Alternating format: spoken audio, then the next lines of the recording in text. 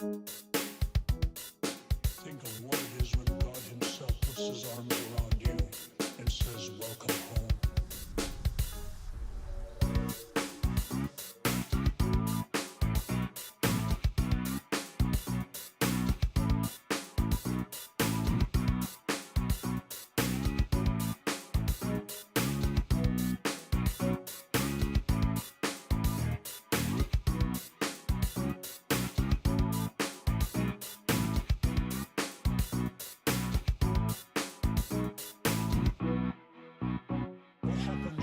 Breaks down when there is systemic contradiction. 3, 2, 1.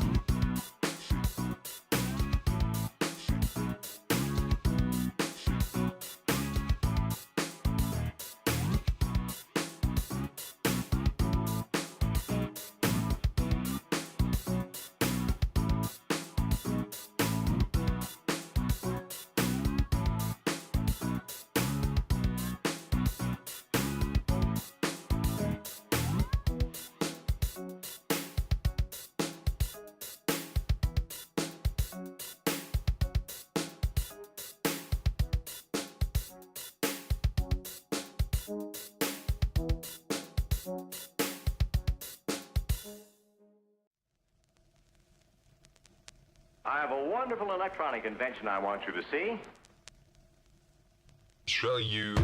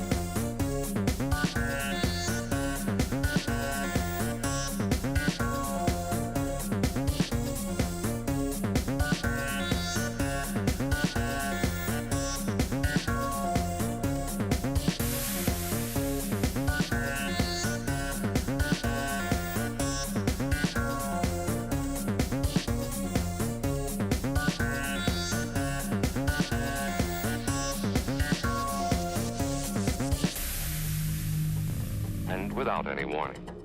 You'll know when it comes. Come.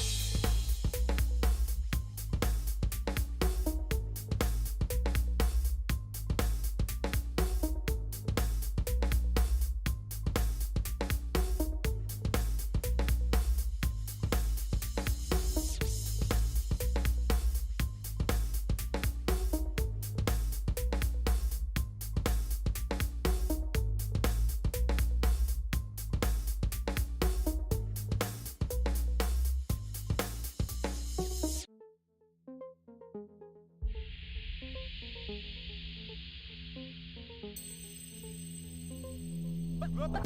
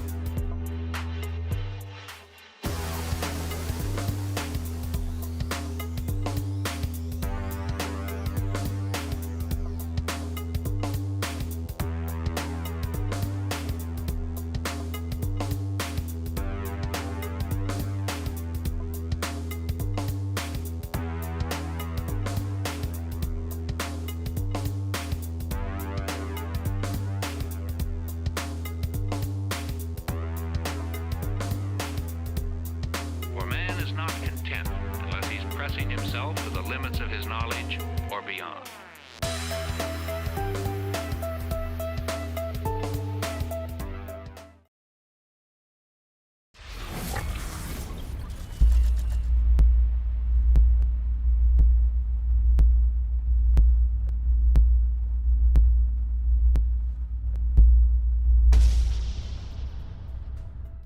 Hello and good evening everybody, welcome back for some CivFR action. This time around we're gonna have the finals in our face and let's see what's gonna happen. Ulyss going against the Freritos de la Vega. They did have quite a road in the tournament, the 15th season, and let me actually put it up on the screen so you can see the pick and ban phase. They already chose the map well before the game. It will be 7 seas and it looks like we're gonna have on the left side Ulyss, on the right side we're gonna have Freritos de la Vega.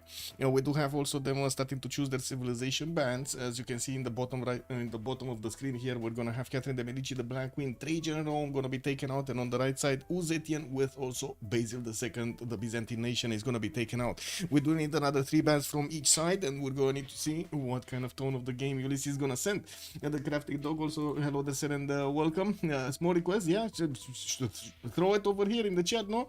Also good day sir Lancer, hello there and welcome. Elko Supreme, good evening sir and welcome. Takeshi Lev, good day sir and welcome. Thank you so much also Closing for the Prime, much appreciated, sir. Thank you, guten Abend. Also, Ponoki, bonsoir, monsieur, bienvenue. I did see, hello, sir, did pick up the first promotion. Good evening, sir, and thank you so much for picking it up. Yeah, also, let's see, what do we have over here? Looks like Lotaro is gonna be the next one that's gonna be banned, and I do have to say, we might actually have some strobe action going around here, because it looks like, rain is about to fall. We're gonna need to, wait and see what's gonna happen. The lightning show. We're also gonna need to see what Freritos de la Vega are gonna get into the game here. Now, I do have to say, Seven Seas is a map that kind of works both ways. You can do the naval, you can do the land. A lot of the times we've seen the players prioritize the land over anything else, and we've seen actually multiple teams managing to get through this map even without a single naval. We're definitely going to need to see if any of those outlier civilizations are going to be picked up. The Tundra ones or maybe the culture ones, we don't know yet. Also, Lancer was saying another Mapuche ban. I haven't seen Malons for so long. Indeed, they banning Mapuche every game. I don't know what to say. Not like they were the most entertaining though. I don't know. Good evening, Backtrack Cruiser. Hello there, sir, and welcome. You started to hate the 7 Seas somehow. Why? Why are you hating on the 7 Seas? Oh my god, it is what it is. Also, I do want to say hello to everybody on YouTube. Good day, sirs, and welcome. Let me actually put up on the screen over here the pop-out chat so I can see the chats in order in both. Bam, bam, bam. There we go. It seems like you have had the sponsor and like you pick America or Spain. Oh, you have bad sponsors. Oh, I see.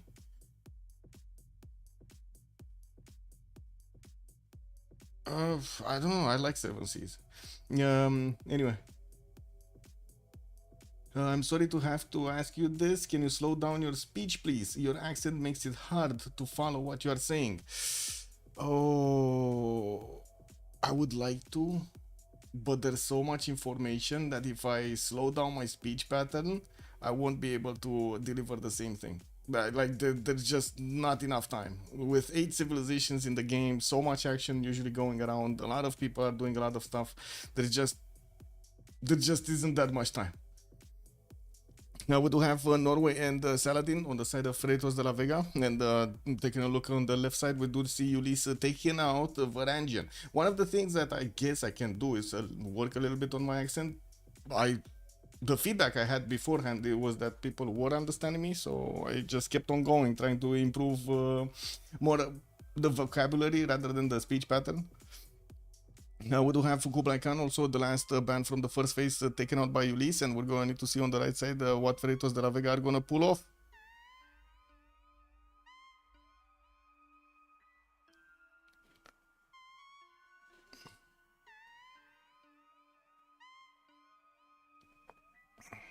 It's gonna be Genghis Khan taken out. Okay, well, now we know the bands, at least from the first phase. They do have another 4 that are gonna need to be taken out. And by the looks of it, Ulyss is gonna go for Hungary. Ooh, Hungary. Well, they're hungry for Hungary. Well, let's actually see if they do have city control everywhere. Also, first time I see requests like this, you have very good English. Thank you so much, sir. Much appreciated. I still have a lot of work to do. I do have to say, it is what it is. It is what it is.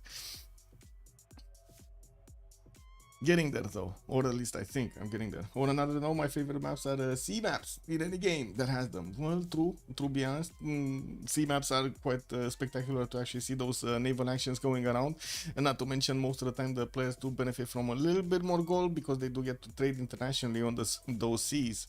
Well, after the first tone of the game has been set, Ulyss is gonna go for a Hungary, which is gonna mean city-state control, which is also gonna mean that he's gonna be able to apply his power from across the map using the city-states. We're gonna need to see what kind of response Freritos de la Vega are gonna have for this, and it looks like they're gonna pick up Theodora Byzantium in the game. Well, we do need to see another one being picked up. Also, Hungary will have a war spawn every map. That's my prediction. Come on, man, no, that cannot be. Hungary will have a very good spawn. It will have rivers everywhere and all of those river bands everywhere that he's gonna get the points. We'll see how this goes. But to be honest, on the 7 Seas, it is actually quite a good civilization compared to, for example, a lot of the times actually Highlands, because of the rivers. We're going to need to see Yeah, what kind of other civilizations they're gonna pick up? I do have to say, 7 Seas is quite an aggressive map. They don't have that much land to actually get to settle their cities, and not to mention they will have the ability to get against each other on the seas if they are on the same coast, on the same water body. Now we're gonna also need to see if there's anybody that's gonna want to invade another seas over there with chopping out galleys with a new city. I do see we're gonna have FDLV going for Spain the second, Philip the second, and we do have Ulyss going for Ethiopia. Okay, Ethiopia. Bordanian also, good evening, sir, and welcome. Going to do a curse prediction myself. Exactly 4 floodplains within 5 tiles of Cleopatra spawn location. Oh my god. Yeah, and Mali with 3 desert tiles. Yeah, definitely. I can totally see that happening. I can totally see that happen. Remember the days when you are picking up Rome and you're spawning in the tundra? Would be cool to have at least 2 cities on the rivers. Yeah, true. On Hungary, definitely. Since we do have the first 4 picks being chosen by both Ulyss and Freritos, we're going to need to see their next bans. They do have another 4 to go, and it looks like we're going to have 2 on the right side with 2 on the left side from Ulyss. Let's see what they're going to go for. FTLV is going to need to get their first on the board. Yeah, Mali with 3 desert tiles is the best spawn ever. Oh, man. This is what it is.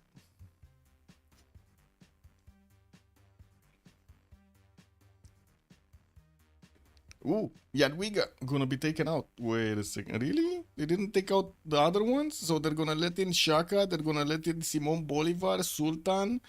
Oh my god, quite a few of them are actually available in the game. Not to mention we got Tomeres in here. Do we have any more damage dealers? I mean, neither Shah, Cyrus are there. Okay, they took out Gran Colombia. Got it. So another 2. Julius Caesar is still available. Hojo. Hammurabi, Gilgamesh, oh my gosh, Chandra Gupta. We got Gandhi also. I don't think they didn't ban Gandhi yet. So we do have also both Indias available for them to pick up. You've seen how much they actually liked the Indias in the previous games. I'm not kidding. He got rewarded even both of them. Okay. I mean, you're still gonna get quite a few bonuses from those deserts.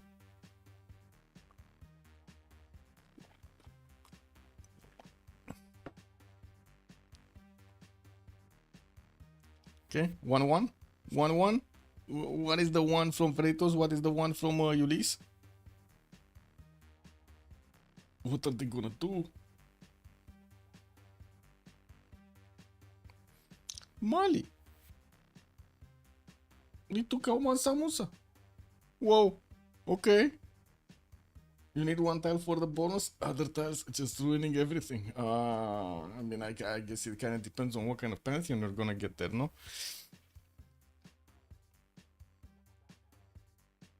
One more ban from Ulyss, and that's it. After this, they're gonna get to pick from whatever choices they're gonna be remaining, and of course, there's gonna be quite a few of them. We do have Babylon being chosen as the last band. So now, 3rd choice from Freritos de la Vega is gonna need to go through. They already have Byzantium, Theodora, and Spain on their side. They have the gold from Spain. They have the power from Byzantium. We're going to need to see also if they're going to manage to actually get those extra taxes trade points on the Byzantine nation over here. And well, we do need to wait and see what kind of other civilizations they pick up. Spain is also a coastal nation, so I'm pretty sure they have that covered, at least with 1. On the side of Ulyss, we don't have a naval. It's only going to be Hungary and Ethiopia at the moment, and they will need to actually reveal their full roster when we do get into and when we do see actually Freritos de la Vega picking up their next, probably at least 1 India. You think 1 India each, maybe 1 India each. Or can you imagine if Ulyss is gonna pick up both Indias? Bam, bam, Chandra Gupta, Gandhi, bam, bam. And Freritos de la Vega is gonna be like, no! Oh, Zulu. Well, I mean, Zulu versus Varus works beautifully, no? Impis versus Varus. Come on, we gotta see this. Impis versus Varus. Let's go. Yeah, best case for Mali, in my opinion, right now is to have to get very few desert tiles and decent idle spawn. Interesting, actually. So basically, to get the faith and the extra gold coming up from those mines. Interesting. Yeah, that definitely works.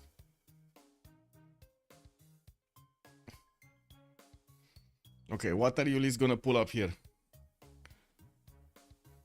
Are there any other two nations? I guess there is also the double Persia, right? They didn't ban either of them.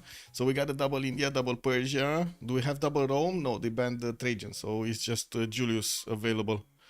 Oh well, I guess it is what it is. I'm pretty sure nobody's gonna want the double Suleiman trouble, so I'm not gonna speak about that. We do have Coupe being chosen by Team Ulyss, and wait, for what? For some reason it flipped to Freight to what?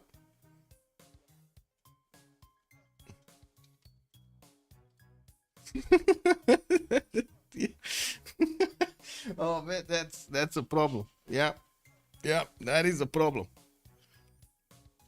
They need to pick. Yeah, they need to pick Khmer. They're gonna pick Khmer on the side of Ulyss. So we got Khmer with Coupe with Ethiopia, and we got Hungary. I would imagine actually Egypt is gonna play Khmer, no? And then on the other side, Freritos de la Vega are gonna need to pick up the last one. Well, they do have 23 seconds to go. Just speed it up a little bit. Vroom, vroom, vroom, vroom. I don't like Zulu on 7C. It's very easy to defend him. Yes and no.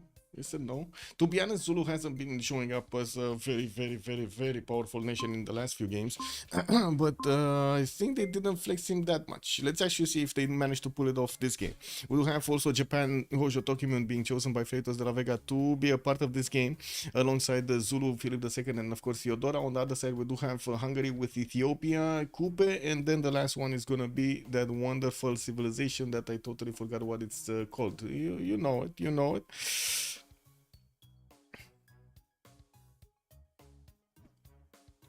We don't have any 0MS, so we should be fine. So they're just gonna need to actually get to select their slots and be fine. Let me actually take a look. Who do we have here? So we're gonna have on the side of Freritos de la Vega, Barca, Kelithoxa, Sprig, Tirits, and Ulyss, and Malm also in the channel. Well, only 4 of them are gonna get to actually play in the game. On the other side, Ulyss is gonna come up with Distoria, Alexis Kremp, Liege, and Romron for the roster 4 to 9. Someone has to pick the gold religion. Yes, actually that last gold religion, the last change is a bit too much. I would say it's a bit too much. 6 gold from the shrines, 12 gold from the temples. My god, man, isn't that a bit too much?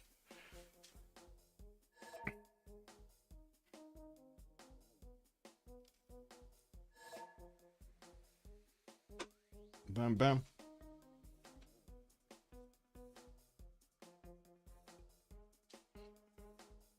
Oh, by the way, new song. New song. Isn't it, what, 816? Yeah, 816. Is it 816 or 612? I think it was 612. But anyway, we can look in the game. New song, by the way. Give me a sec. I didn't finish it. I didn't actually want to ask chat. It's not my usual go-to song. I didn't want to ask chat if should I finish it or not. Let me see. You guys sitting it? Let's put it on.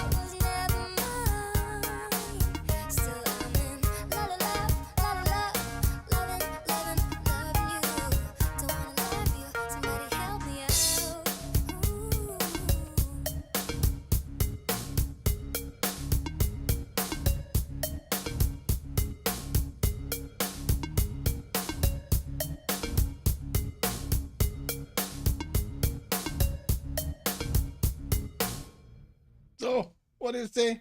Yay or nay? What is this? Ooh, we need to ready up. Okay, let's put up this and talk about this. The story we do have him going for Coupe. Looks like TDT is gonna go for Theodora. Sprig is gonna go for Japan. Hojo, Rom on Matthias Corvinus, Barsaki on Philip II. We got Legion, Javarman the 7th, Alexis Kremp on Melik the 2nd, and Malm on Shaka.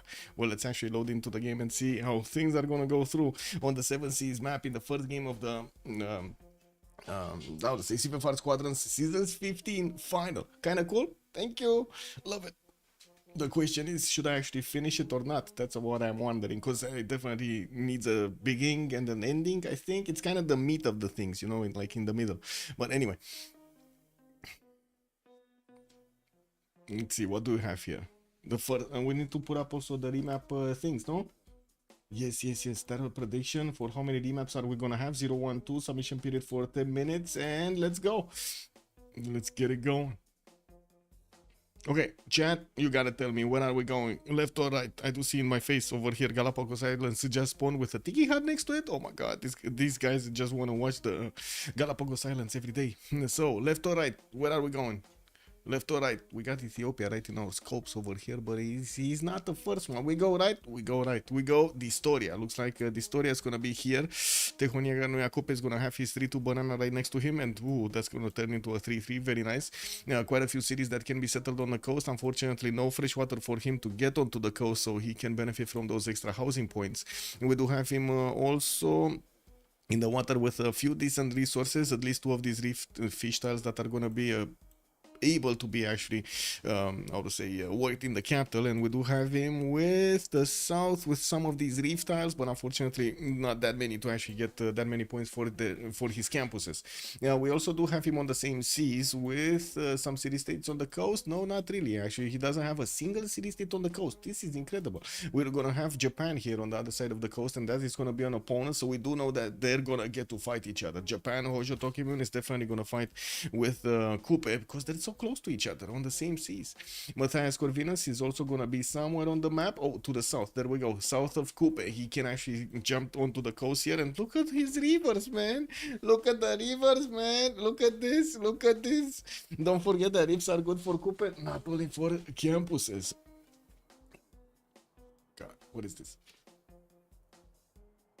Freaking wait, insect. There we go. No more insect. Anyway, now we do have Buddha over here with only 2 tiles, so that he will get that Pearl of the Danube worth. Interesting that he didn't actually move 1 tile to the right, but it is what it is. We do have him also with the floodplains on the western side that he can settle to get an Temenanki city. And I do see this cattle settle towards the northeast, that he's gonna get another 3 tiles that he can actually get the Pearl of the Danube bonus. The rivers are amazing on Hungary. Okay, he does also have quite a bit of land towards the south and to the east side that he can get his settles on. And by the looks of it, he's also gonna have an opponent past the mountains on the right side. That's gonna be Zulu. We're going to need to see how close actually Zulu is gonna try to get to him, and of course what kind of reaction Hungary is gonna make here. We do have also Javarman the 7th on the right side. Looks like he's gonna be very close to the coast. He also has Spain on the coast to the left side, so I do not think it's good for his hoofs to actually get into the water. We do have a scout coming up in 3 turns, and it looks like he's gonna have an ivory tile, no, a fertile that he's actually gonna get to benefit from in the northeast, but doesn't have extra food or production on it, just a little bit of gold. We do also see that he's gonna have a few rivers east side over here, at least 2 cities that he can settle. Towards the south he's gonna have more rivers, but that's also gonna put him in the situation that he needs to go against Spain towards the western side or towards Theodora on the right side. This is not a good place for Khmer to be. This is really not a good place. If there was a worse place possible, is there a worse place possible to be? Then in between Theodora with a possible taxi strait on the other side, we're gonna have Spain that has extra damage against civilizations that are gonna go for a for a religion. That's very bad. Bad spawn for no, it's not a bad spawn for Hungary. Incredible. Anyway, we're going to need to see also Ethiopia here. We did glance a little bit at the beginning on his spawn, and looks like he's gonna have his 2-2 base right now. Northwest is gonna have a few of these rivers that he's gonna get to settle settle, he needs to be careful to actually settle his cities or either resources or hills so he can benefit from those extra bonuses from his religion. Has in the capital some of these coffee tiles, and I do see tobacco with bananas. Unfortunately, they're lacking something, either food or production on them. So I'm pretty sure he's just gonna settle for the tutus, and that's it. We also do have him and towards the south with Galapagos Islands that he's probably not going to get to settle, and it looks like rain is pouring down. Also, I mean, he could have spawned replacing that city-state north of Ethiopia. You mean this one? I guess this is the worst spawn, no? Oh my god, shipbuilding, rushing shipbuilding over here to get the cities on the other coast. Yeah, the tiny, it's very tiny. Anyway, tiny island jail. We do need to take a look at Theodora also. It looks like Constantinople is gonna get his 231 fertile towards the south. He's also gonna have the seal tiles towards the north. Ooh, second settle is gonna be amazing with two of these seal tiles there. We also do see he's gonna get his scout out in 2 turns, and I do have to say he doesn't have that much fresh water. Gonna have quite a bit actually towards the north to settle towards Japan, which is going to be one of his allies, and he might actually want to consider to get his boats in the water here or cities in the water on the right side. He does have a few coastal settlers that he could easily go for, but I'm pretty sure he does want the fresh water, and we're going to see him develop his cities south and southwest. We're probably going to see him also follow these rivers towards the north to get some more of this fresh water worked. Anyway, looking at Hojo also towards the north of Theodora, we do have Kyoto here with quite an array of pastures on the right side. And I do see he's gonna have 2 fish tiles in the city center, with one of them being a reef fish tile. Habub just came to sprinkle a little bit of fertility over here on the lakes of Onyanga. Well, we know how that lake's formed now. Yeah, we know how that lake's formed. Tiny Island, Dream Cooper spawn. Yes, indeed. Wait, he got only 1/3 in Temenaki City and 1/2 in another city. I don't think he'll be happy. Wait. Here he has a 3-1 base with 2 2s and in the first ring, and another one another 2 in the second ring. What? And on the western side is kind of bad actually, but I'm pretty sure he can work it. Like he can put it over here on the 1-1 and get the 1-3 going, or buy out this 2-2 over here. It should be fine. Should be fine. I'm pretty sure it should be fine here for him. Anyway, not amazing. Okay, not amazing, but it's not bad. South might be better actually as a third setter. Anyway, he can definitely get quite a few of those things worked. We do need to look at Philip II also to the right side of Zulu here. Looks like he's gonna have, whoa, +6 campus on the western side between those geothermal fissures. He's also gonna have a reef fish tile in the capital city of Madrid, giving him the opportunity to get one of those +3 campuses if he does manage to get also a harbor there. Now, we do not have him with the ability to actually settle another city on the same river he has his capital on, but he does have a lake towards the south. And I do see another one of these settlers on the wheat tile southwest on another river between the mountains. He's gonna get that city. He does have some more of these +3 campuses that he can go for, and it looks like between the civilizations that we've seen, he probably has the most science adjacency here. Now we're also gonna need to take a quick peek on Shaka. We do have Shaka here with Lundi benefiting from a 2-2 deer tile. And wait, what? Did somebody just lose something?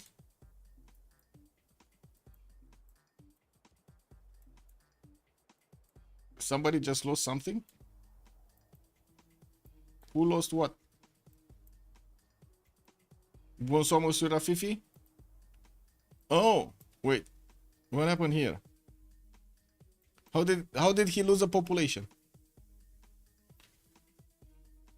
Twaxis campus, yes, Laksambi. Good evening, sir. You saw something for Zulu? Habub killer. Yeah, it might have been Habub over there. We don't know. Oh my god. It's raining, it's pouring. It's pouring outside, guys.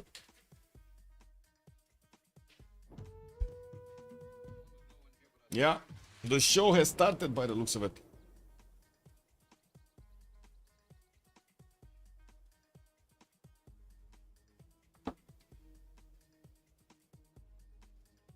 Habub just keeps on going, man. Yeah.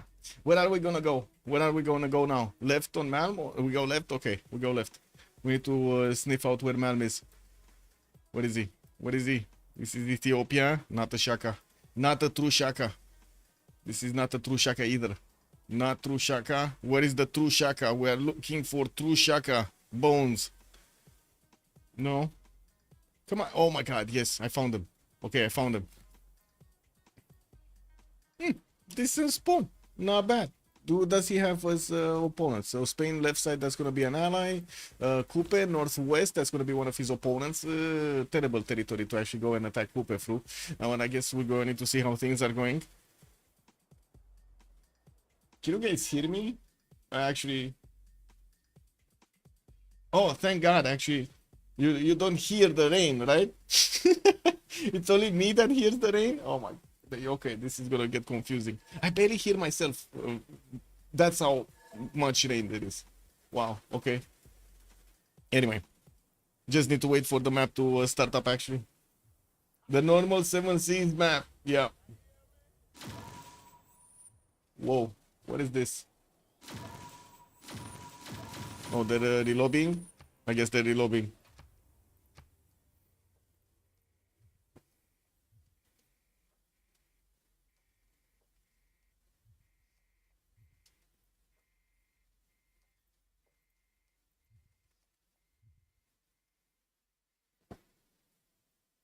I guess there won't be any remap. What do you mean? Well, we don't have.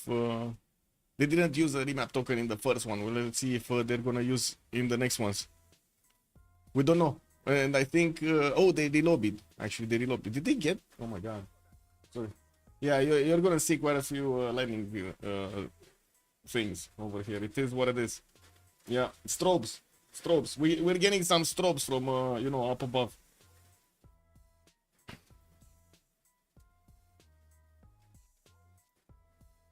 Beautiful. You gotta say beautiful. Bam bam. The power of nature.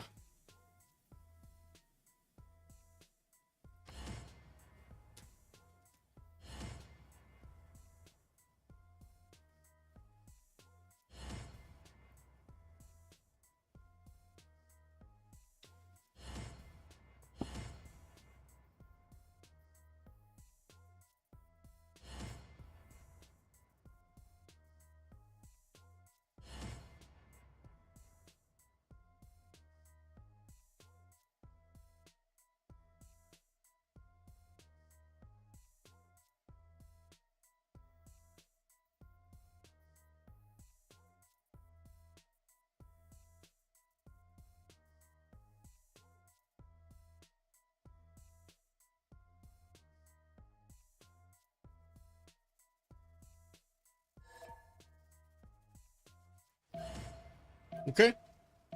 Let's see if the lobby goes through without a hitch. I hope so. I hope so. We are playing with BBG static, like the 6.3 version, not the 6.4 that we usually play in the CWC. Because well, the changes did occur about at the end of the CivFR Squadron, so they chose to actually keep the same mode from the beginning of the tournament to the end of the tournament. Let's see, or I guess the same version actually would be more correct. Ulyss, middle student, when? That's a good question. When is middle student actually playing? We haven't seen him in such a long time. We want more middle student. No?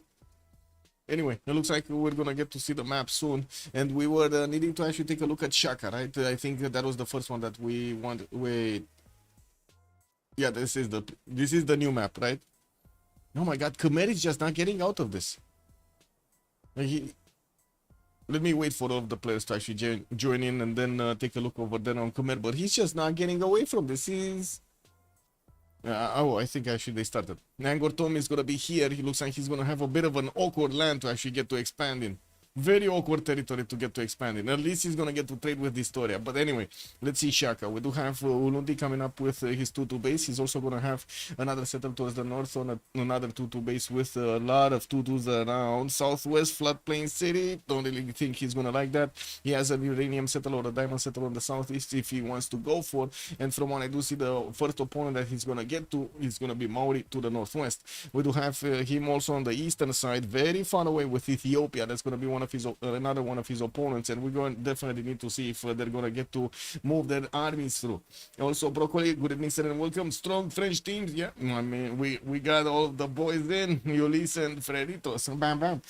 Why do I get the feeling that we're going to be watching a lot of lobby simulator on this one? Sandorius, good evening, sir, but come on, I hope not. I really hope not. Anyway, yeah, we're going to have And to see also the next one on Philip II, looks like he's gonna be here right next to Zulu. They're gonna get to trade with each other, either in the south, or I'm pretty sure they can actually set up something in the southern seas, or in the north. I don't think so. In the Pacific Ocean, I don't think that's gonna happen because, well, we do have quite a few nations that are gonna be there. Anyway, we do have also Madrid benefiting from quite a few reef tiles, +4 in the capital that he's gonna get onto the rice tile, and I do see he's also gonna have his southwestern city with a very good Temenanki. +6 campus again, Motlace Canyon. What is this spawn? Motlace Canyon western side to get quite a few of these extra culture points and some of these faith points, while he's also gonna have this settle on the northwest on the geothermal to get going. Deer tiles to give him Temple of Artemis, very nice. More +4s, +5s over here, campuses in the north, not to mention cities on the rivers that he could go get into the eastern side. But I don't think he cares about this land. I definitely think he cares about this land over here. Anyway, marsh tiles also in the southwest. Maybe Lady of the Ritzel Marshes might be something here. Now Cambodia on private islands. I guess so. We do have also Japan. Where is Japan? We got Japan here, Kyoto, benefiting from his turtle tiles in the water. He's also going to have a lake to give him the fresh water. I do see a 3-2 banana to get some extra housing from, and quite a few other 2-2s around. The southwest is going to get the niter tile, and well, I do see that he's going to have Pamukkale on the same coast that he is on, but quite far away in like possible third city northwest. We do see also Lake Redba in the south as another wonder for him to actually get his city zone with a 3-2 banana right next to it. It does look like a pretty good spot. We do have him with Theodora also past this lake, which he can actually set up coastal trade routes through, and I'm pretty sure they're going to be happy about this. He's going to have Hungary as an opponent, and we're going to need to see how he's going to deal with him. It does look like they have very close proximity between their empires here, so I'm pretty sure they're going to be touching borders quickly. And we also do need to see Theodora with quite a few ivories. Okay, he's going to get bananas for the extra food, but no 3-2 banana, only 3-1s. Going to have some settlers that he's going to get to put on the western side between the mountains over there, and I gotta say he does have a decent adjacency towards his early holy sites. Not that it matters that much, but still, it's better to have more faith than less faith. Eastern side, he's also going to have the rivers that he can settle on with multiple banana tiles to get the extra food from, and I do see an inland sea. This is an inland sea, so he doesn't get the fresh water, unfortunately, on it.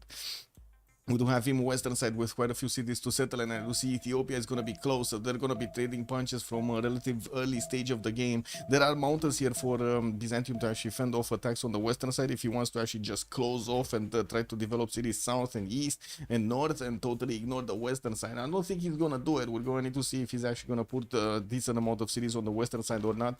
Diris does have close proximity rivers that he could get to right past these mountains. And looking at Ethiopia, we do have Addis Ababa also benefiting from a 2-3 deer tile from the beginning of the game, getting himself an extra point of production.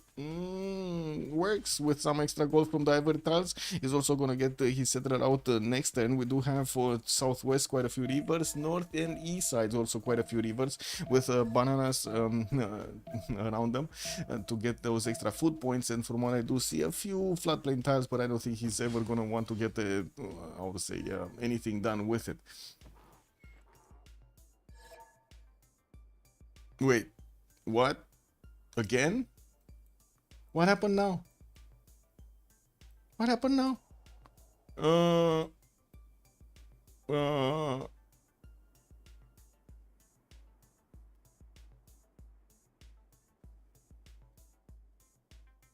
Yeah.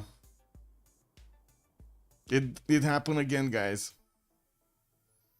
It happened again.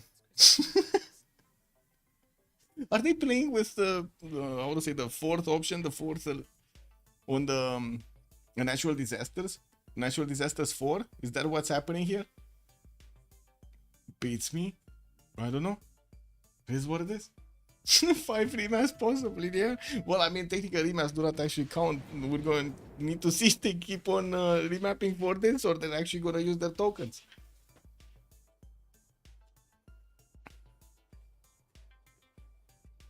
Firex is trying to deny Madrid science victory. Yeah. Well, let's see what do we have next. Where are we going now? Left or right? Left or right?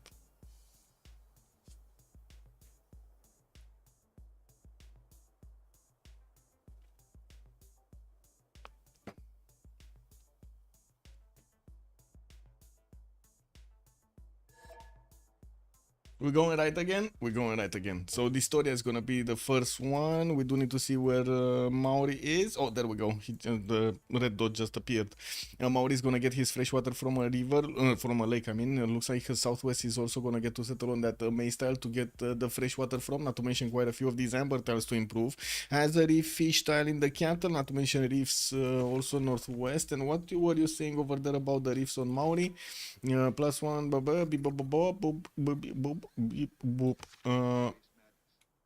what did you say again about this? Fishing boats, culture bomb, impart units.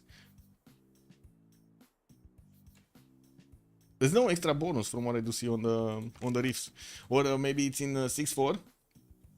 If you ask me, this is a mix of Pangea Lakes map and not a sea map. Crafty dog, you're kind of right. You're kind of right. But we're going to need to see if they do have. The unique building affects the reef. Oh, the mare. That's not that much, no? Passable feature or natural wonder, no? That's not that much. But yeah, true. I didn't actually.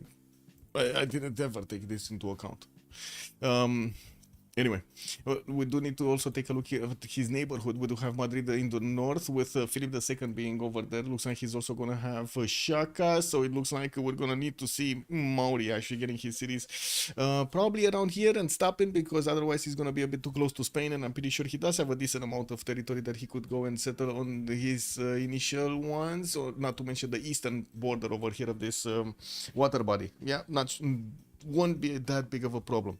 We do have also Matthias Corvinus on his own party island, guys. Oh my god, we got Buddha over here. Okay, now this is not an ideal spawn. He doesn't have that many rivers that he can settle his cities on, and he's also going to be on an island, so a lot of coastal settles are going to need to be placed. We got Buddha here with only 2 of these tiles for the Pearl of the Danube, and I do see a decent amount of tutus around his cities. Unfortunately, not immediately in his first ring. We do have cattle settled northeast for him to go for. This south that he can get next to those sugar tiles. Cliffs of Dover past that, and from what I do notice, unfortunately, that's about it on this river, right? Another city here, and that's it. 4 cities total that can be placed on rivers. That is an unfortunate spawn, battle cruiser. Now this is an unfortunate spawn. With the shipyard, it's kind of cool tile to work. Oh, definitely you can actually work it, but there aren't that many reefs that you can benefit from to actually make up a good enough advantage. That's basically what I was saying there. Hungary controlling all cities throughout the world from their own private island. Yes, it kind of feels like a Bond story, isn't it? We're going to need to see what Rome is going to do with the Bond maneuvers here.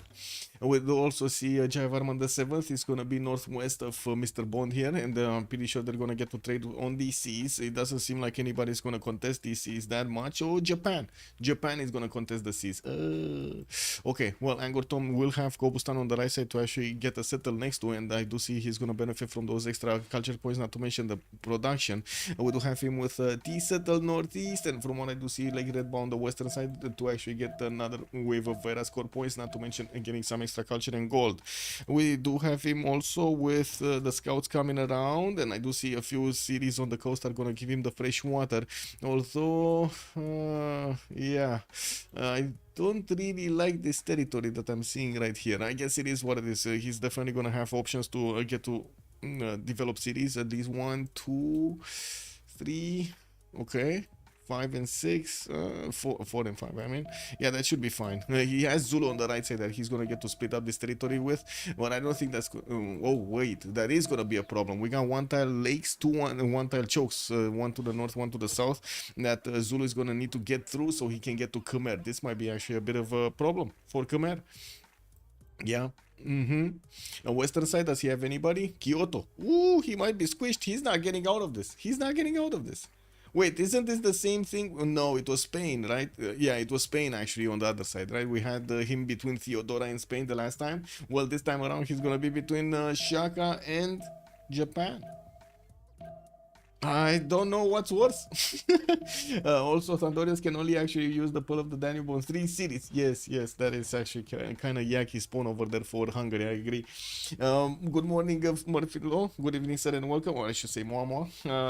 Maybe Hungary should get the City Patron Goddess with how abysmal Pearl of the Danube is. Yeah. Yes, Lancer, yeah.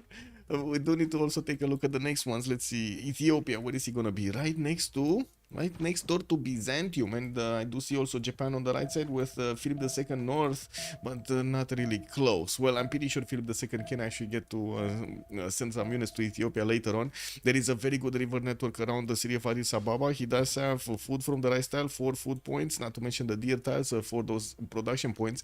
He's also gonna get a decent amount of adjacency from mountains towards his campuses. I do see immediately a +4 campus on the western side with another +2 in the capital, but no +3 in the capital, unfortunately. Well, I'm pretty sure he can actually get to work it with some more adjacency from other districts. We do have him placing down his holy site, and from what I do notice, well, southeast, he's gonna need to get a setter to actually block Byzantium from getting a bit too close to him. We do not see him actually sending a unit to the southeast. He's gonna get discovered soon by Byzantium, but I don't think he's gonna happen before the end of this journey. Turn 10, we're gonna have the game paused. They're gonna get to vote if they do want to go forward or not. It looks like Theodora is also gonna have Constantinople with a decent amount of fresh water actually. Towards the south, 2 rivers. We got one towards the east and on the coast, and I do see northwest he's gonna have quite a few rivers and also one tile lakes to go for, and I'm pretty sure he's gonna want to get cities northwest so he gets closer to Ethiopia, and we're going to need to see if he's gonna actually get to use his hippodrome timing or not. Another settler is coming up in 3 turns. He did place down his holy site on one of his horse tiles, and from what I do see, a decent amount of chops in the capital to get 2, and not to mention the rice tiles to give him the extra food. Hojo Tokimun is over here. Kyoto, we got him with 3-2 banana, 1-3-1 ivory tile, and a 3-1-1 fish. Very good actually tiles to work. 2 turning a holy site. He does have the half course on the holy sites, which is very good. Does have also quite a few coastal cities to go for, with a freshwater one tile lake towards the south to get to. I do see on the right side he's gonna have the same thing on that corner. We do have him with quite a few also inland cities that he's gonna get to settle. Marble west side, north between the mountains, or even on the ivory tile, although I don't think he's gonna probably want to spread these cities out, so the ivory kind of seems like it's in the middle of things. We do need to see if he's gonna actually get to use his naval power here. He does have 2 possible opponents that he can actually go to. First of all, it's gonna be Khmer that might actually get onto the coast, and second of all, it's Hungary. He needs to control Hungary. No, the little party island over here of Hungary needs to be actually contained. You never know what comes out. Also, my last Hungary game, I got free tech mathematics hot. I thought it was a sign for full war mode. Yeah, the game gives you orange, you make orange, no? It is what it is. No, wait, yeah, the game gives you lemonade, you go, you make, the game gives you lemons, you make lemonade. We didn't see Philip II spawn, and we didn't see Zulu spawn. Let me take a quick peek over here, because it looks like they went for the remap choice. Okay, geothermals in the south of Madrid. We do have him moving east side. Nalanda on the coast that he can get out. I don't see that much fresh water on the water body that he's on, and he's going to need to move quite a bit to actually get onto the southwestern coast. Not to mention he's going to get to fight Maori over there. We're going to need to see if he's going to keep on expanding east side and what kind of opener he's going to get. I think he's going to go for harbors though, which I'm not sure if it's the correct choice in this location, to be honest. Like, there aren't that many cities that he can actually place with good harbors. But anyway, and we do need to see if they're also gonna get to use the remap tokens right here. We do have them right now thinking about things and how they're gonna get to approach the game. Do they like the map? Do they not like the map? I don't think they saw each other. That's one thing. So here they didn't see each other. Here they didn't see each other. Yeah, they didn't see each other. Okay, FTLV is gonna use the remap token. Yeah. We got FTLV using a remap token, guys. They did it. They clicked on the button.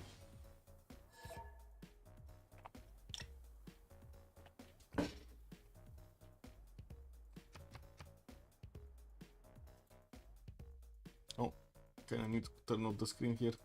There we go. It is stone, stone. The beautiful stone.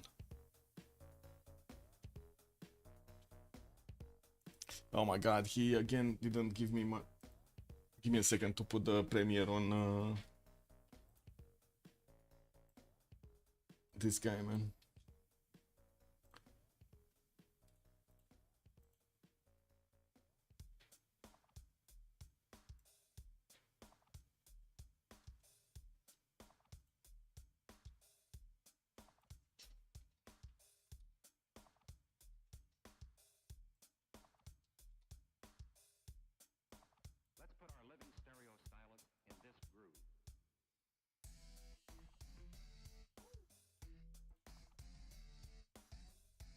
Okay, there we go.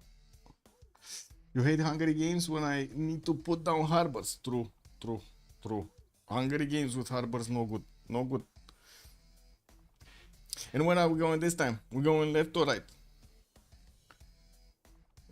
Hungary was definitely fine on the private island on that one. Not amazing adjacency, or I should say not amazing rivers, but other than that it was fine.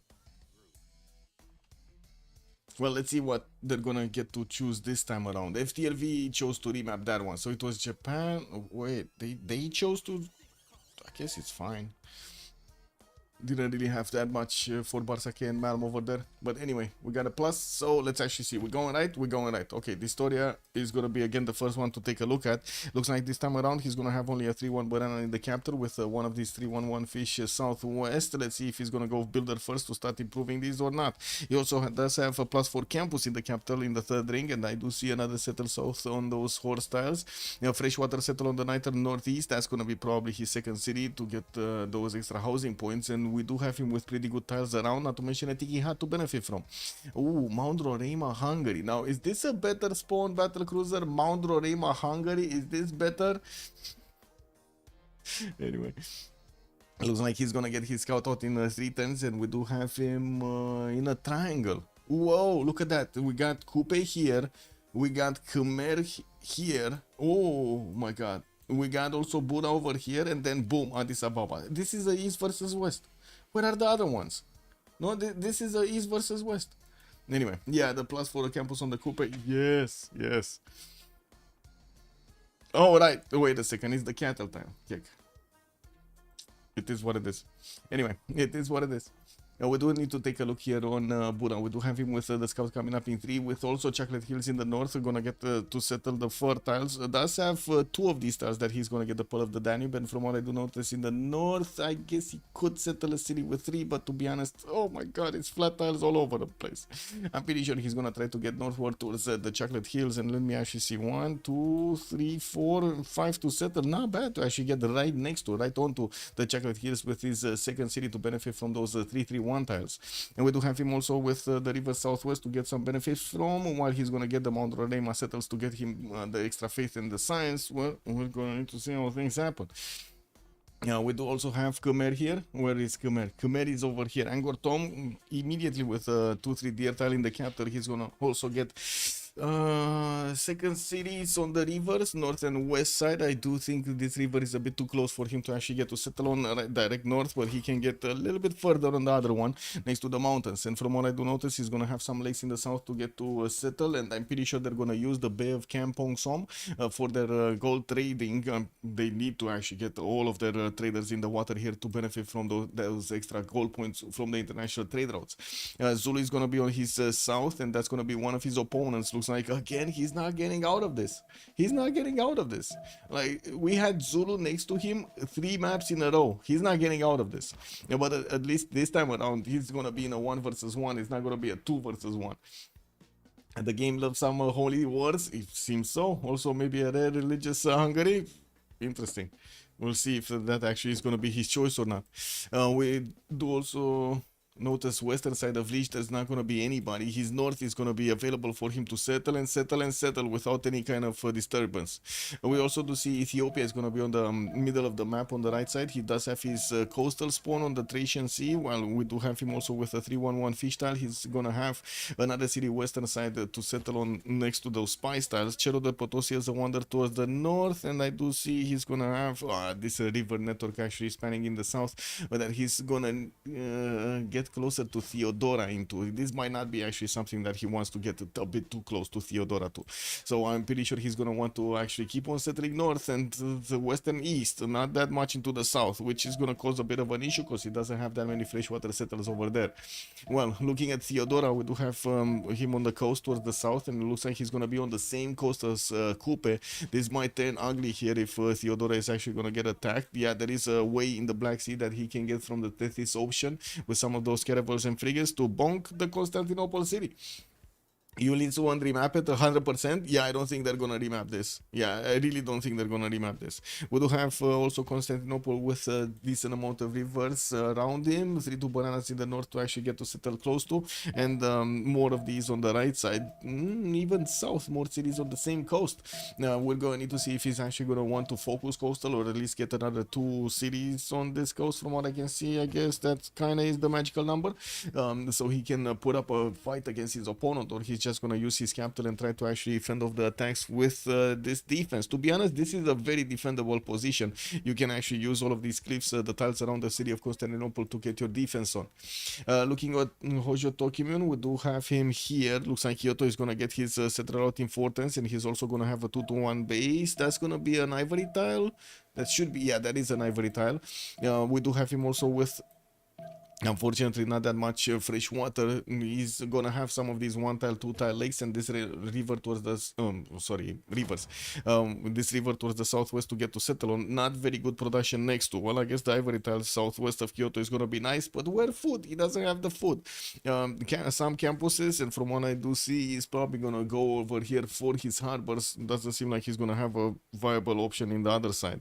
Anyway, this is kind of a slow beginning for Japan. I would say this is a very slow start for Japan. He's gonna have the opportunity to actually get onto the same coast as Zulu to trade with. This is gonna be good, and from what I do see also, that's gonna be the coast. No, that's not gonna be the same coast as Kupe. That's gonna be fine, right? They don't need to actually worry about anything here. We also do see if Philip II is gonna be... Where is Philip? Philip is here.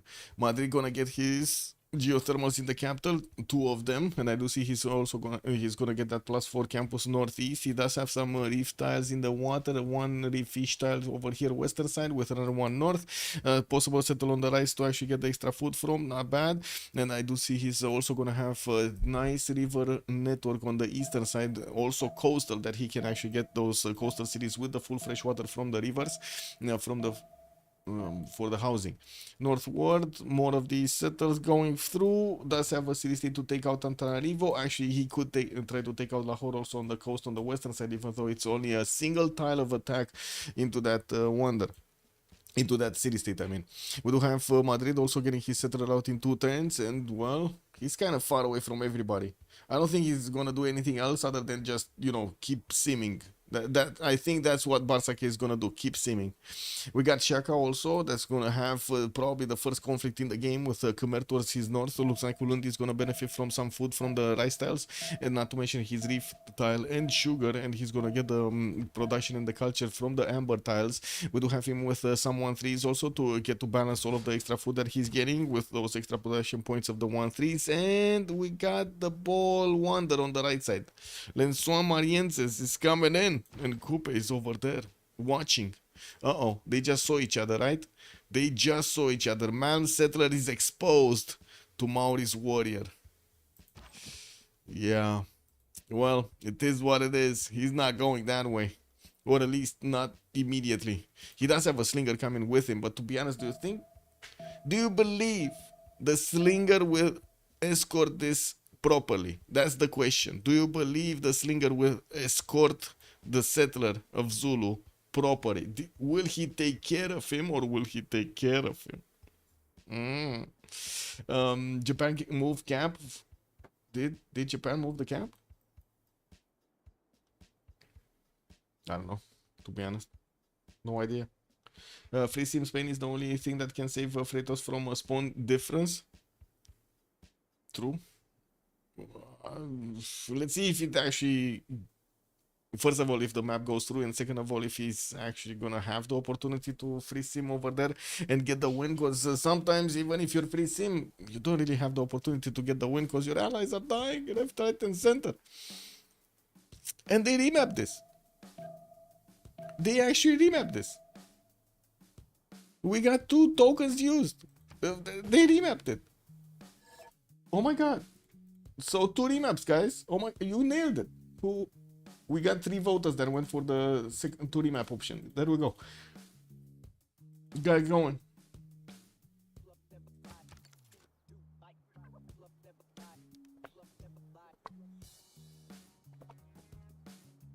Now, I don't know, Battle Cruiser. They remapped it. What do you want me to say? They had the perfect position to trade with each other. Best gold in the game over there. Okay, Zulu to take care of on the side of Khmer. That's about it, no? Spain with Coupe fighting on. Pew, pew. With Zulu actually. Spain with Zulu with Coupe. Why remap two great spawns with very defendable Zulu? That's a good question. That is a very good question for the post-game chat.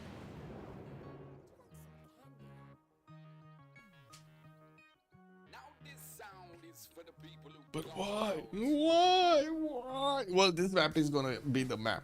Whatever happens, this is gonna be the map. Well, there is that one scenario. We might have a technical. And I cannot believe it that we haven't had the technical remaps in like a month or so. And then we have two in a single game. Can you imagine that? Two in a single game. Incredible. Anyway, I do think we can actually put up the team labels on the screen so everybody does know who is who. We do have FDLV left. And Ulyss on the right side. There we go. Okay. Where are we going, chat? Left or right? Are we gonna be talking Malm or are we gonna be talking Distoria? We do need to actually take a look at the strategic resources and everything this time around. Ooh, big nipple coming in. Mato Tipila right next to Zulu. So where are we going? Naval Zulu? Not really. We're going left? We're going left. Okay, so it is what it is. We're right here. We do have him with the lake settle, and I do see quite a few mountains around him. Unfortunate, actually. He's going to get the Mato Tipila settled towards the north and benefit immediately from the extra production points and the faith to get him a free pantheon. That's a very good second city. We do have him with a possibility to go coastal here on the right side. Of course, putting a city on the cattle tile will actually allow him even to use his capital for the production for those boats. And he does have Japan that's going to be on the other side of this Te Moana Orokawa. Oh wait, there's also going to be Maori over here. I'm not sure if this is going to be a good idea, if he's going to want to settle that cattle tile. Might just want to get, you know, land units here and keep going. We do have Ulundi also benefiting from a horse tile in the first ring with the iron tile second ring. Gonna have a good river network to go and settle north, south and western side. Some lakes on the right side, and I'm pretty sure he's gonna want to get closer to Maori. The question is where, how, and when. Man, it is the best Zulu spawn I saw on this map. Okay, interesting. Well, let's see if he's gonna get to flex it against his opponent. He does have Alexis Kremp on the western side, and that's also gonna be close. Addis Ababa is not like he's actually gonna have that much to do over here. He does have an ally towards the western side, and oh, never mind, he does have an opponent also. Whoa, okay. Well, did I just see this correctly? Do we have Spain in between them all? No, actually, there's gonna be Byzantium here. Okay, never mind. There's gonna be a 2 versus 1 against Spain at some point in the game. And talking about Spain here, we do have him with his scout coming up in 3. He does have his horse tile in the first ring, iron tile in the first ring, geothermal on the western side, a +4 campus over there on that I would say 2-2 forest, and I do see another one of the settles on the coast southeast that he's gonna get some amber tiles next to. Gonna get the fresh water there from the river also. Now we don't really have any other settle on this particular water body that he's gonna get the extra fresh water bonus from. We do have him with some rivers towards the north. That's gonna put him closer to Khmer. That's gonna be one of his opponents, and I'm pretty sure there's gonna be a fight for this river because they're so close. They're so close to each other. They are so close to each other. I gotta say, this is gonna be, and like, look at this. The western side is not like Madrid can actually get to settle next to Candy or this river. It's not that good. I guess, okay, gypsum settle, right? But that's about it. Gypsum settle, so he can trade with Constantinople, and that's about it. Oh well, that's gonna be a bit, I would say, challenging for Madrid. Remember the map where Malm executed perfectly, Julio? Yes. Let's see if Zulu can pull it off. Let's see if he can pull it off. It's still Malm playing, so he can definitely try it. Sprig on Japan is gonna be here. Okay, well, he does have 1-2 city-states that he could try to take out. Venice on the right side and Mohenjo-Daro on the left. He's also gonna get his scout out in 2 turns, and he does have access to one of these seal tiles, a 1-3-1, to get the extra point of culture from. We do have him in the southeast with quite a few other 2-2s, a +4 campus on the cliffs. On the Plains Hill rainforest. He's gonna need, well, unfortunately, he's gonna need bronze working for it. We do have him with some also coastal setters that are gonna get the fresh water, at least 2 of them that I can see in the north. He does have it in the capital also. You do see this little tiny river that is getting him those extra housing points. Unfortunately, past that, doesn't look like he's gonna have that many more cities that he can actually settle coastal and benefit from the fresh water from. But I guess it is a little bit less awkward than we had the last one. We do need to also take a look at how to say Tirits, right? Tirits. Oh wait, coast resources. No, sorry, resources. So horse tile in the first ring with iron tile in the second ring, southeast. Okay. Next up, Theodora. Theodora's here, very close to Hungary. Looks like he's also gonna have his freshwater cities northeast to actually get to settle on this river, while the mountains on the western side are gonna block him from having easy access to Hungary. We're gonna need to see how he's gonna try to actually get all of his cities with all of the bonuses. Unfortunately, it looks like he's gonna need to actually settle for quite a few of these non-freshwater cities, either on the coast or non-fresh altogether. He does have a one-tile lake southeast that he can get some extra fresh water from, and that's about it. So we're talking about 1, 2, possibly 3, and then that's it. Cities with fresh water on Theodora. That's not great. That is not great on Tirits. We do have him also benefiting from some jobs in the capital with horse tile in the second ring northwest, mountains for the extra adjacency towards either holy sites or for his campuses. While I do see his iron tile is going to be easternward in the second ring. I guess not that likely because it's very hard to take holy sites before bronze. Yes, true. I don't think anybody's gonna want to put holy sites on rainforest tiles anytime soon. That's way too costly. Looking at Melody the second, we do have him very close to actually Khmer. They're gonna be allies, and I'm pretty sure they're gonna try to help each other here. He does have Shaka on the right side that I don't know if they're actually gonna trade punches with, but they definitely can try. He did start off by improving one of his J tiles with a builder, so he can get to acquire his faith points per turn. He has 1 per turn. He doesn't need to use the card yet. Some pigs on the western side on the truffles, and from what I do see, he's gonna get that settled very quickly in 4 turns. While he does have a very good river network compared to the others, he's gonna have his freshwater requirements, not to mention the settles that he's gonna need with the bonuses on either the resources or, of course, on the hills over here next to those rivers to get other bonuses from. With iron in the first ring, southeast, he's also gonna have his horses in the second ring, southeast, and I do see a forest fire just appeared somewhere. I don't know where, but there is a forest fire somewhere, so I just hope it's not gonna eat one of the population points of the players. Well, I guess we're 10-7, so you know it can always be possible that we're gonna have another remap. Oh my god, they called another remap.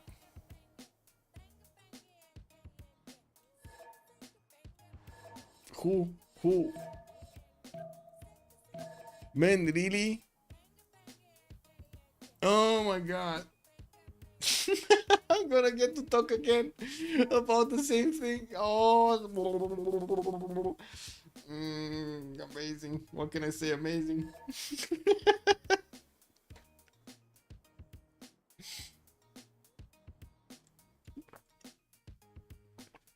5 remaps, yeah. Yeah, 5 remaps. I think, who was it? Who said it? Battlecruiser, was it you that predicted we're gonna have 5 remaps? We actually had 5 remaps. This is insane. Oh my god. I think we spent like, what, 1 hour? Just for the remaps? Wow. I would have gotten it with the 5 remaps. Yes, you would have, yes.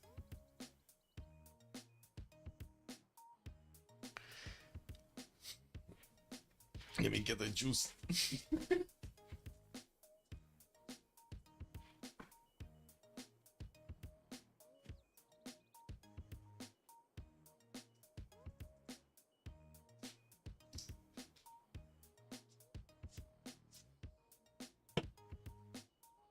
Juice. Whoever said saying that 5 remaps is the game scriptwriter. Yes, it looks like. It looks like Battlecruiser preparing for us one of those beautiful games. I hope so. I hope so.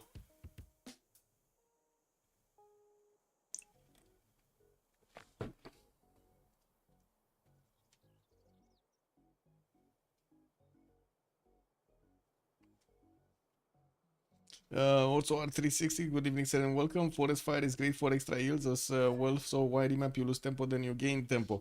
Yeah, but the tempo lost, sometimes you cannot get it back, unfortunately. Don't be so disappointed, there is a game right now, Salad vs. Golden, where they have same time. Wait, really? Oh, unfortunate. What's going on there? Technical problems and stuff? Let me see, are they crying in the channels?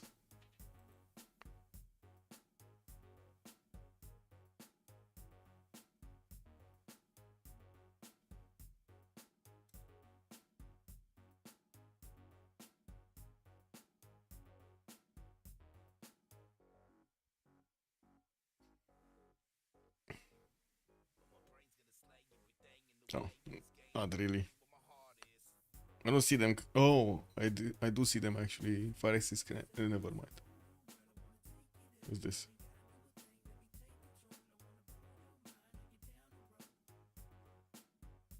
Well, somebody just cracked Andrew's Discord account. Give me a second. There we go.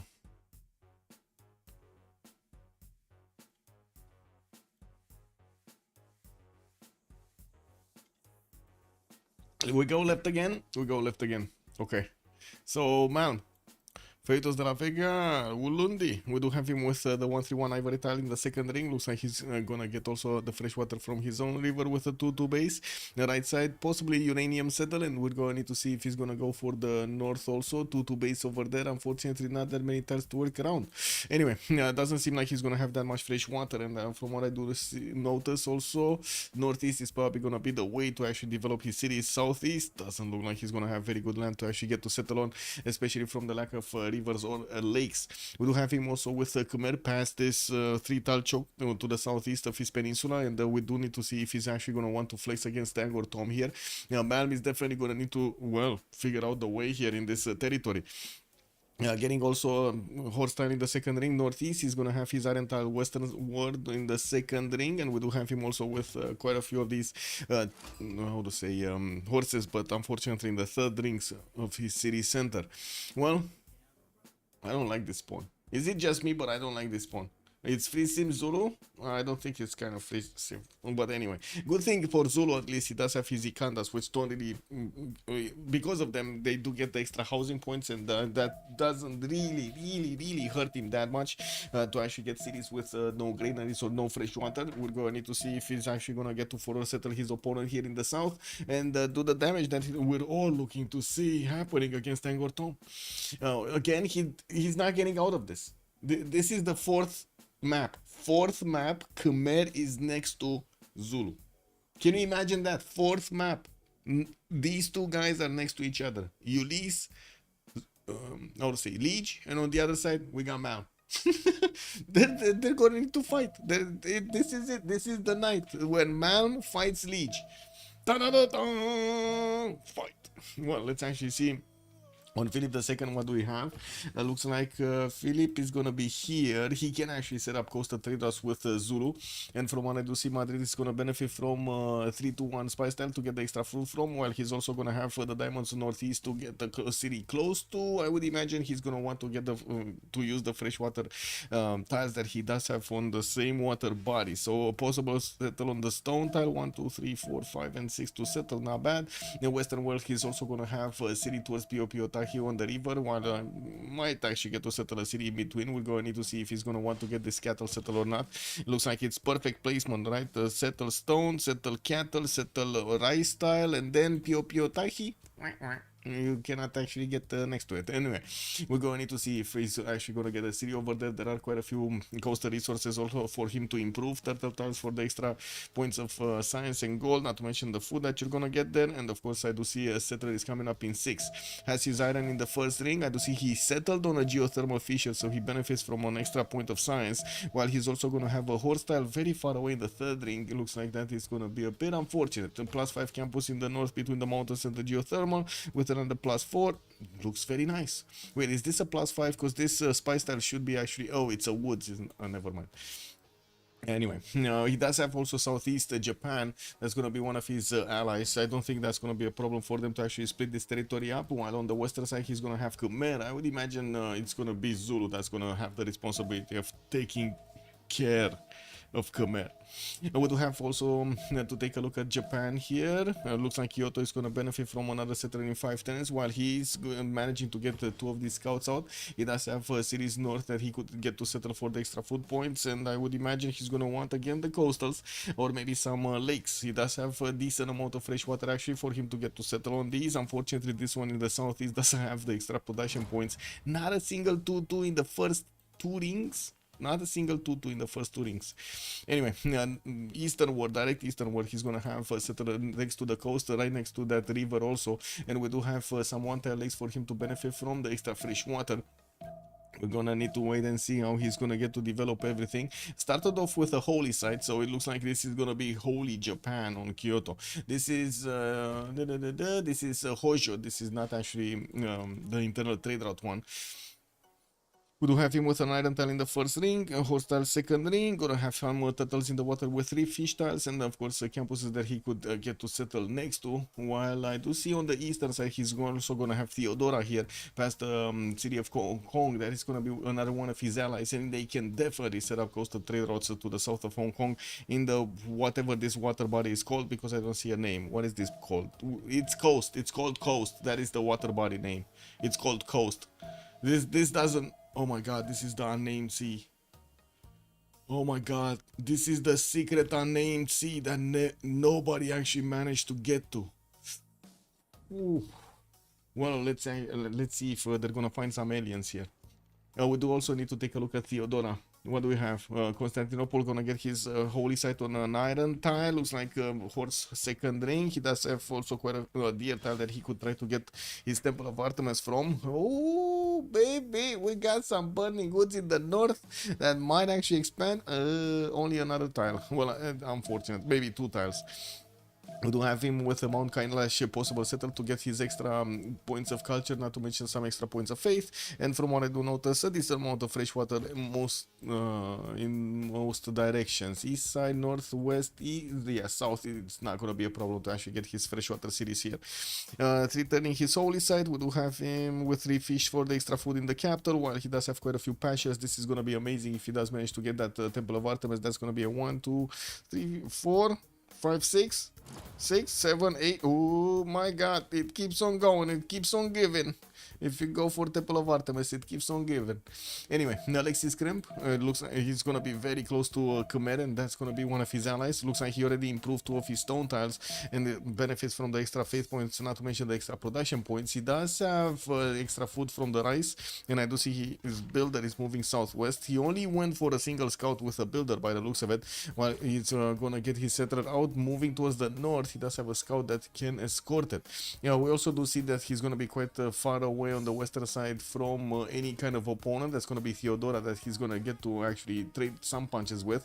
Now, Tidis does have a much closer opponent. That's going to be Hungary. Rom is going to be here. And there is a possibility for Rom to actually, take over Hong Kong casually and then send some units, upgrade them to send either against Byzantium or even against Japan on the western side. Addis Ababa benefits from iron in the first ring, while he's gonna get his holy site on the horse tile in the south. He does have also a +4 campus that he can actually get in between the mountains. Turning his holy site here, and he is looking to actually get to improve some more of these tiles with his builder. At the moment, doesn't really seem that he's gonna have very easy to go for once. I think this is only a +1, right? Yeah, this is only a +1 holy site. It doesn't really get that much adjacency.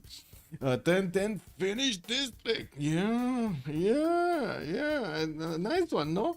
Faster harbor is much better than +5 harbor. I don't like that the team would need to buy the tiles for. Yeah, that is gonna be extremely expensive. True. Wait, is it Sprig? Might be Hojo. Yeah, it's Hojo. It's Hojo. 110 in the holy site here. It's gonna be a very close one. I don't think anybody actually did manage to get district down. As in a district finished. They put it down, but they didn't finish it. They still need like 1 or 2 turns to get going. Yeah, it's fine. It's fine. Okay, let's take a look. So we were on Ethiopia here. Let's take a look at the Liege. We do have Angkor Thom already sending his settler towards the eastern side, probably on that cattle settle, so he can get the extra food from. We do have him with extra food from the sugar tile, the southwest. He's gonna get the 5 food points, very nice, with quite a few tutus around. I'm gonna get also a holy site here in 110 from Angkor Thom, and from what I do notice, we do also see that he's gonna get a decent amount of fresh water in the south, but a little bit further away than normal.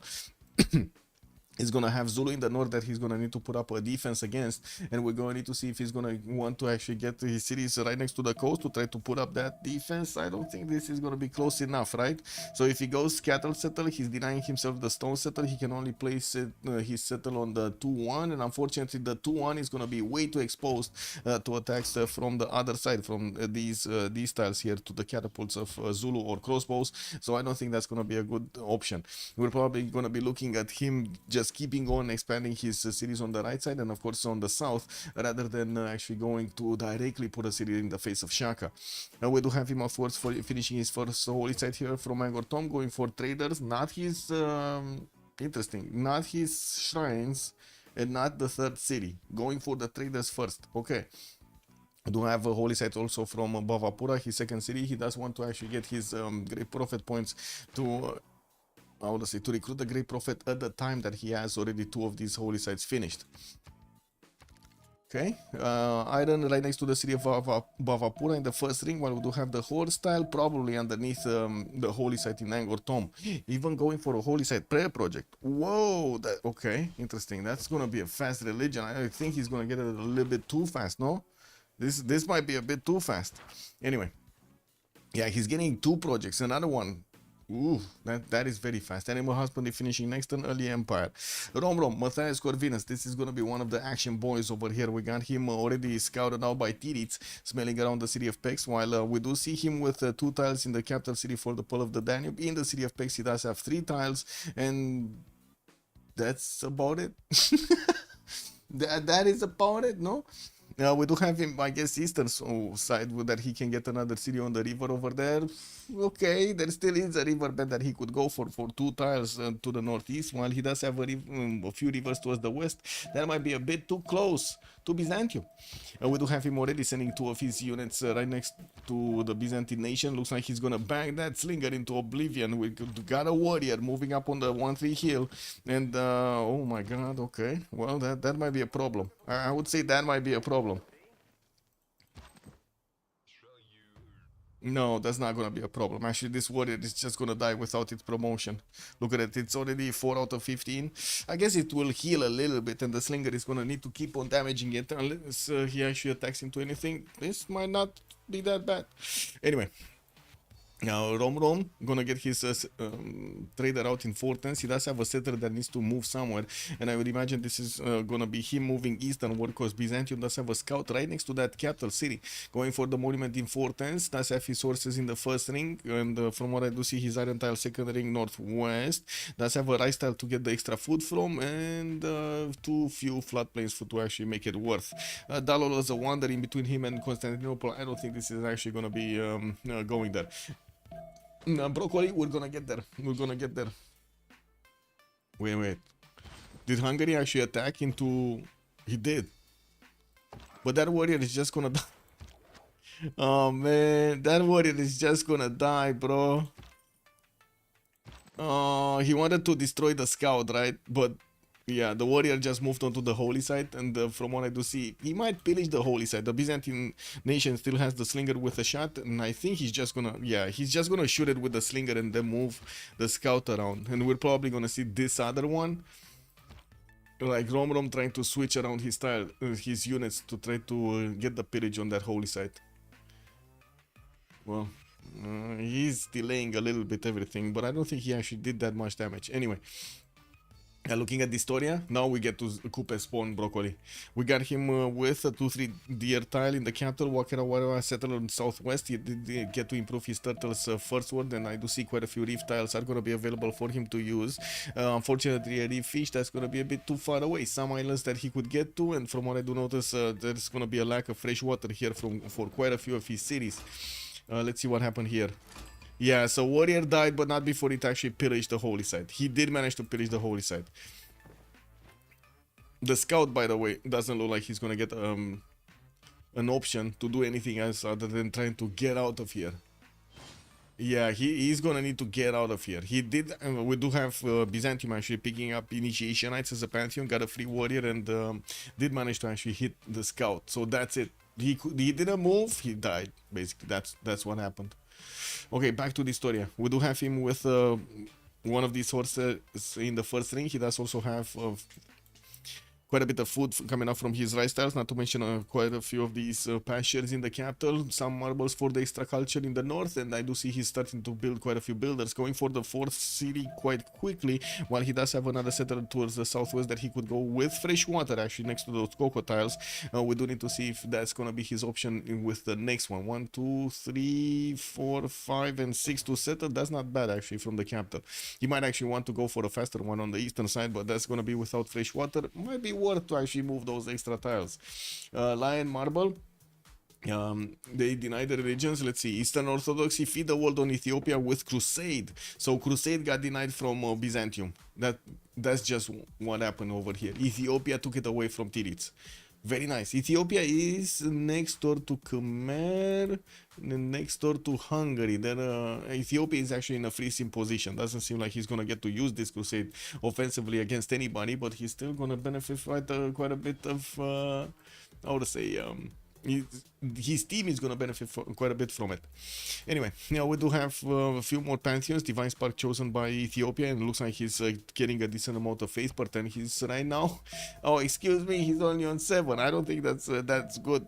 He didn't even manage to get his second holy site finished actually from the city of Axum, where he does have 2 of these extra culture tiles. He did settle on a jade and improved another. We do have him getting his third city out the next turn from Addis Ababa, and did plug in Moksha in his capital city, so he benefits from those extra faith points, not to mention the soon to be culture points.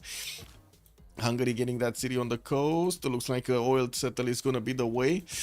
Ooh, only one single tile for his Pearl of the Danube from that one. It is what it is.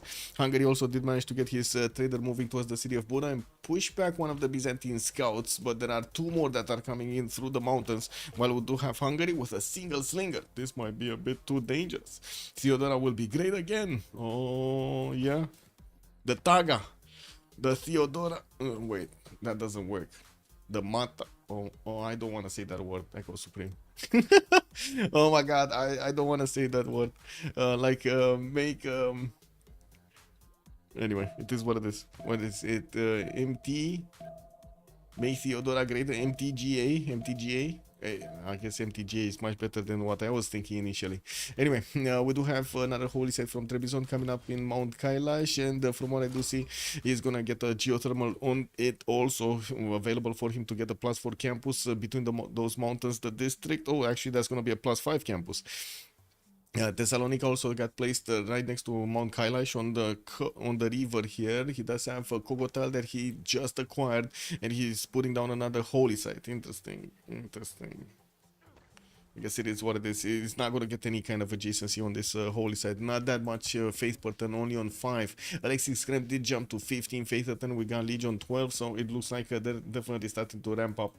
Theodora will be chilling with the religious community. Might be. Also, the Beasley, good evening, sir, and welcome.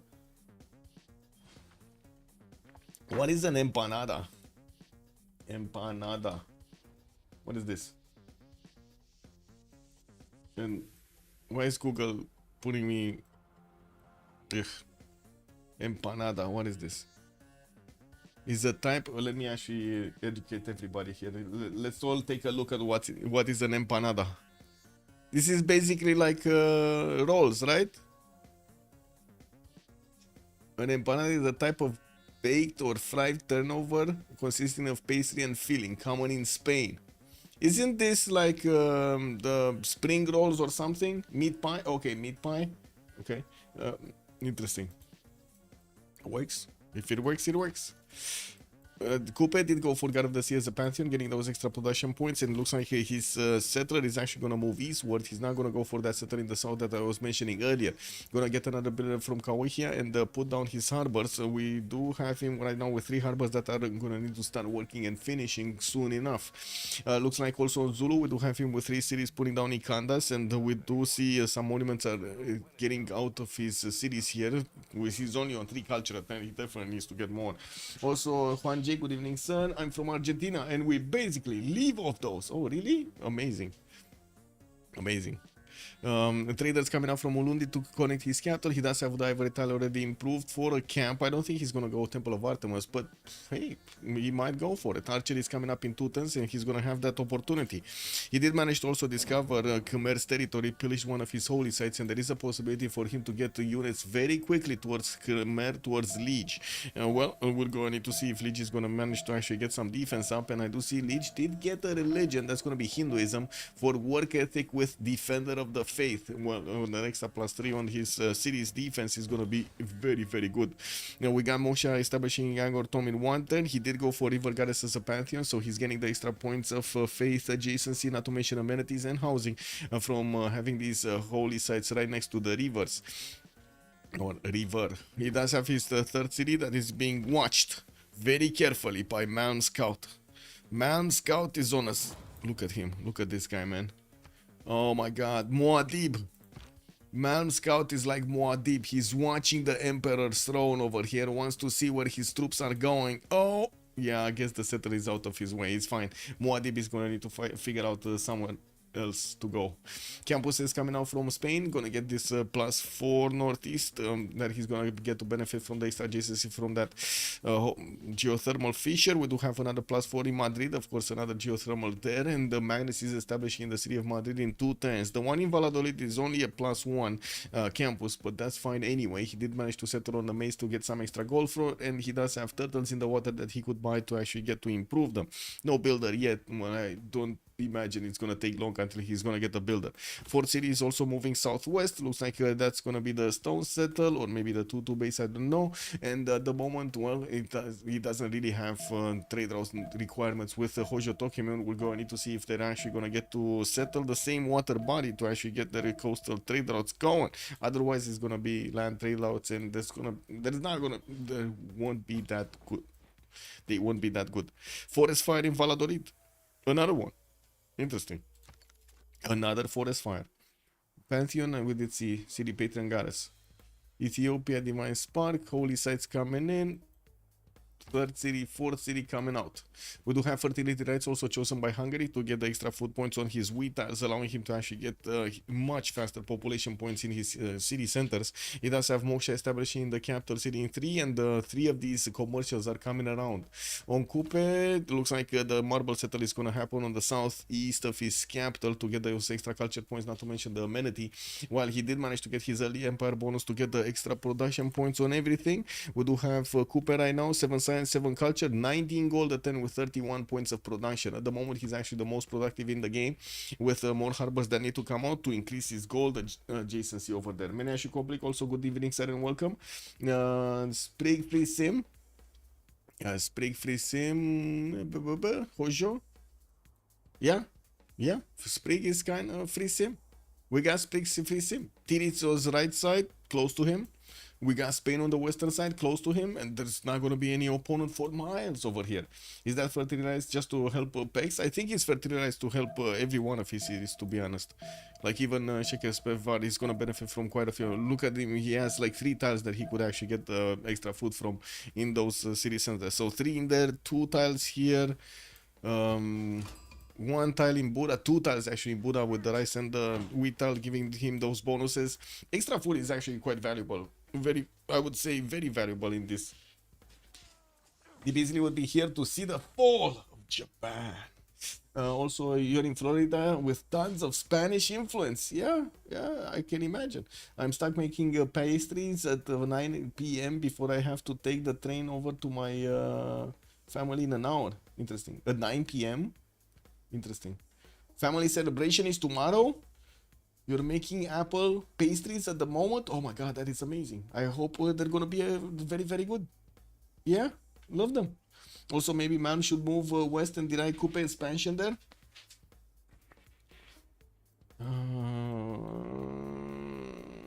Yeah, I don't think he's gonna do that.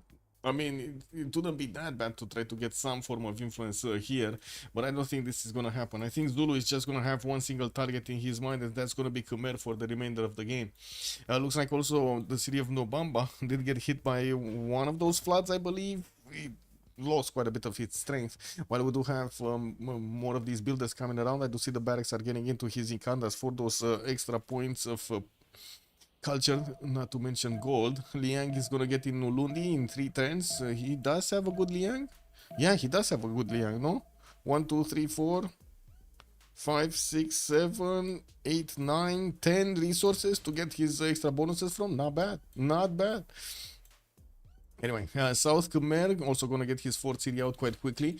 We do have him moving towards the north, and he's gonna put a city on the coast. It doesn't seem like he's gonna be bothered by anybody, so that's gonna be fine. He didn't manage to actually expand his religion into the city of Bhavapura. This is gonna be expensive for him to actually get to expand in there. Looks like that city is still not converting, and we do have him trying to get the shrine out from there. This shrine is not gonna have work ethic, which is gonna be quite a slowdown for his production. On Japan, we did have him going for Earth Goddess, and looks like he did open up with 3 of these holy sites, got the shrines in them, and started getting 19 faith attend with 8 science and 16 culture. Only 26 points of production, still working on more shrines, and of course getting the extra faith points from this charming and breathtaking appeal is going to help him out throughout the game. Plugging in Moksha in the capital in 3 turns. He did actually buy the 2nd and the 3rd ring tiles here, improving his reef fish and the turtles in the water. 4th and 5th settlers coming around really quickly. He only has a single actually direction to go for. Actually, no, 2 directions to go for, west and east. Ooh, Valladolid's fire just keeps on raging. We got the banana. The banana is on fire, guys. Big banana fire in Valladolid. You can smell it. Liang Zulu have become some kind of meta. Never saw Zulu spawn with less than 7 resources. True, Ivory settle south of Ulundi to disturb Khmer. Yes, please, disturb Khmer. Wait, you said Ivory settle? Where is the Ivory settle? You mean on this? On the coast? So nobody gets to fight on his own units. Got it.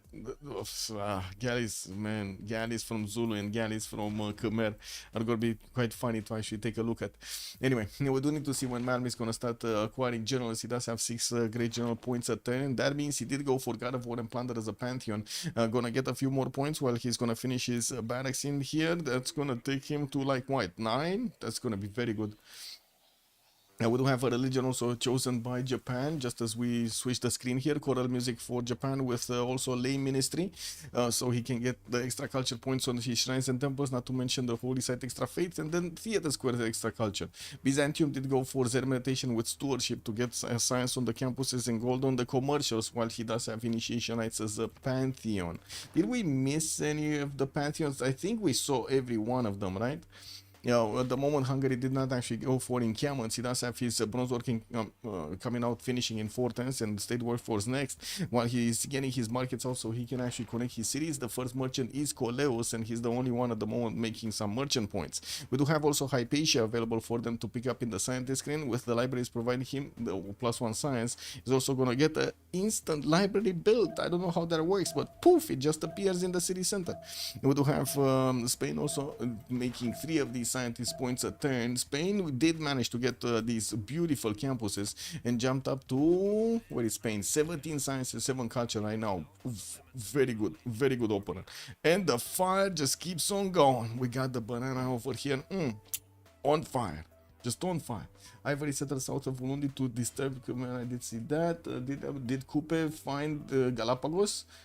I think he did. No, he must have found it. Oh my god, he didn't.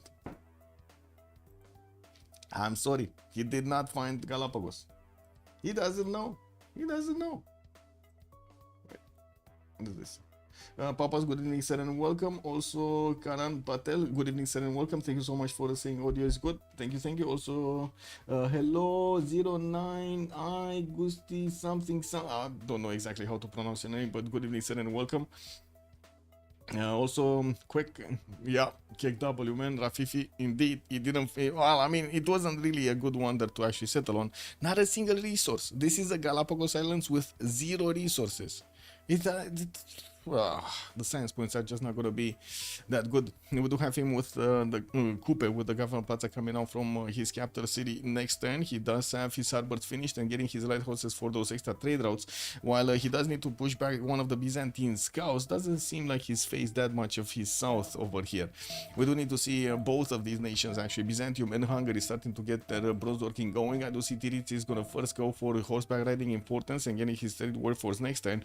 And we're going to need to see if he's going to get a few horses to try to see what's going on in Hungary's territory. Also, fortunately, there's no sea resources. No sea resources over there. Doesn't seem like anything's gonna be amazing on it. Shrines getting out from Khmer. Fourth city already moving southeast of his capital. We do have him also with monuments coming out in 2 turns, and did settle that Yasudarapura city on the coast northward. He does need to get the builders to actually start improving his tiles here. Doesn't seem like he did any kind of improvement.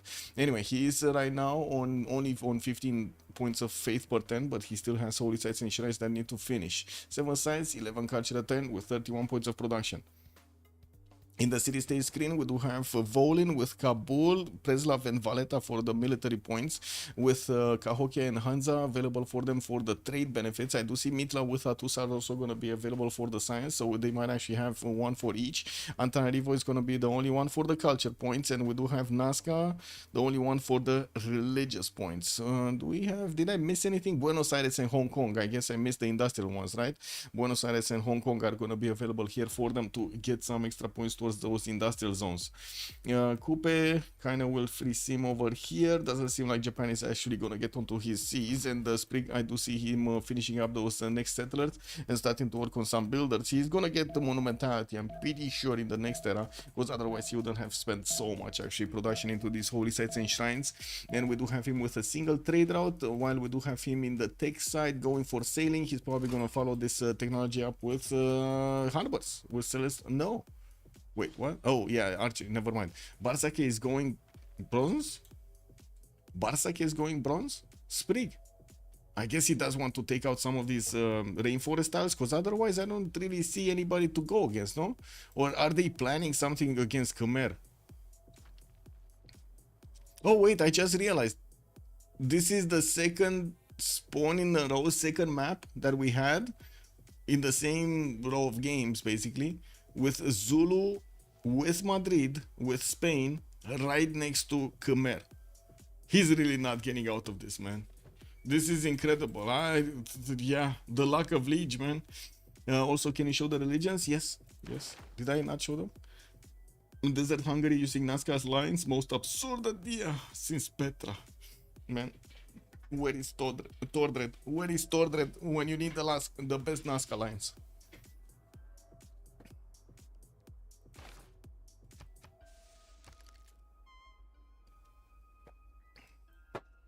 They ask Spain for iron. They might ask Spain for iron, I guess.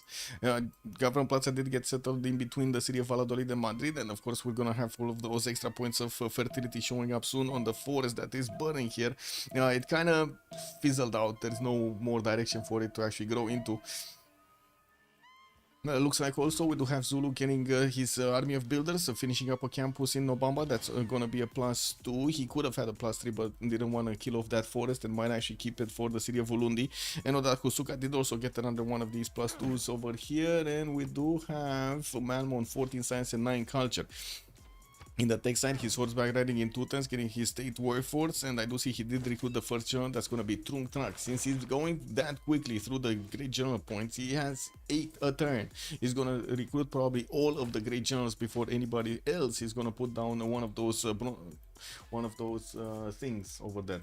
Let's start up a prediction for who will conquer the first city. It's going to be a choice between FDLV and Ulyss on the other side, and put a submission period for 50 minutes. Get the points in. Let's see if you guys correctly predict who's gonna take out the first city center. The city states do not count, by the way. City states do not count. Also, Byzantium, who finished with Zen meditation, is kind of sad, but for religions it's a lot. Yes. Well, I mean, they already have Philip II with Hojo, right, with religions. I believe. So Hojo does have one. Philip II doesn't. Oh, Philip II doesn't have one. So it's only gonna be Hojo that's gonna give the +2 taxes trade to Byzantium. Not amazing. I gotta say, not amazing on Tiris. This is gonna be underwhelming. He doesn't have Crusade, and he doesn't have his taxes trade, or a lot of taxes trade. Anyway, we're turn 31, so the players are starting to actually get their Golden Age bonuses. I do see Shaka is going to go for a Pen Brush and Voice Golden Age, 13 Science and 19 Culture on Zulu, started improving his sword styles, and of course he's going to go for his iron improvements on the western side. Got Governor Liang with the extra food points on his resources, and we'll get soon all of those extra production points here. We do have also Mal benefiting from 38 points of production, while at the moment he's not making military units. He does have horseback riding next turn, and it looks like he's keeping production in 2 cities to roll over in the next one, to overflow in the next one. Barsaket, 20 Science, 26 Culture on Philip II, 4 cities strong, working on Ancestral Hall in 5 turns from the city of Madrid, while he's also working on Stonehenge from Barcelona. There is only a single religion left. We might actually see Spain managing to get it, we'll see. He did put down one of these commercials in Seville, and I do see also one in Barcelona. Didn't manage to get one in Valladolid, just went for the campus, and of course the government plaza, and it was needed in Madrid to actually get built. We do have him also with 48 points of production, making him the most productive one in the game from his team right now. 28 points of gold also because of all of those resources improved, not to mention his commercials. Went for city patron goddess to get the 40% production towards the first city center that he has built in the city. Sprig, 10 Science and 20 Culture, Monumentality Golden Age on Japan, still 3 cities, 4th and 5th settlers are on the way, finishing his government plaza in 2 turns here in the capital city of Kyoto, while he did manage to put it towards the north, towards Nagoya. This is going to be a beautiful spot for him to get a lot of districts through, not to mention put down aqueducts and everything to get the adjacency towards those industrial zones, but I would imagine he's going to want to chop everything here, and he's going to run out of his faith generation. He's right now on 36 faith per turn with 37 points of production. Tirits, 17 Science, 20 Culture, still 3 cities, got his army of builders with feudalism, 34 faith points a turn, with feudalism, with monumentality, I mean. 4 turning audience chamber from the city of Constantinople, and started actually moving cities further towards Hungary. Still did not actually put down one of those encampments for a general, while we do have Rom starting to work on his encampment training projects from PEX. Looks like his neighbor here might actually get a general. This is gonna be disturbing, very disturbing. We do have Zulu managing to get another general. That's gonna be Burica. There are still 2 more available in the first classical era. Sansu being the next one. Well, we might actually see at least one of these encampments training projects chopped by Hungary. At least one, if not both of them. Anyway, because he's not going to make enough points without them. Zulu is just going to get that. Tirits is actually going to get his bronze working next turn, and from what I do see, working on his shrines. 18 culture, 18 science, 24 culture, 35 faith a turn, not bad, and 40 points of production. Alexis Krem, 13 science and 20 culture on 4 cities Ethiopia, trying to get his hanging gardens from Addis Ababa, and started to actually get quite a few builders with his faith generation. He's on 45 faith, 3 gold a turn also in then Monumentality Golden Age. Got his government plaza down, did not actually get anything in it. That is from the capital city, is just in the 3rd ring, and he does have a geothermal that is going to give him those extra adjacency points towards his campuses. Magnus established in the city of Adva. Oh, that is a grassland hill. I thought he set up the city of Adva in a non-hill, non-resource position. That would have been terrible. 37 points, no, 41 points of production, 44 points of faith, and he did just chop the hanging gardens out from Addis Ababa, putting down one of these theater squares from Maxim to start gathering all of that extra generation of culture points, not to mention the biggest thing ever, the writer points are going to be extremely important. Spain looks like he made enough points to recruit Hypatia, and he's going to get that extra science on his libraries, not to mention his free library in the district. Liege, 14 science, 20 culture, 4 cities strong, Warlord's Throne coming up in 2 turns from Angkor Thom, and I do see he can actually chop it this turn. We do have him with the Holy Site from Yasar Arapura, getting 36 faith a turn, and also working on 45 points of production. Not bad. No units are coming right now from the north, from Zulu. Zulu is just getting ready his attack strength here, and it's not like Khmer actually has that many units to fend off any kind of attack right now. Both of them working on Warlord's Throne is going to allow them to actually get to pay less for their military and also produce more, because they will have extra production points towards those units. And looking at Romblon, 14 science and 35 culture, still on 3 cities, getting the 4th one from Buddha, and I do think he actually chopped, yeah, he did get at least 1, and now he's getting the 2nd training project, encampment training project. He's on 18 points out of 30. He should actually get the general next turn. We do have the 4th city coming out from Buddha with the opportunity to actually get onto the western side, closer to the Byzantine nation. We're going to need to see if he's going to pull up some units here. He's 1 turn away from horseback riding, 6 turns away from feudalism. While let's actually see if he did manage to figure out. He doesn't know about Hong Kong, unfortunately, so he's not going to know that he has the opportunity to actually get to flex some military against his opponent. Buenos Aires is also going to be here. That's going to be one of his ally cities. Where does he have a city center that's next to his opponents or something? Like these ones? Nazca, for example? No. Yeah, Nazca. Nazca might be a choice to, well, go against Zulu. That's not going to be that good. Antananarivo is north of Spain. There is a possibility for him to get to Barcelona, for example. And we do have a religion on Spain, actually. He went for Jesuit education and sacred places. Got it. Okay, not bad. And that's another religion that he could actually get to give the extra +2 taxes straight to Theodora. Distoria is already on 5 cities, going for the 6th one, coming out from his capital city. 6th and 7 actually. And 8th and 9. Okay, very quickly going for 9 cities. We do have him also with lighthouses that are finishing and giving him the option to get more traders. I do see at least 2 of them are actually getting to connect towards his capital. While in the yield tab, the story is on only 12 science. He does have 33 culture points and 76 points of production, making him the most productive in the game right now. With 34 gold, it looks like his economy is going to be relatively strong here. And we do have him getting some more of these builders out from the newly settled cities to start improving these styles. I'm pretty sure he's going to want to get those pearls improved to get the extra production points from God of the Cedar. And of course, the other improvements. Cahokia is a city-state that he could easily take out on the western side, onto the coast. That's a city that has 4 tiles that you can attack into with boats. And I'm actually quite surprised he doesn't get a galley, because he knows. He knows about Cahokia's position. The Cahokia actually sent a galley to him. Let's see his vision. Click. Yeah, there we go. He knows exactly what's going on here. Whoa, he didn't want to get the boats out. He can double attack with the general, may have some red CS in the South Tundra. Okay. Oh, this one, Preslav, you mean? Yeah. Okay, Byzantium is starting to get some horses out, and I do see Hungary is moving forward towards the west. He's getting also 2 horses of his own. Recruited Sun Tzu for a general, while we do have Zulu also with enough points to actually recruit Hannibal Barca. Man, if he wouldn't have had this, this would have been terrible.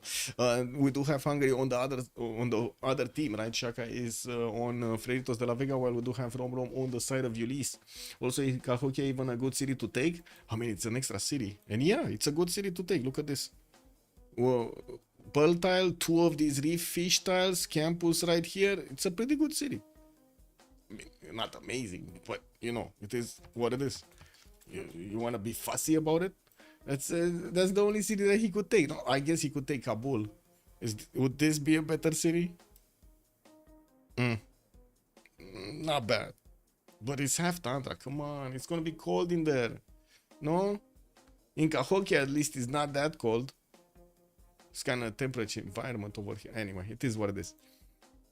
Now we do have Khmer also starting to get his encampment out from Angkor Thom, and I do see he started getting some horses in the production queues, plugging in Magnus in Bhavapura, while the 5th settler is moving easternward. He's going to try to stay away from putting the cities a bit too close to Zulu. We do have Zulu also getting new settlers out. He did get Burica to start to convert into a military engineer and started making some pathways here. We do see him deploying Burica to probably start making the pathways towards the south, so he can get through the forest a lot faster towards Khmer.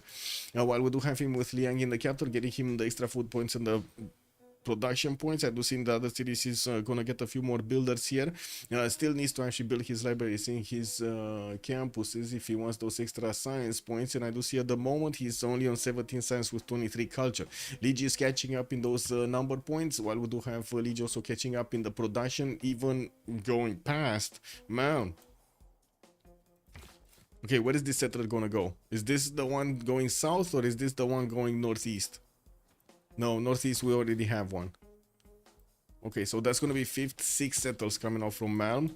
Nodwengu, I'm surprised he didn't actually place Ikanda before he actually got the builder, and I'm surprised he didn't buy the 3-2-1 spy style immediately as he settled the city to get the extra food points from. Cahokia gives you control of the Spanish coast. True? Well, I guess it does give you some influence. The Spain, I don't think he's actually gonna get out from this, like on the right side. I don't think so. I just don't think so. Spain is also finishing his ancestral hall and started to turning settlers from his capital city. It will get quite a few expands. I do see the 5th, the 6th, and the 7th settlers are coming out from him, while we do have him starting to get some builders out. He doesn't have a monumentality. He's in a Penbrush and Voice Golden Age. Started investing into some of these traders after he did finish the markets in his commercials to get connections towards Madrid, while he did manage to get those 39 science points with the 32 culture. Well, we do have him on 61 points of production. Look at Distoria go, 91 points of production, 246 cities over here with Pingala establishing Waka and Awarawa. Started making boats, and I would imagine these boats are sent to Cahokia, right? These are Cahokian envoys. These are the envoys. They're coming in, they're gonna invade Cahokia, they're gonna be everywhere. Like everywhere. What was it?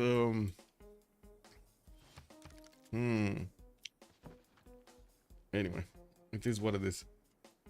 I was thinking about the movie name, but I just don't remember it right now. We do have prasas coming out from Khmer. Three of these. These are the replacement temples of Khmer, and well, we're going to see him starting to expand his religion. It looks like he did manage to get it in Yasodrapura and Kompong Vai, did not get it in Bhavapura, but that shouldn't be converting that late since he did manage to get the other ones. Also 5th city moving east, 6 cities nowhere to be seen. We do have the settler from north, from Zulu, starting to actually move into the south, and it looks like Zulu did start off on his military engineering here. In the tech side, we got defensive tactics finishing up for Man and also getting his iron working. There aren't any units that are being deployed into the north, so Khmer at the moment does not know about Zulu's position. Let's actually see if Khmer did discover. No, he doesn't know anything about the north. Nothing. He doesn't even get to actually see even through the fog of war if maybe he built some roads, maybe he got some jobs, maybe he's building a wonder. We don't know. Fortuna Belli also good evening, good morning, sir, and welcome. Might be problematic to take Cahokia without Oligarchy plus Admiral if it pops a galley. Yeah. If it pops a galley, yeah. But I don't see it doing anything right now. Cahokia is kind of lazy. Going for the lighthouses, building shipping boats. I mean, these guys are only out for party, right? They're not doing anything else other than partying.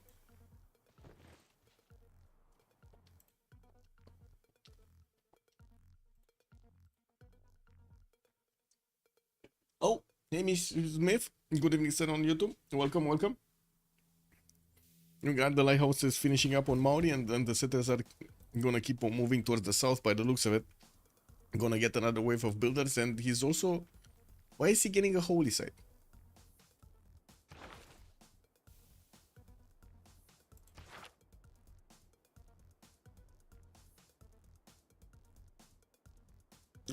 Why is he getting a holy site?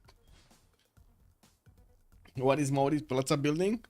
Nothing. He didn't build anything in the Plaza building. Nothing.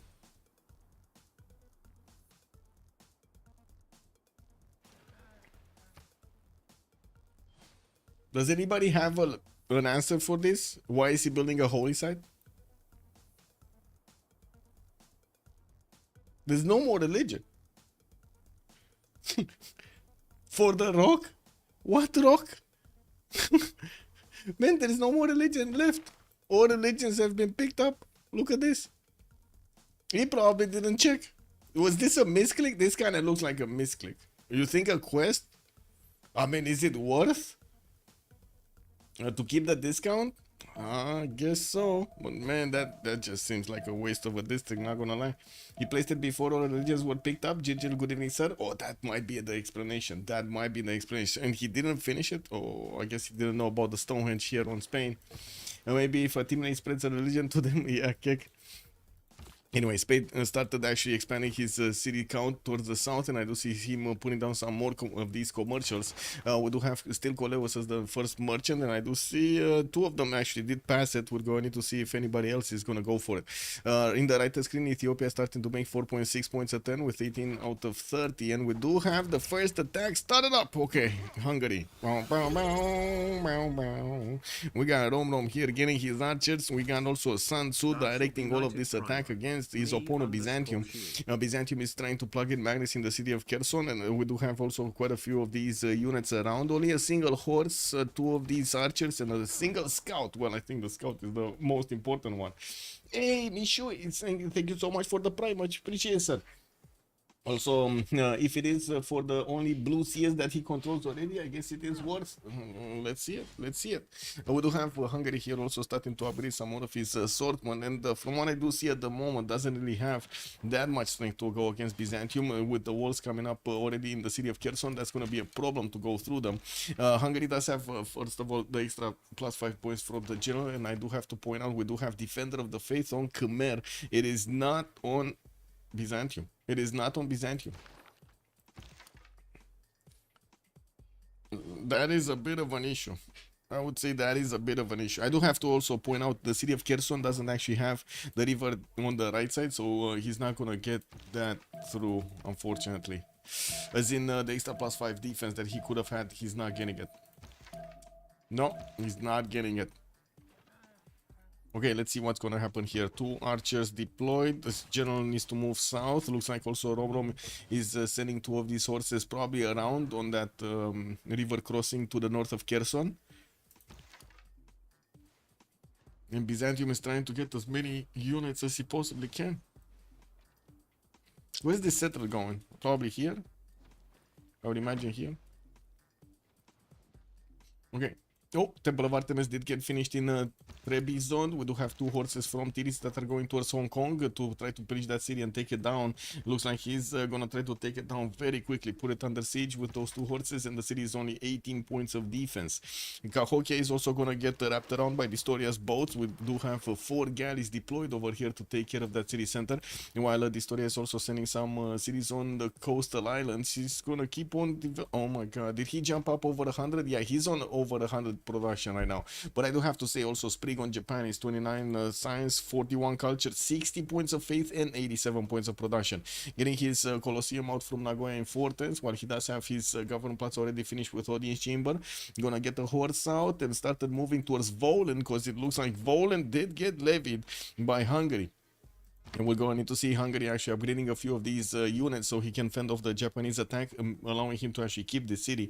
He did send the money here, and it is establishing in 3 turns, so he definitely wants to actually keep the city center. On Ethiopia, we do have him also working on his holy sites, getting holy sites, on his temples in the holy sites, getting also 2 of these theater squares out next to the hanging gardens, and I do see him plugging in Moksha with Magnus. Okay, easternwards he got some of these Rokhung churches, which are his unique improvements to give him those extra faith points. To be honest, I don't like these at all. Like, this is the one improvement I really dislike, like especially on this kind of like territory. I don't know, what are your guys' feelings about this, about the Rokhung church? It looks like Hungary is actually gonna take a swing to the north. He's just gonna wrap around. Oh my god, he's not seeing it. He's not seeing this. Byzantium is not seeing this. Oh, now he's seeing this. Okay. He moved that one horse, but I think that one horse might just die. Anyway. Let's actually see what's gonna happen here. That one horse might actually die. And why is Sun Tzu staying here? Why is he not moving over? He needs to move over, no? Oh, Michael, it is the best improvement with new Moksha promotion. It gives him like 10 stats right now. Amazing.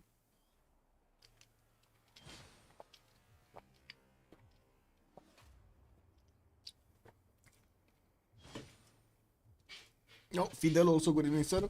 So he started that whole set before the Spanish Stonehenge. Thank you. I didn't actually notice that. So unfortunately, he's just gonna get to build it, and that's about it. On Distoria's lack of a religion. What's happening here? Ooh, we got another bonking session going around between Zulu and Khmer.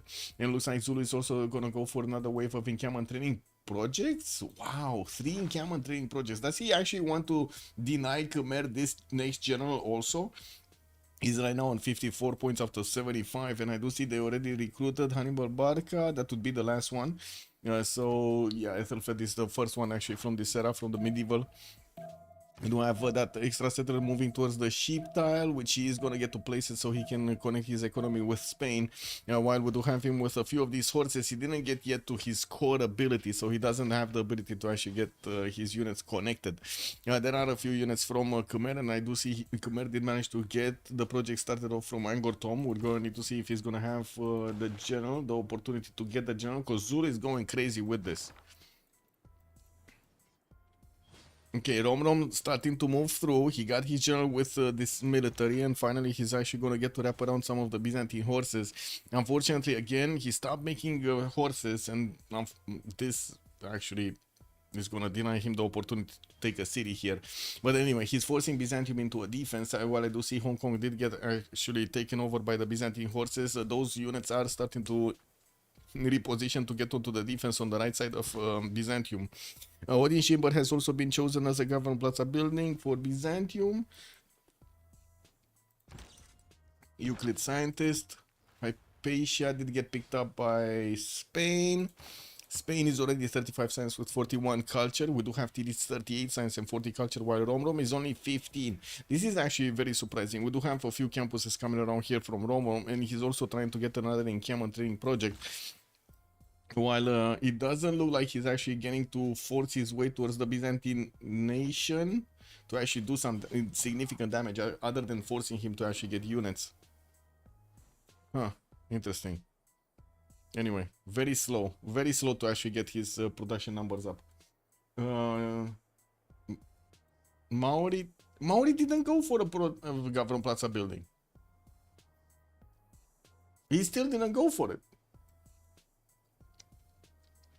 He was the Domre himself, yeah, denying early Domre. Is that even useful? I don't think so. I don't. Anyway, they are really afraid of rising Theodora, like they should be. Oh, Theodora over there, it's yeah, it's gonna be definitely a problem later on in the game. Japan here did finish his Colosseum, getting the campuses out next and still building up his faith generation. While we do need to see what's going on here, because this is kind of icky. This is very icky. Like, there isn't that much that Hungary can do. And it looks like Tirits does have his units in a row. If Hungary would have had another wave of units, like if he would have kept on building horses, he would have had an opportunity to actually go towards the south of Kherson, or as these units were passing through to the west side, he would have just started to attack into Kherson. He doesn't have that option. Well, at least not now. Anyway, let's see Zulu. Zulu did retreat. Bulawayo did place down on this eastern coast, getting his Ikana and started building up a few more of these swordsmen, getting in encampment training project. And I do notice, we do have him recruiting Ethelflaed, by the way. Next one's coming up. A writer on Ethiopia. El Cid is going to be the next one. Khmer is 56 points out of 75. If he does manage to actually finish another project, he will get it. And I would imagine, there we go, we do have another project coming up from Angkor Thom. Wave of warriors, and the Liege did manage to finish his line of defense here with his horses. We do have Liege also with 27 science at the moment, 40 points of production, 40 points of culture, while Malmö 35 and 38. It doesn't look like there's going to be that much of a difference between them, but the production capabilities of Khmer do look much better. 73 faith and 86 points of production. We don't have an economy that good of an economy on Team Ulyss. It's only going to be 1 point on Alexis Krem, -7 on Liege, and then we got Rom on 23 and Historia on 43. They might not make the goal cut. We do have Parsake 52, Tirits 12, Man is going to be 27 of his own. Yeah, Sprig is losing gold at the moment, but I'm pretty sure that's just a matter of time until he's going to get his harbors out. Theater Square is also coming out. We do have new temples for the extra faith generation, while at the moment Sprig is on 87 points of faith. He also has 100 points of production. Definitely overtook Distoria's 114 points of production right now. That just turned into 122. Okay, here no units. Zulu is finishing up his military engineer line. We do have new encampment training projects coming in, but very unlikely that he's gonna manage to deny all of these generals. Byzantium is also trying to get a general. And I do see he did manage to push back the Hungarian troops from his territory, while new horses are coming in from Rom here. He still has so many of these shops available. Markets from Buda. We do have another encampment training project. Campus coming up from Debrecen. And he didn't actually get to settle a city towards the south over here. Oh well, I guess it is what it is. He didn't really have where to settle the south anyway. If Zulu, Hungary, and Khmer will be a general, Ulyss will be very happy. Well, let's see what happens next then. Wait, with Zulu, Hungary? Well, let's see. Let's see it happening. 114 points of faith, but then also on Melik II. That's pretty good. That is pretty good. Last game was the Golden Age team was epic. Yes, indeed, George. Good evening, sir, and welcome. One man will be very upset with the general. Yes, they will be.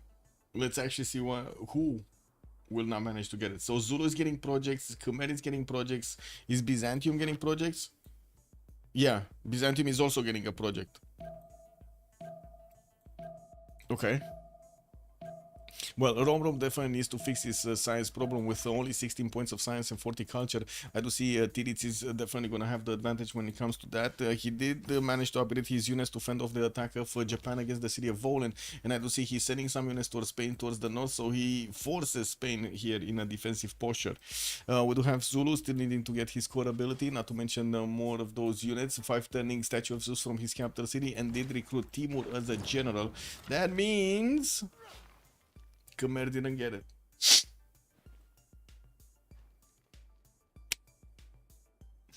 I mean, at least Khmer has an extra +3, right?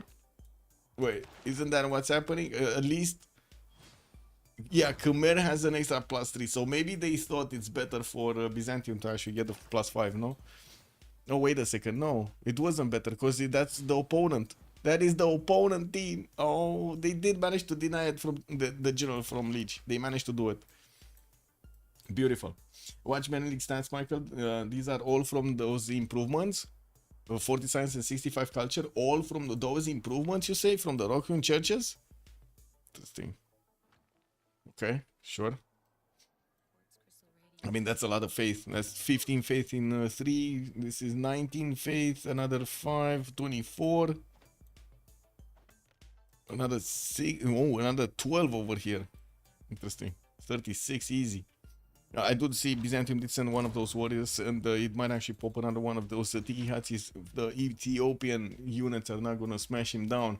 Diplo quarters coming around. We're starting to get quite close to the next stage. We do have 7 more turns until the switch of the era.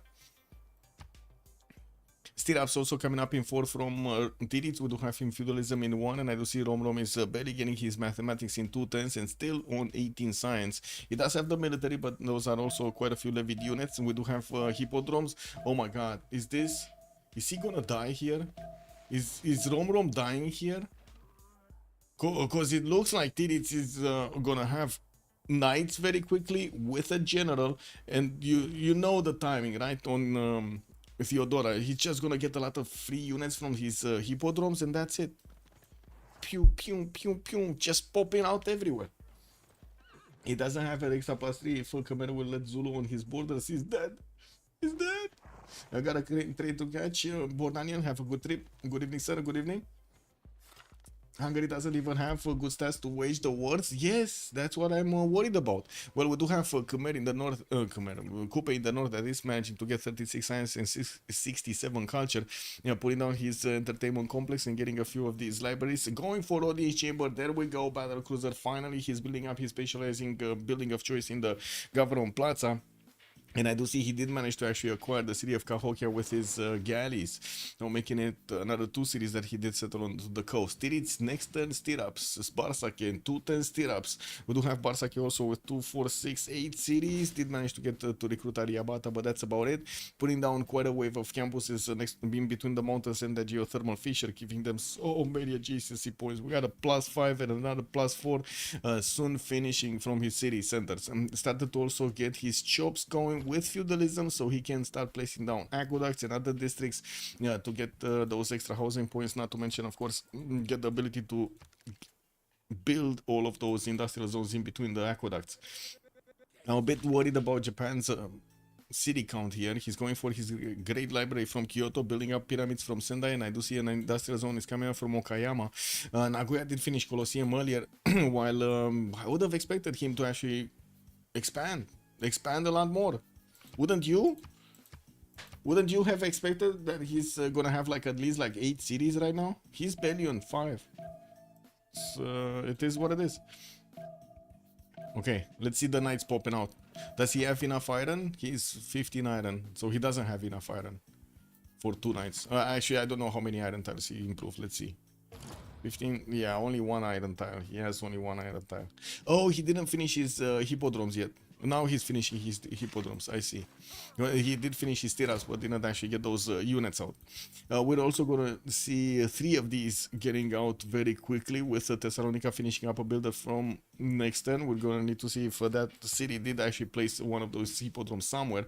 Gavron Plaza did actually finish Audience Chamber, not Warlord's Throne, and we do have him still benefiting from the feud from monumentality. Only 42 phase points, that's not that big. 5 turns for the next era to happen. We do have Malmo still needing 7 points for the Golden Age. Barsake is gonna get 6 points. We got Sprig managing to secure it. Tiritz did manage to get closer, 2 points away. Alexis Kremp is gonna be 3 points away. Liege is 4 points away. Rom is very far away actually. I don't think he's gonna get a Golden Age. Like 32 out of 37 points. Still trying to build the statue of Zeus. Wait, he's trying to take the statue of Zeus away from Zulu? That's not gonna happen. Like, look at Zulu. He has 2 builders ready to chop over here from the city of Ulundi. Anyway, Zulu 40 Science and 41 Culture is keeping up with Liege's 30 and 44. Not to mention his production capabilities do look good. And there we go. Statue of Zeus is just going to finish next turn here in Ulundi. And that's going to deny another wave of Penascore points from Hungary. We do have another one of these campuses in Debrecen. That's only going to be a +1 adjacency. Unfortunately, Hungary is struggling a lot with his science. He's 9 turns away. 9 turns away from getting military tactics. So military tactics, or whatever it is it tactics or whatever it is? Give me a second. Yeah, it is tactics. It's the technology that gives you this upgrade for the spearman into pikeman, and the upgrade from the swordsman into a man-at-arms. If he doesn't get those, and he has knights directly bearing down on him, this is gonna be quite a problem, I would say. No, quite a problem. I think Maori would have a much better game with early ancestral on this point. Yes, he would have had. He's actually building a wonder for every city because he's got a lot of fish. Fishy fish. Yeah, a lot of fish. Actually, Dark Age can save Hungary. Well, it doesn't really work on the attack, no? It only works on the... Well, it doesn't work on the defense, I mean. Anyway, let's see if we're gonna have Tiritz here be extremely aggressive, because he already has 3 knights that popped out from those free... hippodromes. Thessalonica working on a water mill. He's going to need to start putting down a few more of those farms there. Diplo Quarter coming up in 5 also in Nicomedia.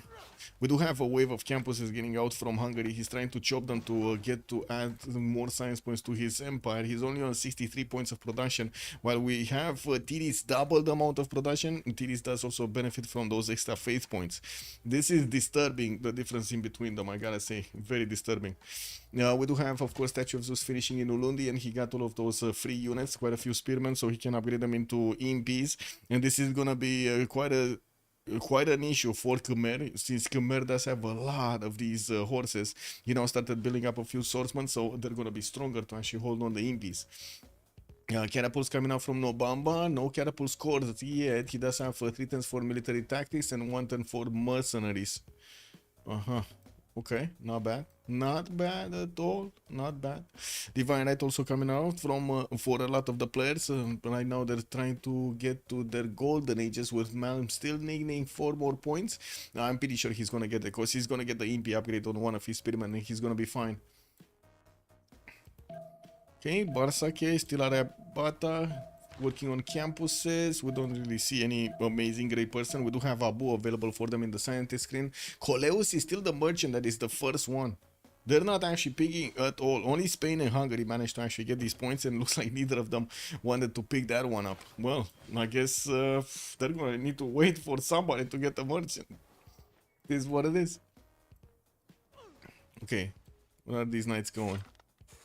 Wait, is there a possibility? So we do have Ethiopia sending Adrigat here. That is going to be an ally of Matthias Corvinus, and it looks like Ethiopia sent some warriors to the southeast of Nicomedia to see if there's any kind of military coming towards the Hungarian city of Pex here.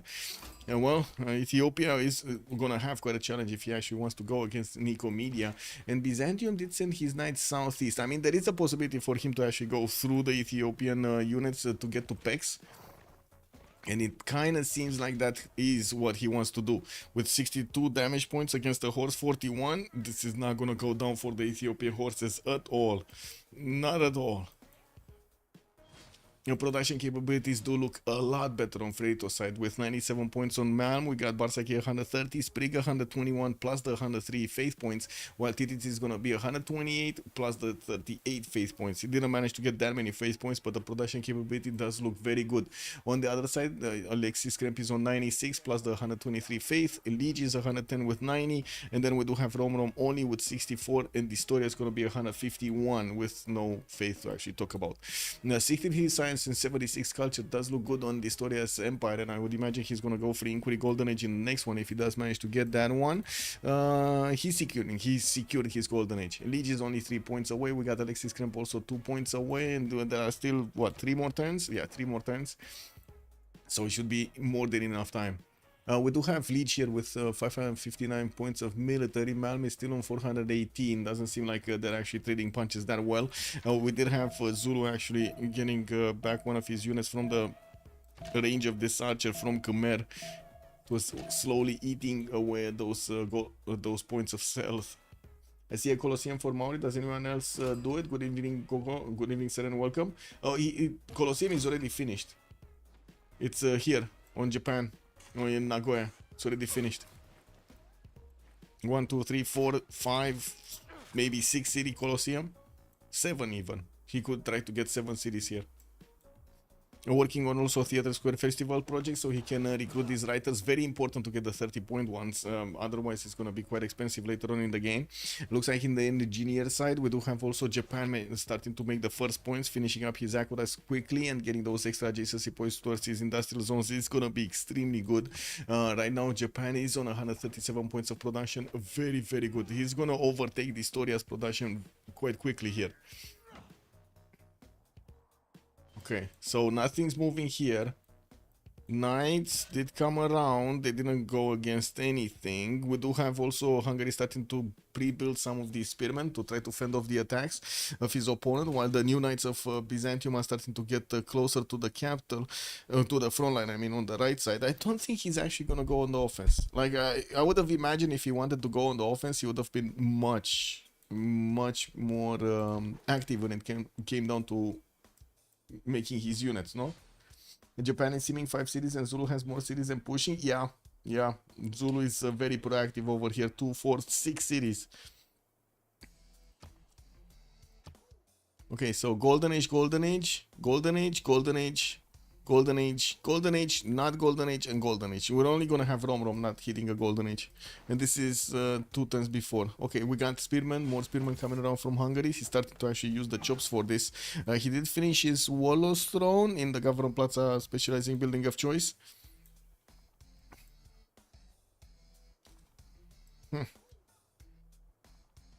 You cannot spam cities this era if you want to fight for writers. He's doing fine. True. He did fight for the writers. Now, will the writers fight for him? That's the big question.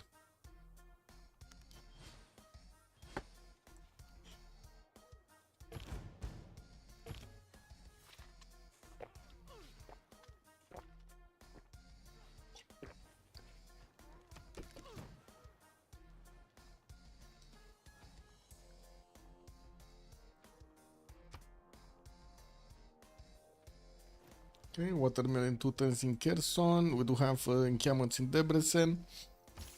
Hungary is trying to build up a bit of a fortress here. He did manage to get double the amount of science points, 39 science and 42 culture, but it's still Tirits way further ahead of him, 74 points and 63.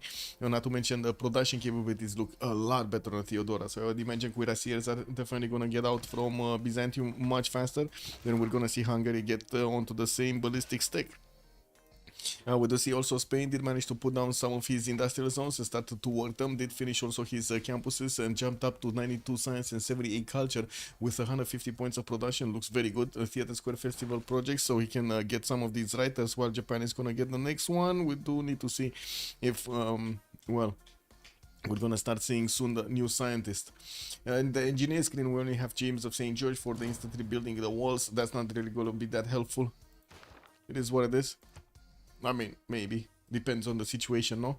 Ethiopia did manage to recruit a few of these writers and getting his amphitheater so he gets to display the books. While I do see commercial hubs are coming around from the north. We do need to see when he will actually send his religion. Or who is gonna send the religion to Byzantium, right? No, Byzantium does need to convert the taxi straight of somebody. And that's gonna be Japan. He does need to convert the holy city of Japan. He didn't send one of those units. Well, I do have to say, it only has like 39 faith at 10, so even a apostle is extremely expensive. Like 200 faith points is extremely expensive right now. Threatening Intel agency in the capital city. Well, we're just a few seconds away from actually switching the era. We do have the Knights of Ethiopia, the Knights of Byzantium starting to smash into the Ethiopian units. How did this one get so damaged? Did Habub have a way of this horse, or I don't know. It is what it is. Can we see the citizen number? Yes, there we go.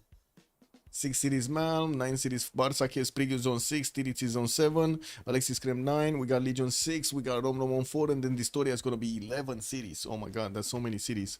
So many cities, so many production points. Not that much science or culture. Of course, he did get his free inquiry golden age, and I would imagine we might actually see another one popping up, like Hojo. Hojo? No, no free inquiry here for Hojo. It's either Pembrush and Voice, probably, or Monumentality. Barsake, maybe? Barsake did get quite a few commercials, so maybe, but I think Pembrush and Voice is still more valuable on him. By the looks of it, he has a lot of passive science anyway, doesn't really need to push it that hard. Fertility rights doesn't seem to help Hungary here. No, it doesn't. I don't think fertility rights had anything to do with this, to be honest. Like, anything to do with the result, I mean. Japan and Spain Mega Simming versus Coupe Mega Simming. Both Theodora and Shaka are well positioned to attack wards. Looking good. It does look good. It does look very good actually for Freritos. If Rom doesn't manage to actually get back his production or try to catch up to Tirits, this is gonna be disturbing in the next part of the game. It's gonna be on Distoria to actually fend off the attacks in the south and try to keep Hungary alive. And we're gonna need to see if we're gonna have Zulu managing to punch through Khmer's defenses. You can see the beautiful defense that Khmer did manage to put next to Mahendra Parvati and Bhavapura's north. We do have so many crossbows coming around right behind these units. These stronger units in the front line. But at the same time, I do have to say Zulu crossbow cores are legendary of eating through any kind of defense. So hold your horses. We don't know yet what's gonna happen here.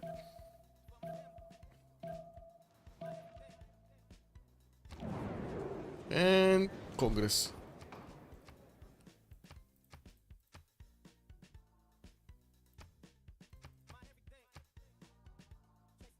Oh, need to go B.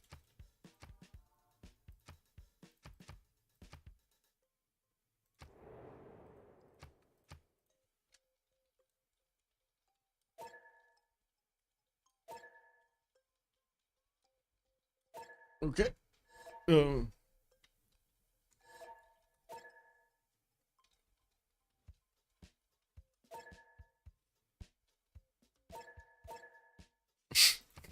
Be right back. Be right back.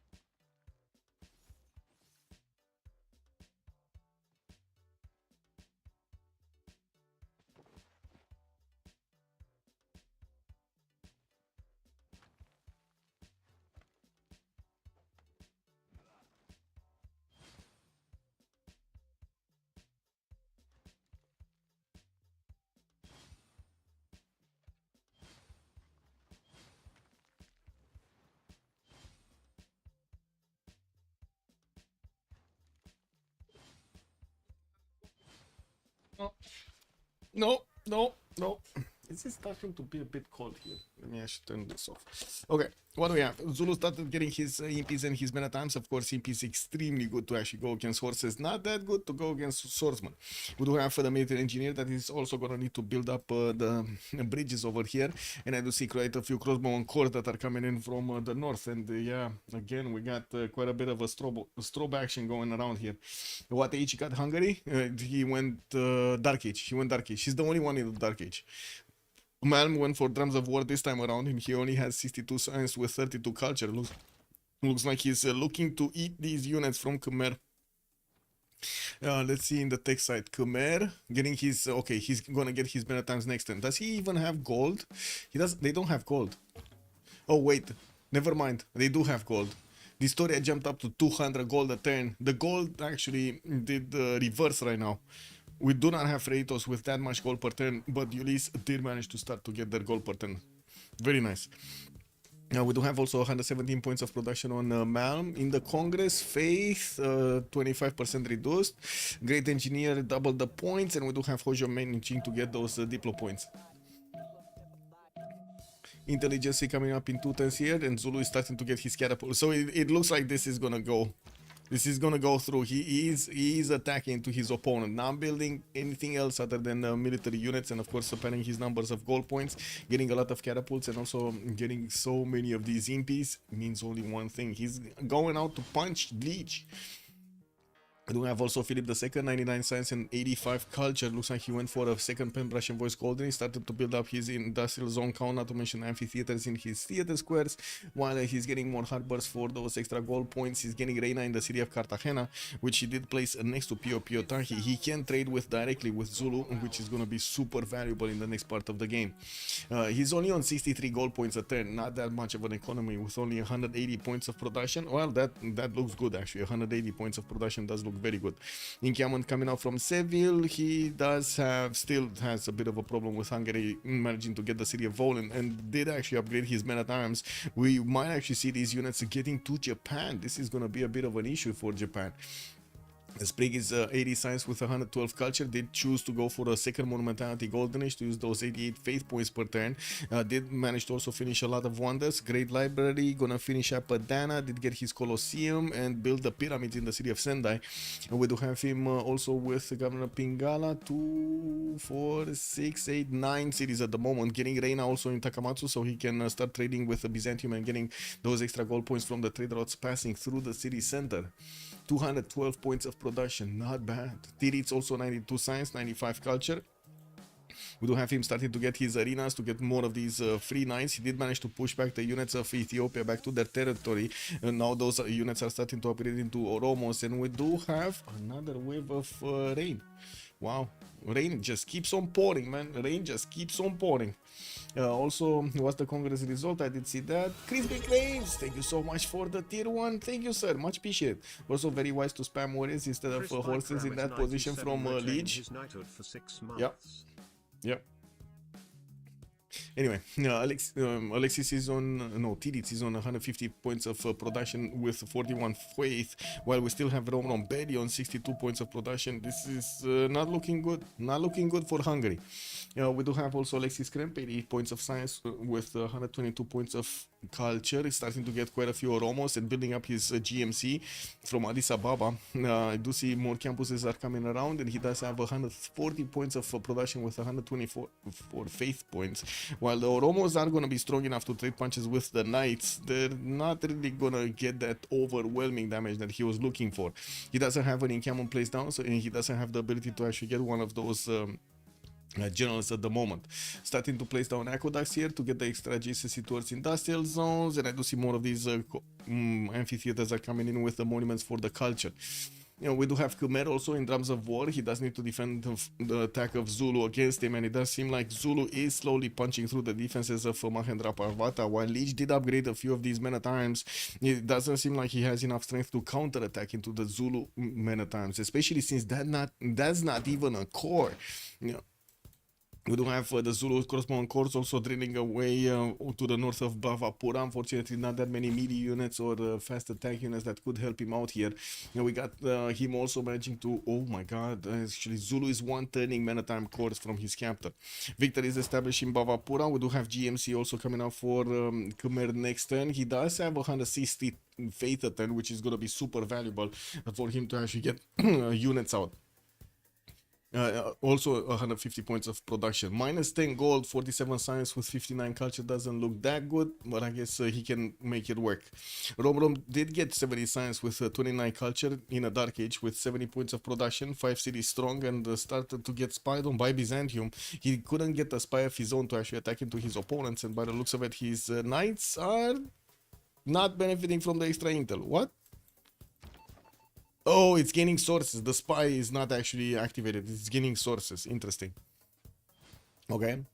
Well, the Historia 170 science with 54 culture is the only one in the Free Inquiry Golden Age in this game, getting his universities up and placing down more mares that he's gonna need to actually get his amphitheaters in, so he, well, more theater squares so he can get his mares. That is the replacement amphitheater, so he can actually get those extra culture points and faith points on all of his forest and rainforest tiles. He did get one in Wakara Waterwire, and you do see how the territory looks like right now. Definitely needs to get a lot more. He has so many more points that he can actually gather. With on his gold per turn 250, he can actually upkeep all of the units of Legion, also give him the necessary gold so he can keep on promoting these and keep on upgrading these. I mean, yeah, he gave Legion enough gold by the looks of it. This looks good. This looks good. Anyway, Abu did also get recruited in Bulawayo for a stronger heal. We do have Hildegard of Bingan as the next scientist. And from what I do see, also Raja Todarmal as the merchant. Wait a second, they open up the merchants? They open up the merchants. So let's see. Hungary did get Zankian, and he did get also Piero de Bardi, while Arena of Athens did get recruited by Spain for that extra governor title. Very nice, very nice.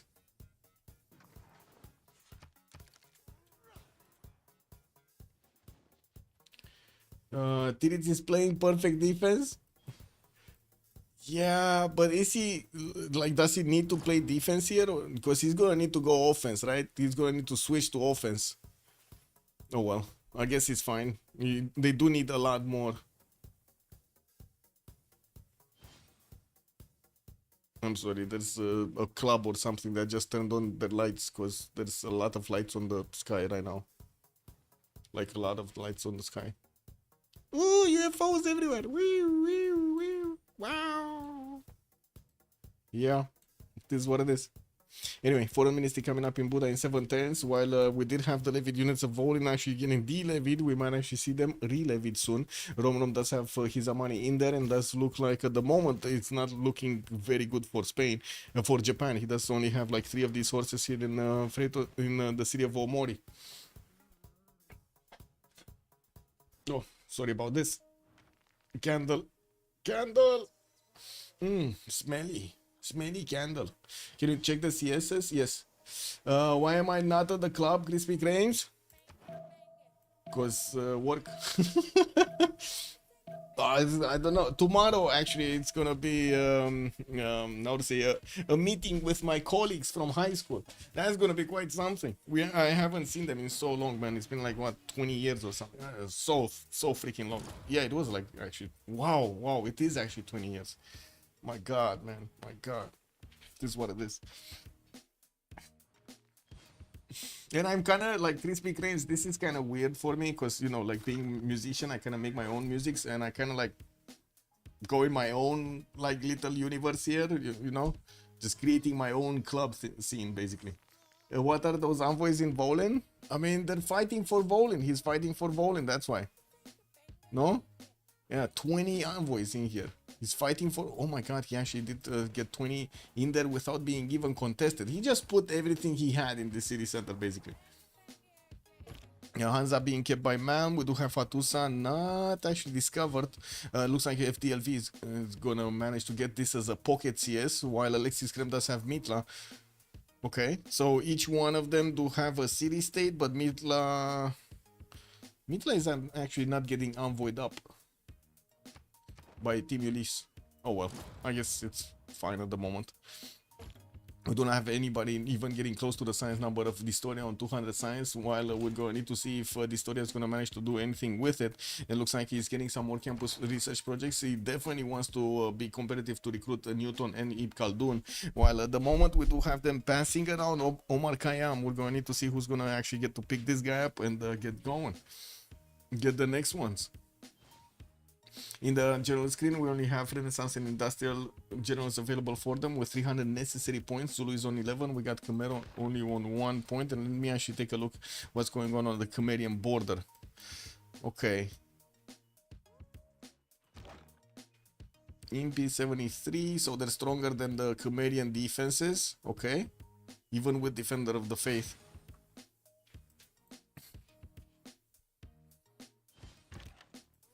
Why do I feel like Zulu really needs stronger units here? We got a spy coming up in 2 turns from Ungum Dunulovu. He doesn't have Victor in there to get the extra spy promotion. While I do see he's building up the Terracotta Army from Ulundi. This is going to give him 1 promotion on each of his units. He's going to be extremely valuable. Way more valuable if he does manage to actually get the spy with the promotion also. Maybe even like 2 spies would be extremely good.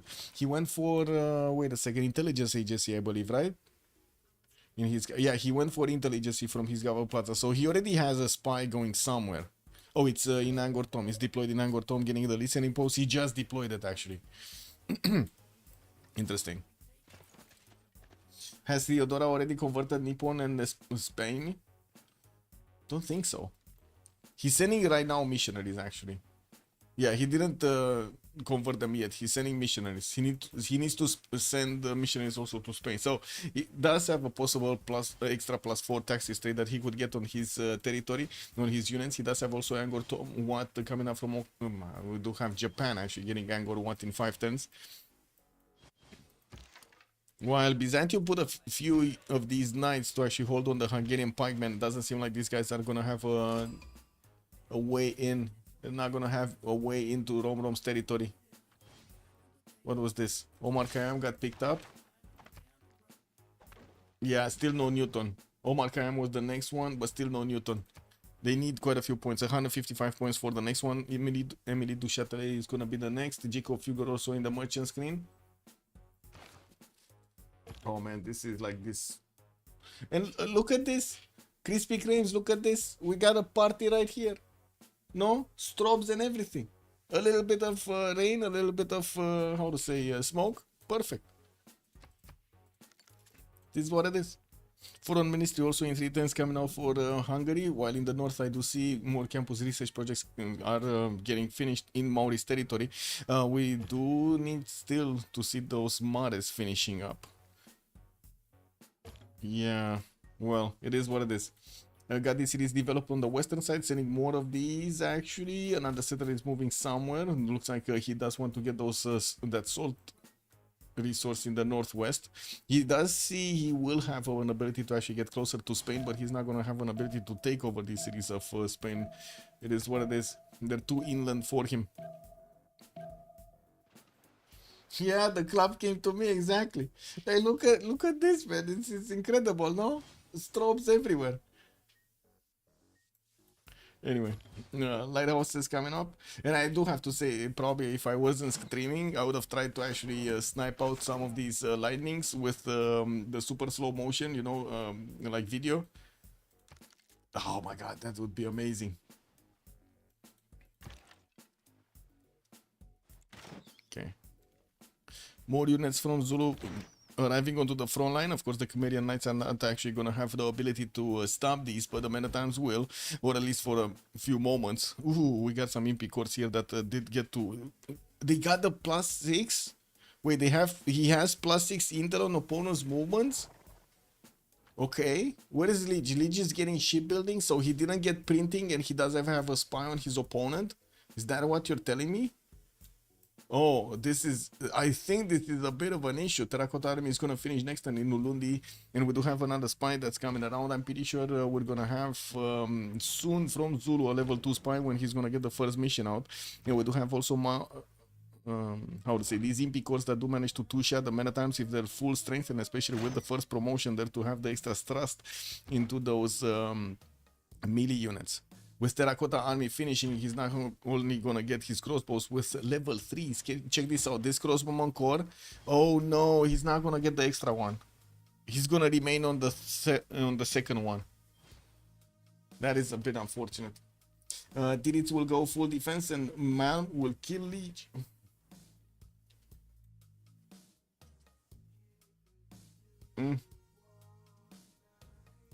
There is that possibility. Actually, there are two players that are in definite danger, Rom and Liege. And wait a second, Liege has 1,000 military, 1,200 military? Wow, that's way more than Malm has. That's double the amount of military that Malm has, actually. These crossbows barely defend, barely do anything about Zulu's Impi Corps.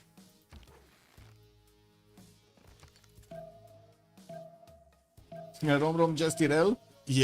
Yeah, over here Rom doesn't seem like he's doing much. That is, I do have to say, his territory was looking awful from the beginning, like awful.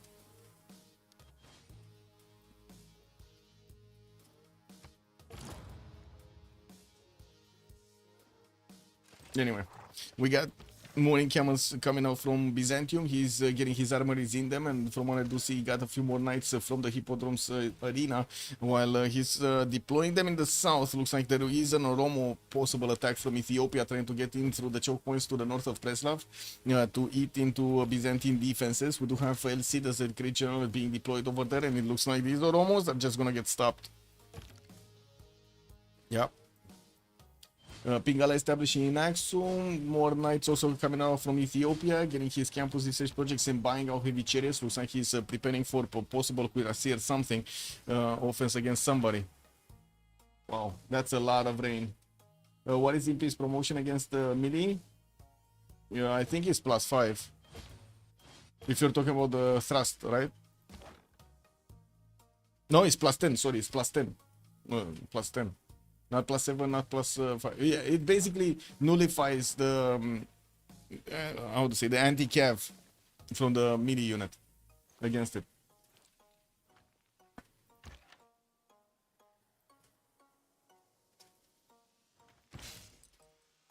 Boo is here. These archer cores would really need an upgrade into crossbowman cores.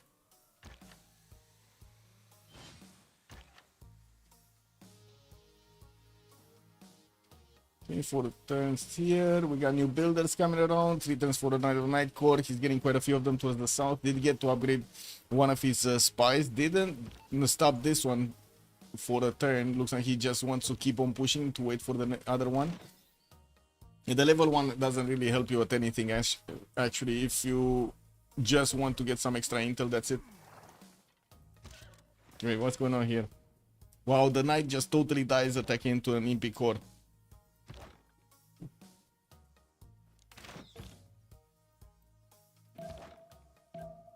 And this guy is getting a promotion. Kind of tricky to actually attack from this north. Not enough tiles for these crossbows or the catapults to be deployed to actually eat through the Khmerian military quickly. But I guess that was a sacrificial unit from Khmer. This is what it is.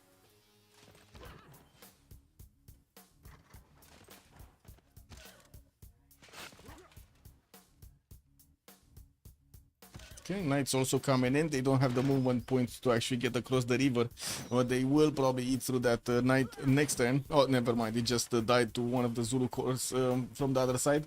Well, we do have libraries coming in. I do have to point out Malm is only on 80 points of science, Liege is 78, so it doesn't look like they have that much of a difference between them. Economy starts to look a little bit better on Philip II, while we do have him jumping up to 105. We do have Distoria and Alexis Scrap managing to get the gold on the other side with 282 and 117 points. Way more than Freritos has on their own. With Rom and Leech though into words, it does seem like Freritos de la Vega do manage to actually overtake their opponents when it comes to the points across the board, except Distoria. Distoria does have 230 points of science and also 65 culture. A lot of mares are going to get built, a lot of new theater squares are going to need to get out, and he's going to increase that culture number as well as his science. Campus research projects coming out from quite a few of his cities. Ethiopia is going to have the ability to pick up Isaac Newton, while I do see Maori did get Ibn Khaldun, so they're gonna have them on the same team. Very nice. So Ulyss did manage to get to cover both of these. More settlers coming around also from the Historia. Right now he is on how many cities? 12 cities, the most in the game. Actually, from the other side, it's only Barsaki on 10 cities on the side of Spain.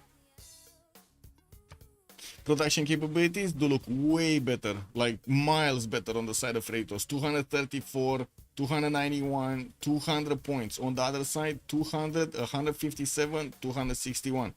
They do have a lot more faith points though, and we do need to see how quickly Byzantium can actually get to convert his opponent's holy site cities, so he can actually so he can actually get the extra +2 taxes trade. He does have 3 of these missionaries starting to move towards the opponent, his ally cities, actually to Japan and to Spain. First one on the board is probably going to be Kyoto, and then they're going to need to start moving towards Barcelona so they can convert this city center. An extra +4 on his units, while he does have first of all more science than Hungary and also the general advantage. This is going to be a very good next part. We're going to need to see if Distoria is actually going to start to deploy some units. I would imagine Distoria might actually want to get to planes quickly so he can apply his power from the north. I don't think it's going to be that useful to go for battleships here or other units at the moment. I guess we're going to need to see. Byzantium also trying to get his spy to steal some gold here from the cities of Buda commercial, or I guess this one just finished the mission. We're going to need to see if it finished it successfully or not. Curtis, good evening, sir, and welcome. Leech doesn't have vision on any. Yes, he doesn't actually. No vision, nothing. He just sees, Leech sees units coming out from the fog of war against him, and he doesn't know about what's going on there. Looks like he's sending one of his knights to try to get vision over his opponent's cities. He's putting a knight in the water. He cannot get a spy in, right? If he doesn't have vision over these cities, he cannot get a spy. Yeah. The spy is nothing. No. There's nothing there. And Zulu did get the +3, so it means Khmer did actually discover his printing. We do have Leech going for his military engineering, while Rom is 2 turns away from his own printing. Looks like Zulu did get his level 2 crossbowman course. Oh my god, beautiful damage.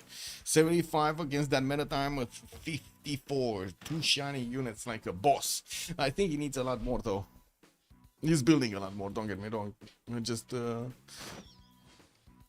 I guess would have liked to see these a lot faster. These impy cores are also gonna really overwhelm the crossbows. Like if they get into the crossbow line, those crossbows are dead. What is Ethiopia doing with all of those units? Okay, he got caught. He got caught by Byzantium, and looks like he's gonna lose his Oromos here. Looks like he was building some more. Oh, he just got the heavy chariots. Got it. Okay, he's just using the heavy chariots for the extra amenity in each of his city centers, and that's about it. Trying to get more campuses out, while I do see Alexis Krep is on 144 science and 180 culture. Does look very good in the stat screen, and also 206 science with some production with what 200 faith per turn. Looks pretty good. Inside of good evening, sir, and welcome. I know you probably already have shown this, but what are the religious setups? No problem. Let's see. So Ethiopia is going to have Feed the World with Crusade. You also did pick up Watts and Tithe since the last time we actually checked this for the extra gold and the extra science points. You do have Khmer going for Dairy Mares with Defender of the Faith and the Work Ethic for the production of his shrines and temples. Byzantium, Theodora did go for Zen Meditation with Stewardship. Couldn't get Crusade, unfortunately. It was the first one, Ethiopia, that did get it. Japan, choral music with lay ministry. We do have Judaism also on Spain with Jesuit education and sacred places, and that's about it. And we do have on the way right now about the religions, we do have Byzantium starting to send those missionaries to convert the cities here. And wait a second, Isodor, Imhotep, and Bishen got recruited by Japan in a single row. Whoa, Filippo Brunelleschi is going to be the next one. And by the looks of it, we did not have anybody else picking something. Oh, it was Spain picking the first one, and then bam, bam, bam, bam, bam, Japan just took the other ones. Well, looks like Sprig is going to have quite a few extra points towards his wonders. Did get Angkor Wat as wonder that just gave him one extra point of population in each of his cities, and I do see he's sending Isodor of Miletus to actually finish Mausoleum at Halicarnassus, so he gets an extra charge on each of these the great engineers. This is going to be beautiful. We do have some Levy units also from Hungary that are trying to eat through the Spanish defenses, only crossbows though. Well, I guess he does have a knight here. Don't really think that's happening anything. What happened here? Oh my god, that was fast. Zulu is breaking through the defenses of Mahendra Parvata. He's just one-shotting these crossbows left, right, and center with his night cores, starting to get more night cores, and his crossbows are just overwhelming. Ethelfled and Hannibal Barca on the front line. We do have new night cores coming out, not to mention new of these crossbowman cores. Looks like from the north, Matthias Corvinus did levy the city of Hansa. And he's getting some upgraded men at arms. So while this is an issue, can he actually get Hansa back? Malmö is only 6 points. Does he? I don't think he had points in another city. Oh, he's keeping Valletta. Well, I guess if he does have some faith, and I would imagine he does have some faith, he can at least buy the walls in Nodwengu to help defend this. That's a bit unfortunate. Also, wait, Cool Whip, good evening, sir, and welcome. Who got Happy Scientist? Maori got a Happy Scientist, yeah. Thanks, thought Japan was getting some production from the region, but I guess they just have some good industrial zones. Yes, he has, very good. Also, Hansa is gonna reveal Zulu. Yeah, it looks like Don Wengo is gonna get, or did it get revealed anyway? Let's see. Yeah, not yet. Not yet. Yeah, he just needs to step with this Meratam here, and that's it. Here or here. And he's gonna see the city of Nodwengu. And that's it. He's gonna allow Khmer to actually get one of those knights in. But anyway, in the meantime, Zulu is managing to drill through Mahendra Parvata's defenses. And I do see he with his catapult cores, he can deal more than enough damage to the city center. Not to mention have the MP cores strong enough to withstand the crossbow counterattack. Zulu is trying to eat through the defenses slowly but surely, while we do have new units getting deployed from the north. He does need to fix the problem in Nodwengu from Hungary's men at arms. Is Byzantium moving? No, we got some black armies coming out from Rome. We're also gonna have 8 more turns until the next era. And I do see Hungary did also manage to get his crossbow technology. He just needs the gold to upgrade these. Getting spied on by Spain. And I do see at the moment Byzantium is going for his metal casting in 3 turns, while Rome is getting gunpowder in 4. There's gonna be quite a bit of a discrepancy between them getting to ballistics. But we do need to see if Tirits is actually gonna force the issue here and try to get to ballistics quickly. More spies coming in from Constantinople to get deployed into the front line, while I do see Spain is working on his production capabilities. He's on 260 points right now, way higher than, well, way higher, just about the same actually as the story as 261. I don't know why I was thinking it's way higher, but anyway. We got some more of these builders coming down, Cordoba and Toledo, of course all of them with a feudalism card, industrial zone logistic projects from Valladolid. He did manage to get 3 of these industrial zones next to the aqueducts between Bilbao and Valladolid. Well, he also has James of St. George. This guy is just building stuff. Anyway, he did start off on building Colossus, but didn't finish it. He went and switched towards industrial zone logistic projects, probably to try to get Filippo Brunelleschi, which is going to be the next one. He does need 155 points, and he's only on 8 points a turn, while I do see Japan is on 14 and Ethiopia is on 8 of his own. Dmitry Mendeleev was the next scientist for the 50% production towards research labs buildings. We've got quite a few writer points coming up from Ethiopia and Spain and Maori to recruit these next ones. And I think it's very important to see what's going on here. Yeah, that city's gone. Okay, that's one city taken away from Khmer. Khmer, 76 science, 55 culture, Zulu 90 and 36. Okay. And these units of Khmer are just dying. Whoa. Another thing, since he did manage to take Mahendra Parvata and keep Mahendra Parvata, he's gonna have the ability to actually upgrade the units that were on the front line but were not in the borders. Like, for example, these archers that were sent very early on, the catapult cores that can turn into trebuchets or bombards. He's getting metal casting in 3 turns, and it looks like he's much faster than Liege going there. Nationalism also coming out from Liege in 11 turns, while we do have new knight cores coming out from Malm. We're probably gonna see him, there we go, buy out the walls in Nordwengu, and also try to get to Cuirassiers as quickly as possible. Barsaki on industrialization, finishing next turn to get the extra production points on all of his mines, not to mention unlock the ability to build up the factories and of course those coal power plants in his industrial zones. And now Zulu has Defender of the Faith in Mahendra Parvata. No, doesn't work like that. Like, Defender only works in if you're the owner of the religion and it is your city, basically.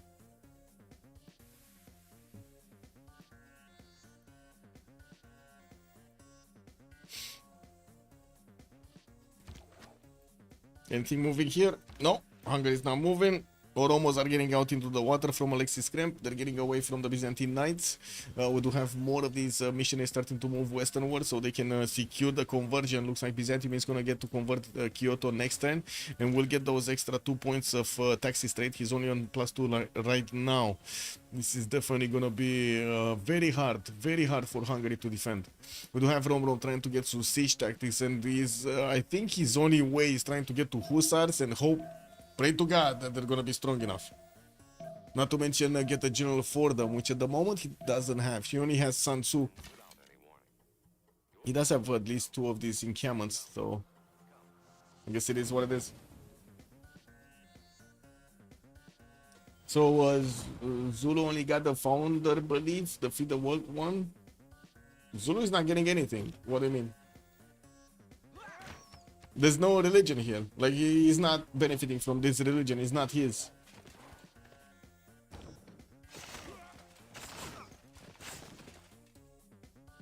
Okay, well, looks like Zulu is drilling through Khmer's defenses slowly but surely. Oh my, these are so many units that are dying left, right, and center.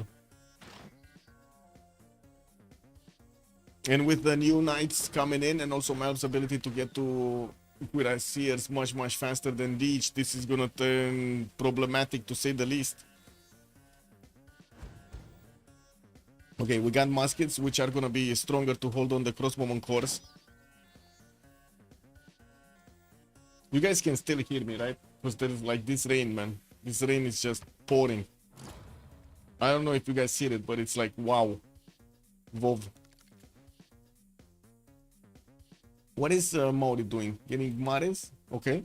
Getting also his shipyards in his harbors. We do have him on 300 science with 100 culture, and also he did manage to jump up to his 300 points of production, way more than his allies do have in this game, while he's building up his university count to actually get to add more science points. Also, but it is possible Zulu doesn't have astrology tech. Okay. Feed the world doesn't work. No, nothing works. If you're not the owner of the religion, it doesn't work. Forbidden City coming up in Valladolid in 6. Okay. There's no engineer here.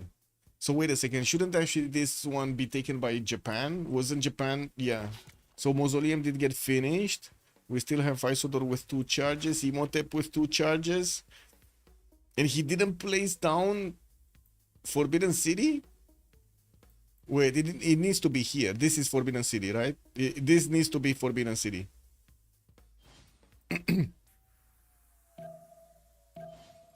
I would imagine so. Anyway, let's see what's going on here.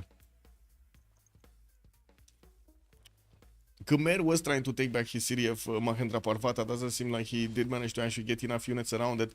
And we do need to see if Zulu is going to manage to save this Impi core. Yes, he did. He did actually get it back in Mahendra Parvata. Promoted it to get the heals back. And now we're pushing out with the other units, especially with his crossbows that can do so much damage to the Khmerian line of defense. Khmer will also require a decent amount of gold to upgrade his Maritimes into muskets. Gold is not a problem on the side of Ulyss. It's more army size. And from what I do notice with the units of Zulu starting to move towards the south here, he's also getting invaded in the north. Needs to take care of Nodwengu and Dodakusuka, where he does have another one of these knights coming out. These units of Hungary from the city of Hansa that got levied from the city of Hansa are actually poking quite hard his city centers. Wait, yeah, that's true. Prediction can be closed. Mahendra Parvata. True. Yes, Sandorius. Thank you so much, Mahendra Parvata. So you, DLV did manage to take the first city. That was Mahendra Parvata. Bam, boom, we got it. We can convert with the religion and shrines to start to you. I know that.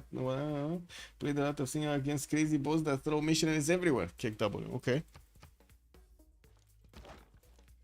Sure.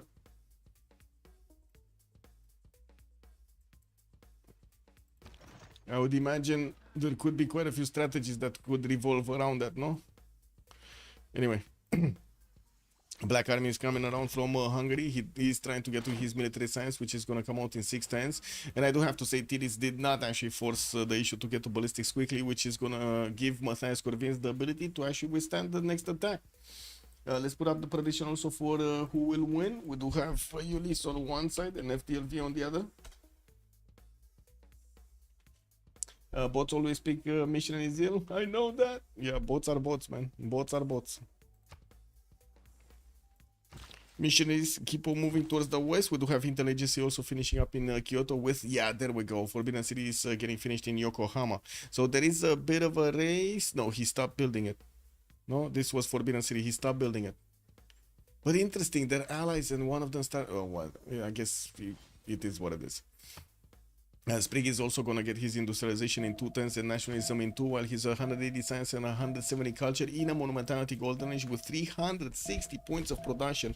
It looks very good for him to go for the next era. Doesn't have as much science as Dystoria, but it doesn't have free inquiry golden age either. Not like my Indo single player ever needs one. Okay. I gotta say the fact that in single player missionaries are moving all over the place is extremely annoying. Like extremely annoying. You wanna keep your religion and everybody tries to poke in with their own religion and missionaries and apostles and everything. Very toxic, very toxic. Anyway, any city that has your religion as its majority will gain your follower belief bonus, and even if it's owned by an opponent. Interesting. ... Eco super insane.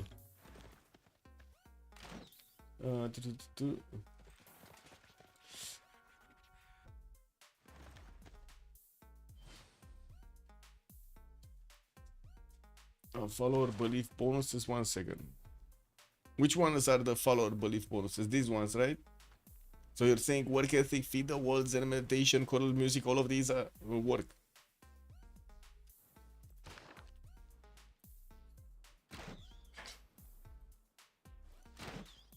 Interesting.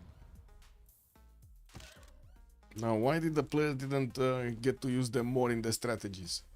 Anyway, now we do have Alexis Krem 220, 203 also points of culture. It looks like he didn't get to be successful with his initial attack against Byzantium on the western side, and now doesn't really have a military. Getting his spies up and also trying to build the Statue of Liberty with the help of Filippo Brunelleschi in the city of Alamata. He did manage to roll the first point, so Ethiopia does have at the moment. No. It was Sprig Japan that did manage to get the 5 out of 20. Wait a second, so Japan would need to actually start building up his own Statue of Liberty here. I do see he has quite a few of these harbors in the water, including from Kyoto. He's going to have the ability to get that down. He does need the civil engineering, and I do see he's just on nationalism in 110. Well, I guess he doesn't have that much until he's going to get there. Leonardo da Vinci did also get recruited. This is going to be super important for Spring's extra culture. He's going to get +6 from each of his workshops. People try to spread Zen anywhere when they have the ability to do it. Yeah, but Zen, it's fine, right? The Zen is the extra meditation. I would say you don't need to upgrade. You don't need to build holy sites for that to actually activate. That's what I mean. You only need to upgrade, convert the city. On the other ones, you need the shrines, you need the temple, you need everything else. Coal power plants coming in also in Spain, while a little. Let's see. Spain, 385 points of science.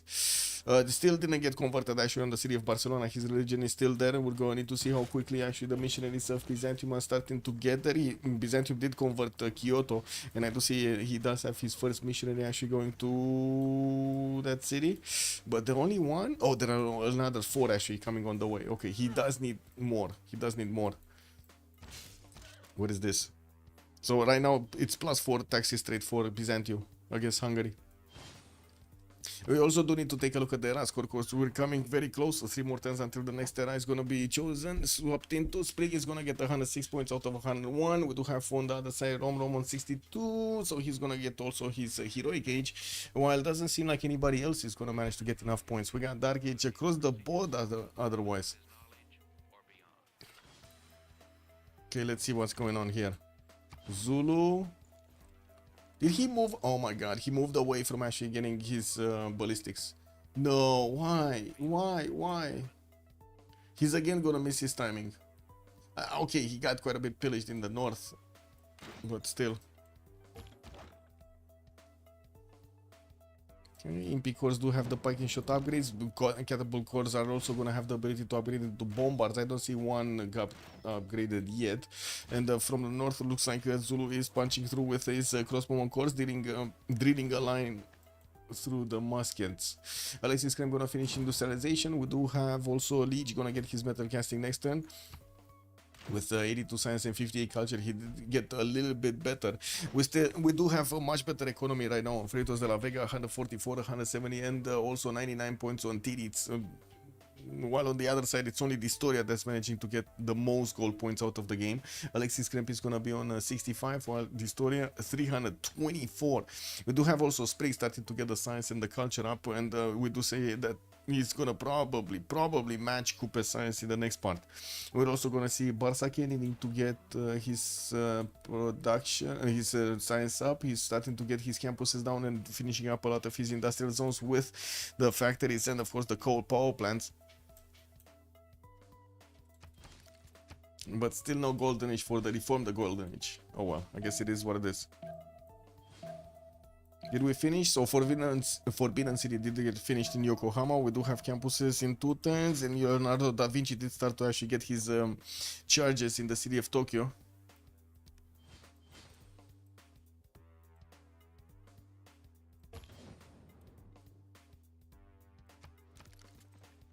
Yeah, that's the main problem. What is the point to spread feed when your ally won't build shrine anyway? But that's why nobody do this. But no, yeah, but you can use it the other way, no?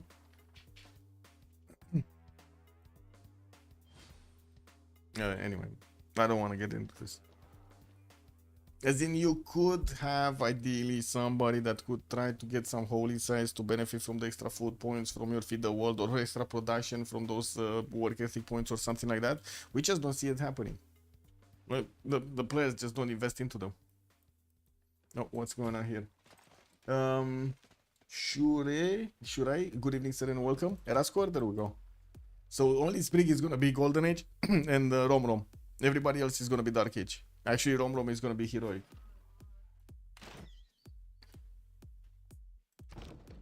Zulu would require a decent amount of gold here to upgrade his units, and they will need to actually keep the gold so he gets his ballistics. Unfortunately, he did move away from actually finishing ballistics quickly, and now he's still 4 turns away from it with 2 turns for nationalism. He's gonna get his I would say army ability. While we do have quite a few knight cores coming out, he's gonna need to get some normal ones, so some 1 unit ones, so he can army up much quicker, or I guess take over cities so he can get the army anyway.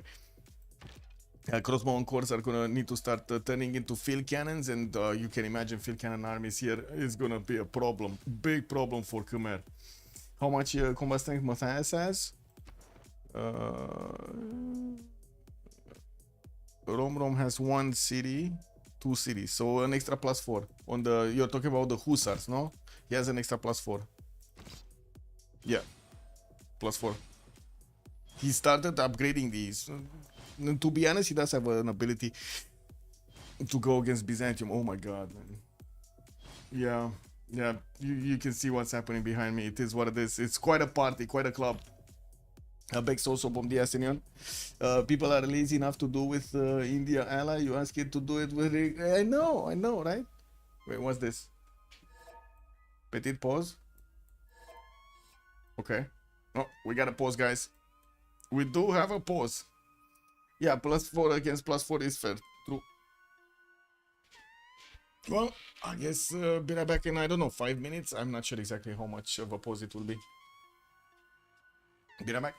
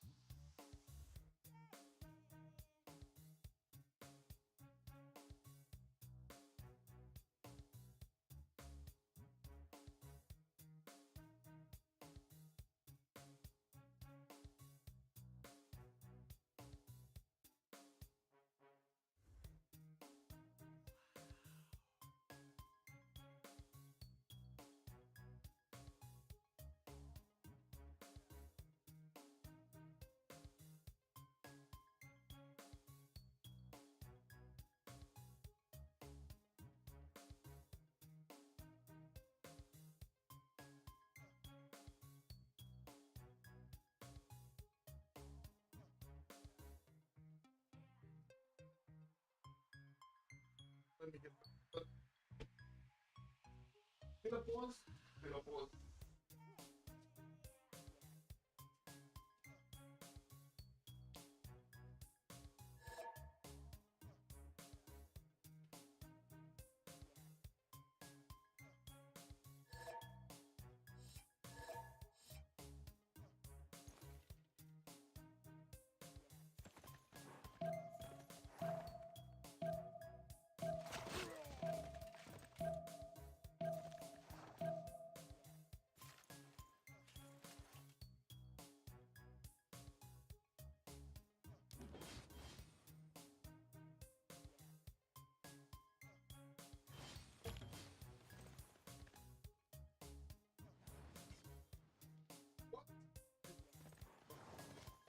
I guess I'm on time. Or about on time.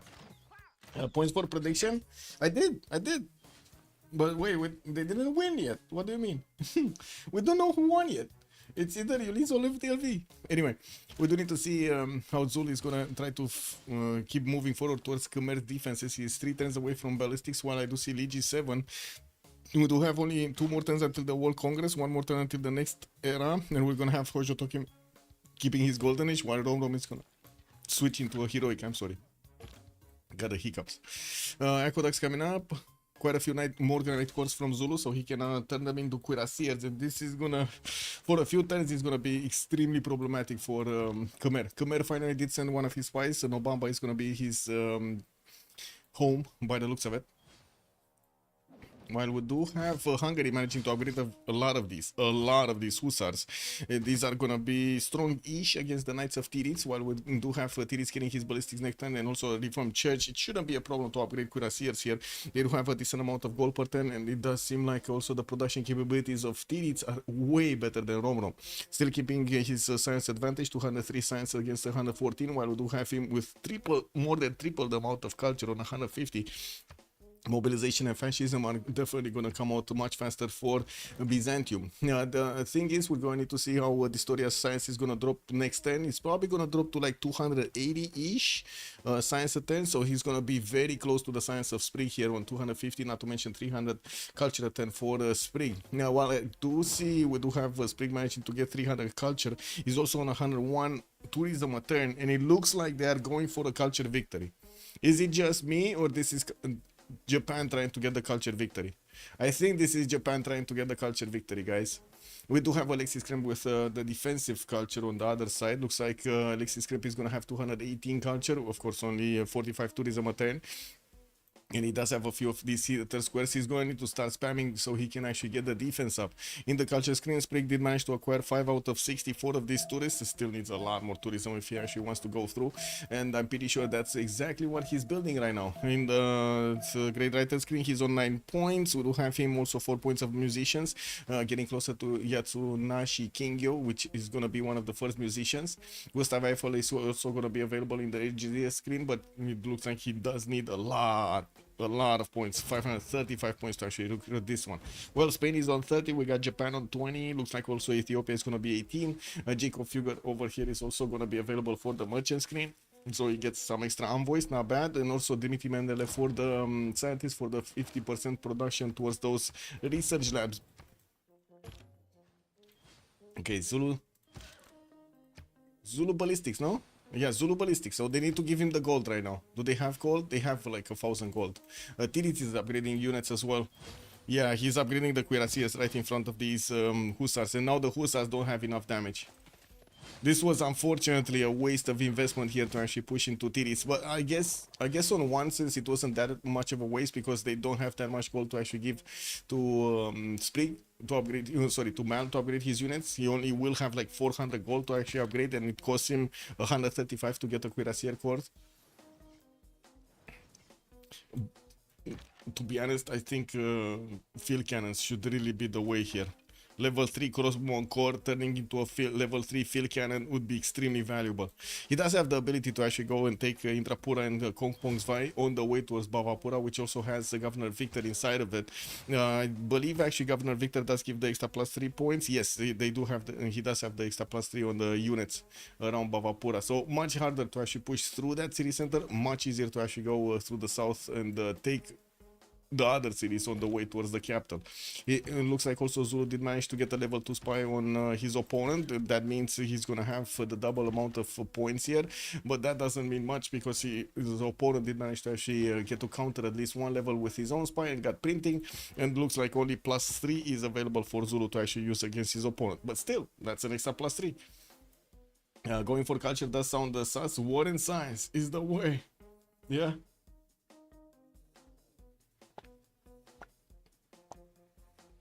Is it even possible to get culture against the Maori? I mean, Maori right now doesn't have a lot of culture. This is only on 131. And he did build a lot of his mares already. So, yeah. I guess he has a few more coming out. Doesn't really seem like he's gonna have a lot of culture throughout the game. There is a small culture victory window, but the story will eventually be able to bring Sprig the pain. Well, let's see it. Let's see it. Also, let's see the Congress.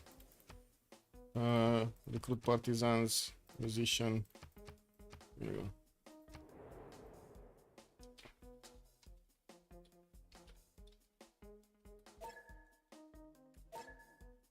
Okay.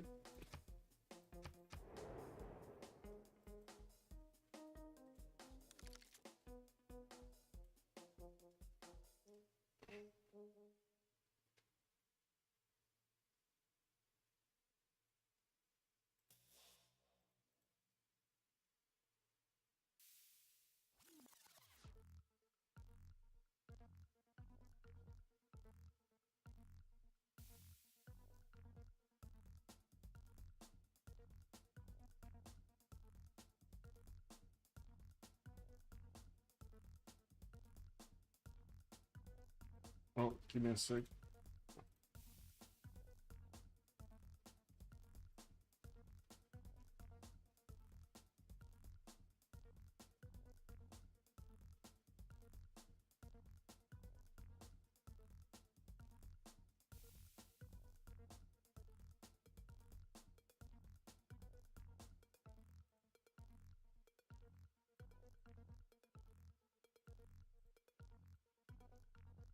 Okay, just waiting for them to go through the Congress.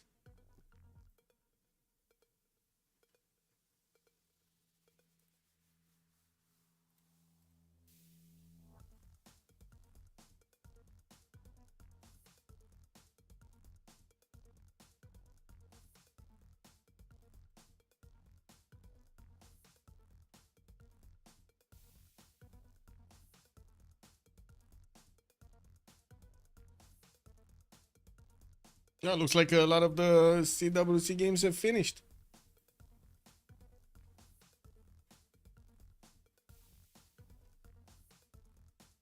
I don't see the reports though, not yet. Yeah, from neither one of them. I'm gonna need the report so I can update the scores. Anyway, sabotage production, chosen operation not available, great general no points. That's gonna be a problem because they're definitely gonna want their modern in this era. We do have also Hojo Tokimi managing to lose the 2 diplo points. Interesting. Okay, so that means Melik the second is gonna keep his. Let's see. You did get statue? Not yet, no? He's on 5 out of 20 on Sprig. And Alexis Kremp is 3 out of 20 right now. Anyway, it doesn't seem like these Byzantine cuirassiers are gonna have enough damage to hold on the hussars, not to mention these field cannon corps are just gonna push them back, and this is gonna be turning quite ugly for Romro because he's gonna need to somehow recover from this. We will need to see a few more units coming around, and we do need to see also the trades, if Tidis is gonna manage to trade efficiently against these hussars of Hungary, not actually just letting his units be. We do have also Zulu starting to upgrade a few of his hussars that will end up fighting the Khmerian pike shots by the looks of it. Of course, with field cannons, that's not really going to be a challenge. The field cannons do manage to almost one-shot that pike shot. Moving one of these field cannon corps towards Indrapura. We do need to see if Zulu's gonna send at least like 2 cuirassier corps, and one single field cannon should actually make quick work of whatever unit and also defense Indrapura has over here. It's just a matter of time. Cuirassier Corps coming out. Bombard Army is also coming around. Looks like he did manage to push back the units from Hansa, but he has a lot of these Night Corps actually deployed into the north and not joining up onto the front line, where they would have been needed to keep on pushing through Khmer's defenses. We also do need to see if we're gonna have Sprig managing to keep his science at bay. Yeah, Distoria did drop down to 290 science, and I do see Sprig is 283, so he's catching up. But Distoria still has 38 techs, and Sprig is on 36. We do need to see if Sprig is gonna manage to actually get his I would say Oxford University built. He's trying to build it in Okayama. That would allow him to actually catch back up to Distoria's extra science, and we do have him with way more culture, 355 culture, only 109 tourism. He's building and built up quite a few of his electronics factories to get those extra points of production and soon to be culture, while he's also building finishing up all of his universities in the remaining campuses that he didn't get before. Volin doesn't have any more units levied, nor do I see actually that many units to levy from it. And I do see Spain from the north did manage to start getting some more banks in the commercials, while he's only on 145 science. I gotta say, this is not really amazing economy. Still, Sprig did manage to get to 300, so that's pretty good on their side. We do have, of course, the production capabilities coming in. Looks like also Maori is sending a few units here. Interesting. He's worried that Spain might actually come against him. Distoria is worried that Spain might come against him through this water. I mean, there is a possibility to get a canal city, definitely. 100% that can happen. Wait, is he building a mare for like 2 tiles? Okay. Interesting. Okay. More of these art museums coming around from Maori, and we do have him on 140 culture a turn right now with 450 production. I gotta say, already Sprig and Barsake did get way more production, 637 on the side of Sprig with 549 on the side of Barsake. They have both of them do have good science, while Tiris did manage to get to 250. He's actually keeping up quite tightly to Distoria. We do have 34 techs. Well, that is the difference. There is a 5 tech difference between them. Distoria did take, how to say, did not take that much to actually get to his science number. Well, it took Tiris way longer to get to the same science number. We're also gonna need to see if Byzantium is gonna get to stop this attack. I would imagine so. He's getting spied on. He's also getting to spy on his opponent, trying to gain the sources over here over the Hussars of Hungary. While he does have +4 combat strength from the taxi strait, he didn't actually manage to convert the city of Barcelona. Has another 2 missionaries on the way towards Barcelona, 3 missionaries actually on the way towards Barcelona, and he's going to convert that 13 population city relatively quickly. It's just a matter of maybe like 3 turns to actually get there and convert them. While Zulu did upgrade a few more units. He did he did manage to take that city from the south.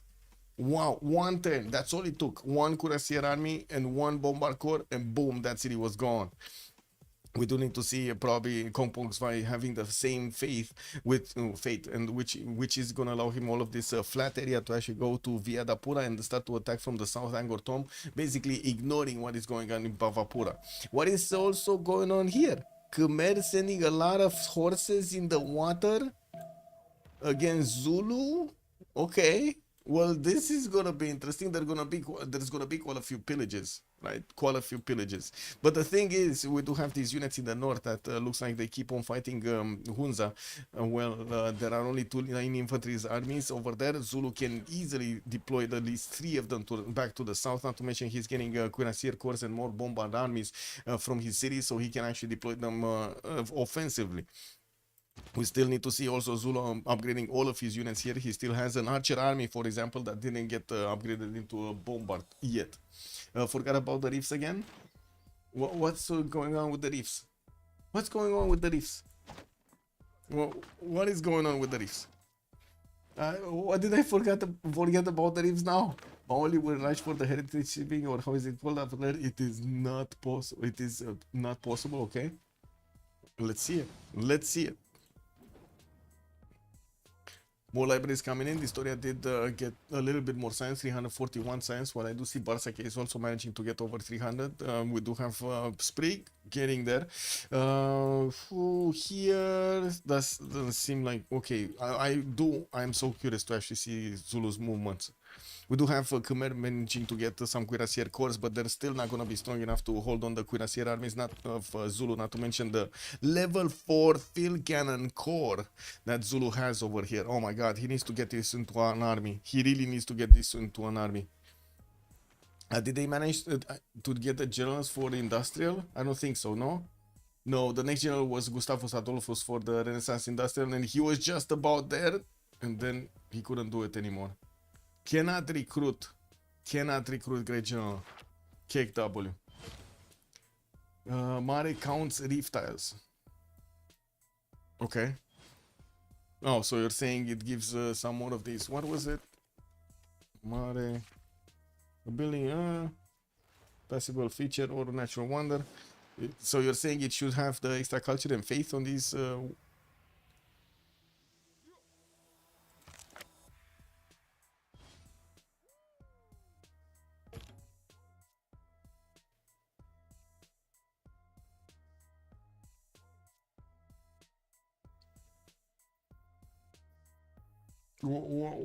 What should I see extra on the reef tiles?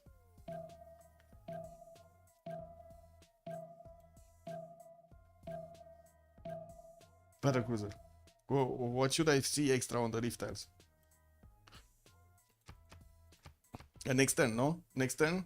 We're gonna see it? Let's see it. Is that culture number gonna pop up? Boom! Culture and faith pop up. Boom! So he's getting like 2 culture points and 2 faith points for the Mare. 3 faith points. Okay, 3 culture and 3 faith points. Okay.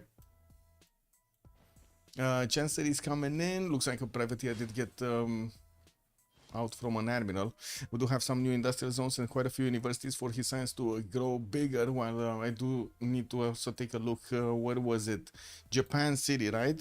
He's 1 turn away from getting to finish Oxford University, while he's also 4 turning a Bolshoi Theater in Nagoya. That will allow him to actually catch up to the Historia Science. 41 takes, while we do have Sprig right now with 39 takes. Okay, he's still 2 takes away, getting more campuses for those extra points, and did also get Charles Darwin. Culture and faith, we didn't count it for Cahokia, yeah. Okay, Gustav Eiffel is still available for them. It's gonna take quite a bit of time to get there. 155 calls for the next writers, while Maori, well, we'll not get to recruit these. Ethiopia is on 11. We do have Japan on 10, and it looks like they're going through the admirals. I mean, it doesn't matter because nobody's gonna fight the navally here, or at least I don't think so. We also do need to see Byzantium managing to take care of the Hungarian attack. His field cannon corps are starting to get really hot over here. And we do have the Cuirassiers and the Cuirassier corps managing to withstand the initial attack of Rom. We do have some Cavs also sprinkled around this.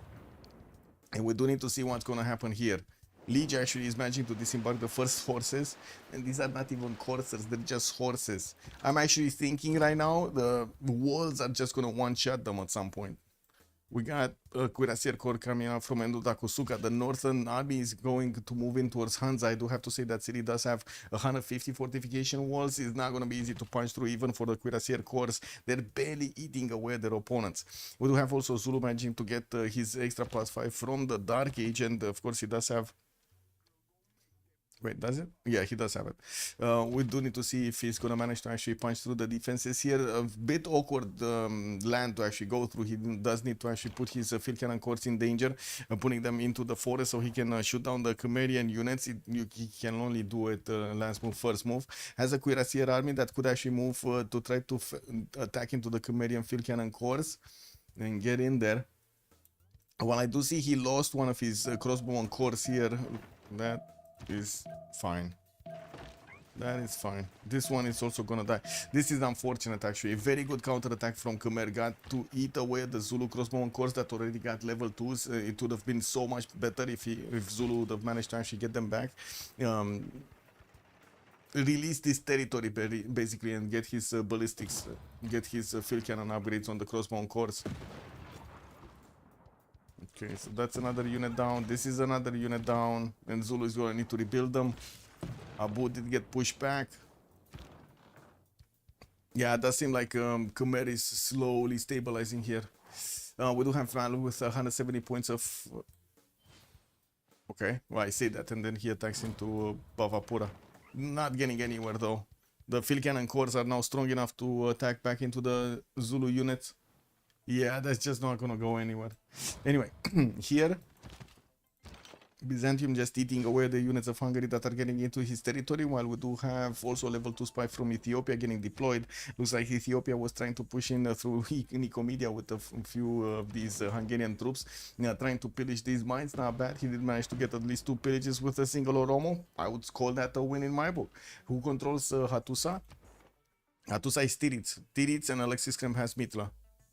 Melm still has Valletta, Preslav nobody, Kabul is Rombrom, Hansa is Rombrom, Rombrom is also Volin, so he did manage to get the 3 series. That means a +6 on attack from his Hussars, or the defense from the Hussars. Not bad. We do also have Byzantium finally managing to get his +6 combat strength from the taxes, so he can equal out, tie out the Hungarian bonus basically. I do have to say Byzantium here does seem to need a lot more units, and looking at the tech side, he's getting his steel walls next turn, which is going to put him very close to getting combustion. He didn't get refining yet. He's going to need to get that technology, and I don't see anybody in the game actually managing to get the refining at the moment. We do have Rom with Reform the Coinage, Drums of War, and also Monumentality Golden Age picked up by him. He's 110 science with 44 culture, 134 points of production only, next to that Byzantine nation of 260 science, 120 culture, and also 270 production. That seems way better. Way better. Sprig is on 344 science and 411 culture, and we do have him with only 138 points of tourism. He did finish his Oxford University, and right now he jumped up to 42 techs, and we do have him tying up Coupe on 42 techs. Returning Bolshoi, getting more consulates, also finishing his electronics factories everywhere, building out the Costa de Constatación. Let's actually see if he has a continent split. He does not. This is just going to work for his, how to say, governor titles, and that's about it. Did recruit just Darwin, and I do see also Dmitry Mendeleev did get picked up by somebody. That was Spain that did manage to actually recruit Dmitry Mendeleev. Santa Cruz got picked up, Armor here, I mean there, it's fine. Nobody cares about those yet. Or will care about those. Encampments from Yokohama. Okay, that's probably for a military engineer or something. Okay, so looks like Zulu is slowly punching through the defenses of Kompong's Vai, which is trying to get the ancient walls. He did get pushed back from attacking into Bavapura, and will need to get all of these units from the north back into the south. He will get also disembarked here by Khmer from the western side from Ulundia. This reminds me of those StarCraft strategies with, you know, the Terran, when you went in and tried to deploy some of those Marines that were getting eaten alive everywhere. Oh, thank you so much for the follow, SB4774. Much appreciated, sir. Also, I guess, wait, Cupcake, good evening, sir. How's life? How's life? It keeps on going, man. I don't know, my heart keeps on ticking. I don't really have a big answer on that. I'm happy I'm doing better music, and I'm getting to, how to say, entertain myself basically. Not to mention we do have quite a bit of action going around with the CWC, so basically that's my life. It is what it is. No, doing music and Civ. A little bit of Athena on the sideline. Kick W. I gotta say she was a bit annoyed that it's raining outside. Anyway, do we have any attack going on? How is your life, by the way, Cupcake? All good? All good?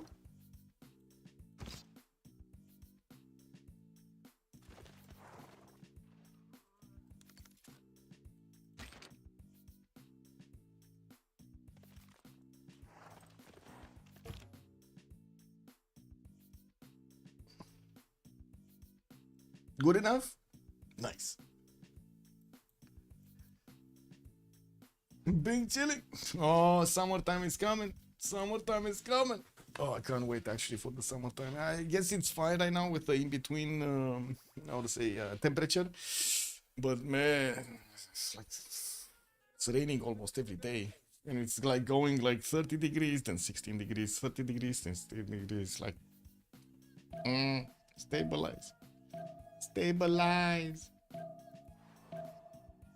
Anyway. Oh, we do have the first aerodrome starting to show up from Japan. And I do see he's still finishing up his university count. He did manage to get more science than Dystoria and now more culture than Dystoria. And it looks like Sprig is going to manage to keep on going, getting that from the coinage to also give him enough gold per turn for his teammates' upgrades. He's on 309 at the moment. Casa de Constatación and the Bolshoi Theater are going to add a bit more tourism on his side. He's only on 138. He definitely needs to actually start rolling in some more musicians, but he also needs to get to his broadcast center so he can actually get those musicians worked. Economics in 2 turns. While he's going to want to get his research labs at the same time, we're going to need to see how quickly he can actually get computers and other stuff. Looks like also Zulu still didn't army up all of his cuirassier cores. He does have a level 2 field cannon that keeps eating away the Khmerian defenses of Bavapura. While the Knights of Khmer are starting to get into Lundi. I think one of... Oh, sorry, the horses of Khmer. I think one of them just died somewhere. This one got out and is moving southeast. We do have a bombard army that is moving here, but I'm pretty sure that actually is going towards Hansa. That is a city state that he needs to take out. But to be honest, that's an 89 defense strength city. It looks like even the bombard army is going to have significant issues to get through it. 2 turns for Ulundi to get cuirassier army. Same can be said about Tungum Dulovo. That's going to just be a cuirassier corps though. And we do need to see if Zulu is going to manage to actually push back these nasty units from Khmer. Still a few mines are going to get pillaged here, I'm pretty sure. At least 2 of them, from what I can see, I guess a quarry and a mine.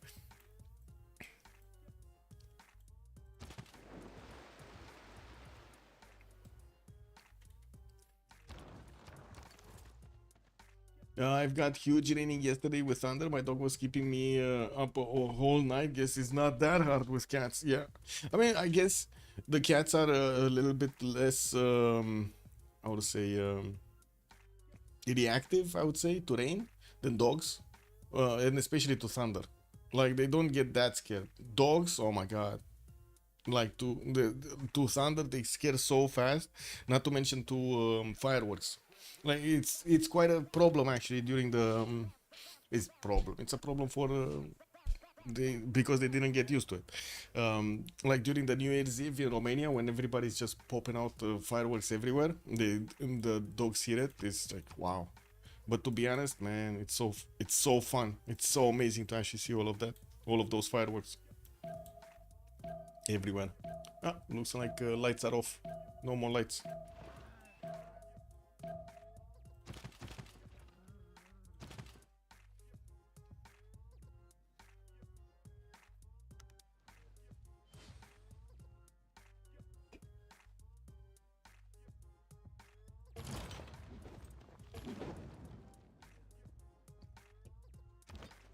I didn't really check or saw how quickly these Hungarian cities are building up these hussars, building the hussars. Looks like in the south he pushed out. We do have so many field cannons here that it's not going to be a way for Romrom to actually get through this defense. I'm pretty sure he's going to start to get pushed back soon, since only a single cuirassier is actually stronger than the hussar on the defense. And of course we will have quite a few corps coming up here from Byzantium. On Zulu's side, we do have him pushing slowly through the defenses of Kompong's Valley, getting those cuirassier armies on the front line with the field cannons and the bombards right behind them. These bombards are going to make quick work of the city walls of Kompong's Valley, but they need to be careful to not enter the field cannon core defense, which of course is still going to be there. We do have Tiritz also finishing his steel and getting his refining next turn. He's not going to be far off from getting tanks, which is going to be a technology that Hungary cannot defend against. We do have Romrom getting his rifling in 1 turn, so he's not that far away from getting his own steel technology, but it will take him quite a bit of time to get to his own tanks. And while in the north we do have Maori still getting his production capabilities higher. He's on 541 points. It looks like he kind of lost the train. We do have Sprig on 800, Barsak is 600. Not to mention a little bit of faith from both, and they do have that ability to use the faith for something. Japan sending Charles Darwin easternwards, and from what I do see in Spanish territory, we do have a lot more gold per turn coming around, with the stock exchanges getting in, more markets in the commercials, and he's building up some water parks for the extra amenities. He also does need to finish his university count. He's only on 289 science, focused a lot on getting the culture, the production. On Sprig though, 800 production capability and also quite a bit of tourism coming out from Japan, finishing off a few more wonders. Got that Oxford, got Casa de Constatacion, finished Bolshoi Theater. Sprig right now is on 150 tourism a turn with 10 out of 85 of these tourists in his grasp. Getting pagodas also, looks like he finished his religion. No, he didn't yet finish his full religion. Choral music, lay ministry, and then pagodas for the extra influence per turn. Okay. Did they finish statue? Wait, somebody was building statue. What was it? Ethiopia, no? Yeah, Ethiopia did actually finish statue. So he denied Statue of Liberty here. Ethiopia is on 6 out of 20 points. I don't think he has a chance to actually get to a Diplo victory, but he denied it from his opponent from Japan. Japan putting a few of these spies in, while we do have Hungary just sending his hussars on the western side. Okay, 6 turns to get a hussar, 4 turns to get a hussar. That's very low production. Very low production. We do see he's on 134 versus Tiritz's 285, and of course the 61 Faith turn. 61 Faith turn is not really a good number at this point in time. Like, it costs you like 280 in Reform Church in the how do you call that? Government type?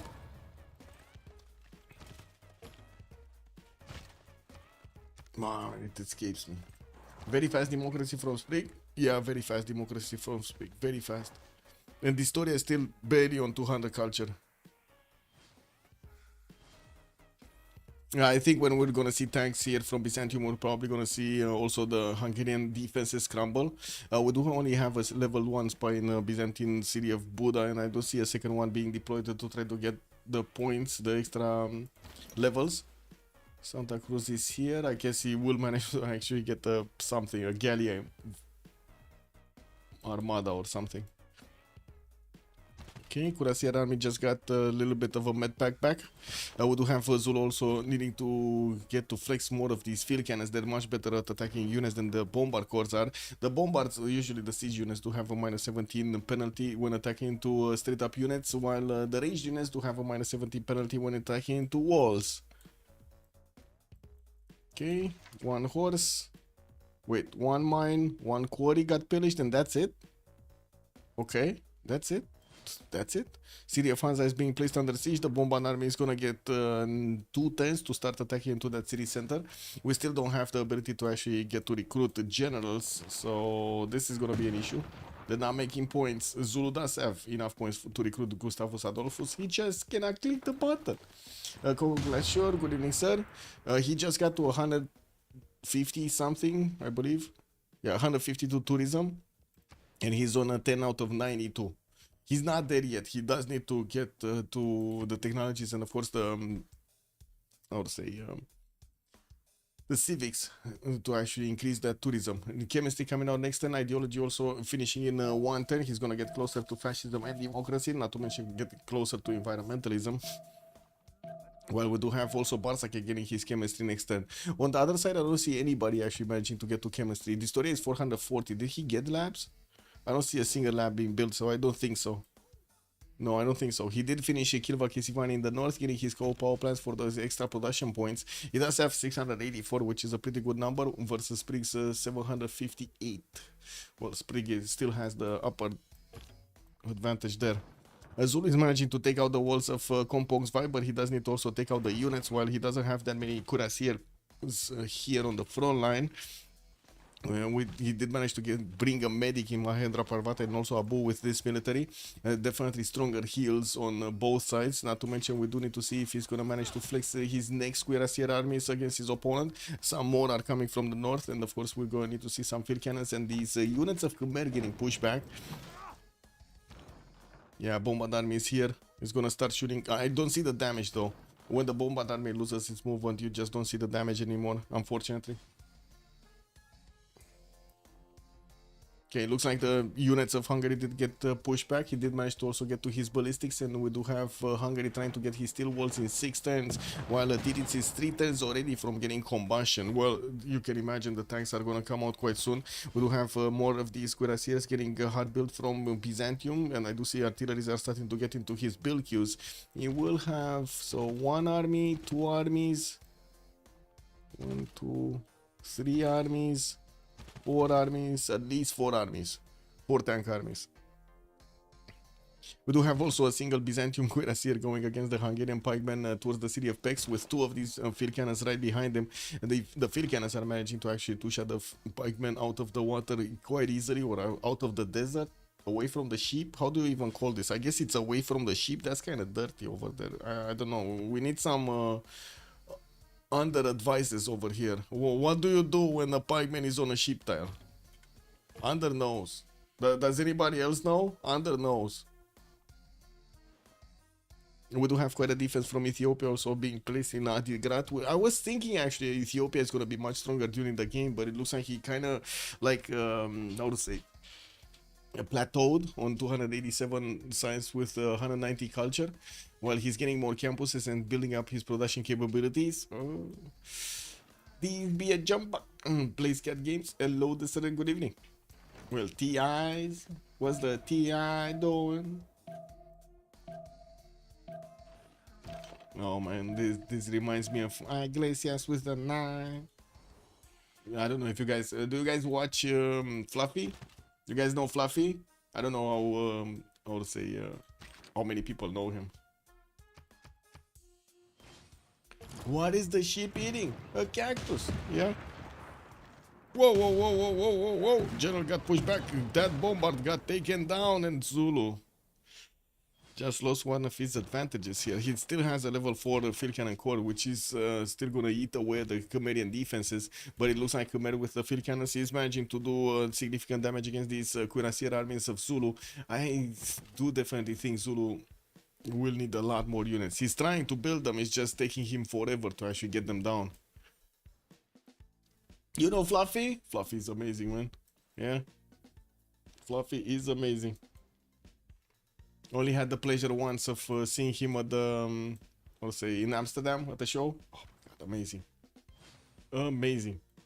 It was like 3 hours of like my belly literally hurting and my face hurting of how much we actually laughed.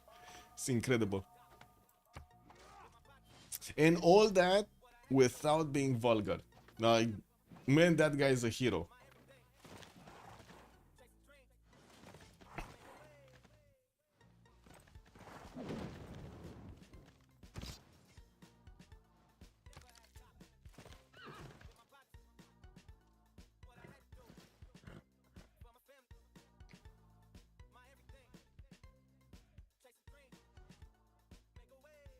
Spain, Japan. Okay, research labs coming in from Japan. His science is gonna jump up really quickly. He's right now on 458, and with the first research labs finishing up next 10, we're gonna see it slowly moving, or no, very fast moving. We do have also Rule Valley finished in the city of Madrid for those extra production points with Magnus in there. I'm actually curious if he did manage. I don't think he actually did manage to get his. Yeah, I'm pretty sure he didn't get his vertical integration promotion on Magnus. We do have also more of these aquariums for those amenities, and the research labs are also starting to get out from everywhere. On the other side, it doesn't seem like Ulyss did manage to get to that technology, to research labs. We still have this story on 465 science and 224 culture. That's not bad, and we do have him on 300 gold a turn. 732 points of production. Does put him a little bit higher than Philip II, but less than Hojo Tokimon, so 863. Also, this toy is sending infantry. I saw 1 or 2 infantries. I didn't see that many. Okay, there's an infantry corps. There's 1 unit. I think that's more a defensive unit, Andorius, than actually an offensive one. Look at this guy. He's just sitting over there in the rainforest. Like, yeah, I'm not shooting anybody, man. Anyway, we do have Hungary trying to get his field cannons away from the Byzantium cuirassiers, but it looks like those guys are gonna hunt them down. We do also need to see Tiritz upgrading his units next turn. He does need to actually army these units up. Oh wait, he does have mobilization actually finishing up next turn, so he cannot army this turn. He needs next turn. With more of these also artilleries coming in, we do have new lighthouses for those extra trade routes, while Byzantium did, unfortunately did go under the goal per turn. He's on minus 17. We do have also Mal minus 16 on his side. What is this trade route? Where is this trade route going?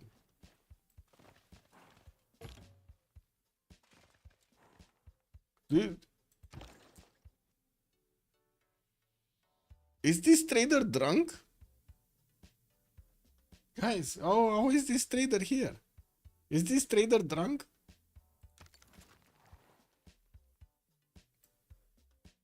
Like, in what life he would have needed to go through here?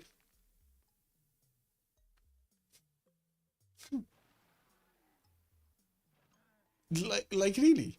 This guy is going to Nicomedia here. This guy is going here. And he's just going all the way around.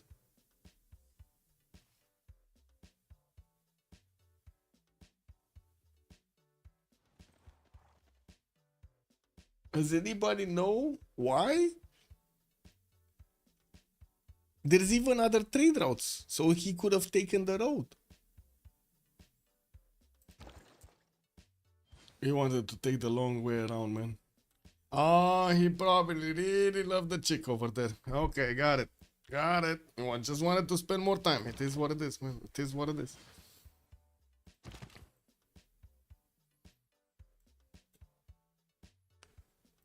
Okay. Looks like Zulu unfortunately cannot push through the CTF compounds via the moment, so we're gonna have a bit of a stalemate there. We do have new Kunasir armies coming through, and of course the city of Hansa is taking quite a few hits. It looks like the Bombard army is starting to chew through that defense, while Zulu didn't upgrade that many units. He does have a Cuirassier core that can chip away the damage. Looks like the city of Hansa also lost a bit of a defense because the line infantry did get levied, and it's out there. It's out there.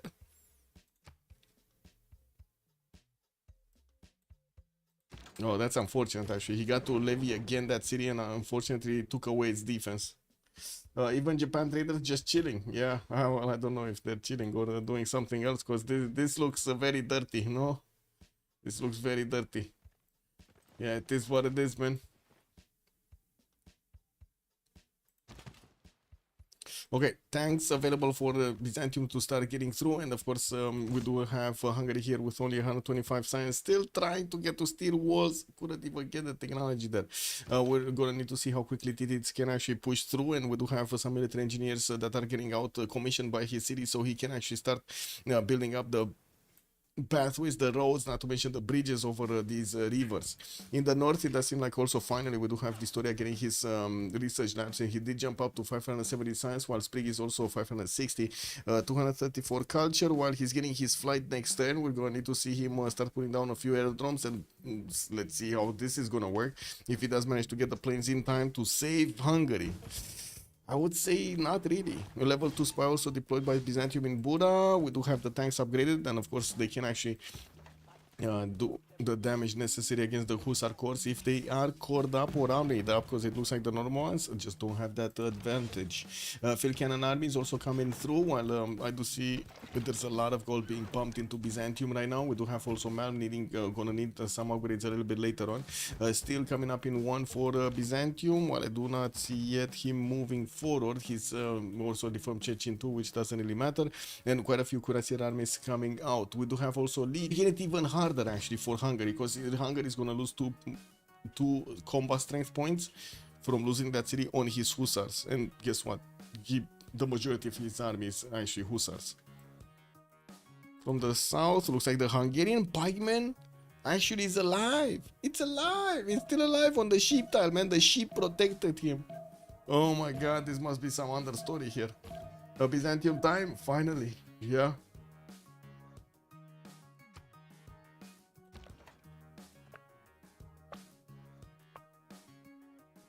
I don't have them with generals, though.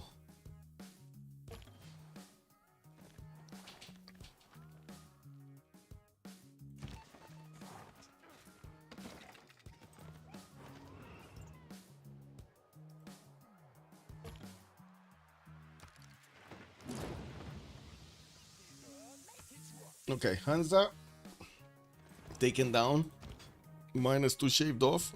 We still have the +6 combatant from the Taxi Strait, and also he's in a Dark Age, so he has the extra +5 from the Dark Age.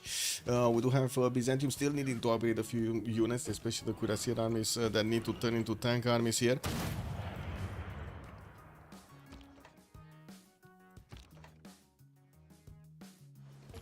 Just start me up, no? Army up. Yeah, he's arming up. Okay. And look at that, the tank armies are just one-shotting the Hussar corps. 131 strength against the 100 of the Hus.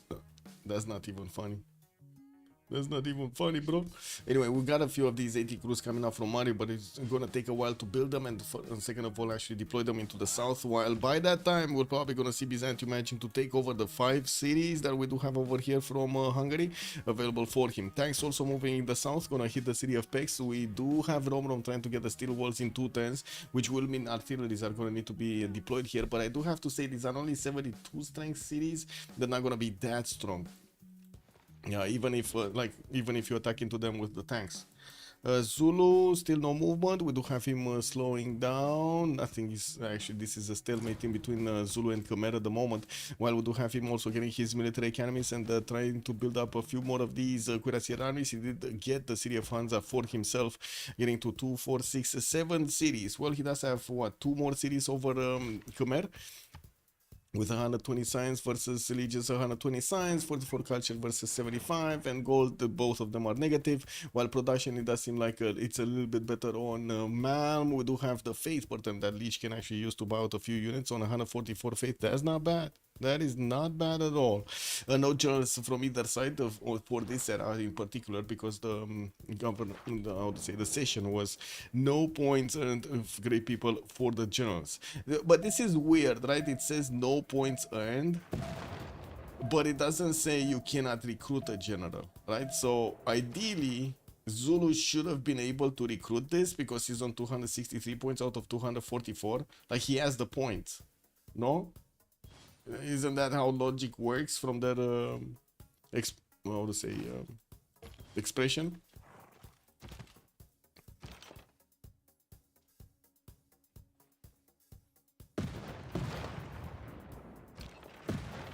Man, Zulu doing so much damage with this one single field cannon core.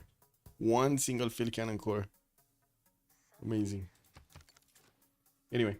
Let's see the damage done over here. Looks like Byzantium is pushing through one tile at a time. We do have him starting to get those military engineers to build up obviously the bridges over the rivers. He's going to need to get also the road going towards directly towards the city of Bura. He did manage to also get these tanks towards the south of Pex, but now with the steel walls activated, it does seem like it's going to be very hard to actually go through the walls with just the normal tanks. We do have also Ethiopia sending some Piking shot corps, which are not going to be strong enough to withstand the Byzantine units, and I do see Byzantium is keeping some of these field cannons in check in the city of Nicomedia with more pre-builds for the tanks, getting more hippodromes and also arenas for the free units, for the free heavy calves. This is gonna be quite nice. I do see Mauri did send one of his battleships here. Might actually chip away the strength of some of the field cannons. Not bad. Not to mention the artilleries. And we do have one artillery that is moving towards Debrecen to start shooting away at that city's defense. Sprig did also jump up to 200 tourism with 582 science, 549 culture. We do have him getting his aerodromes down, and I do see he does have Ada Lovelace as an engineer, getting hangars out, also building up towards Sagat's in the city of Tokyo, getting to also convert some of his cities to oil power.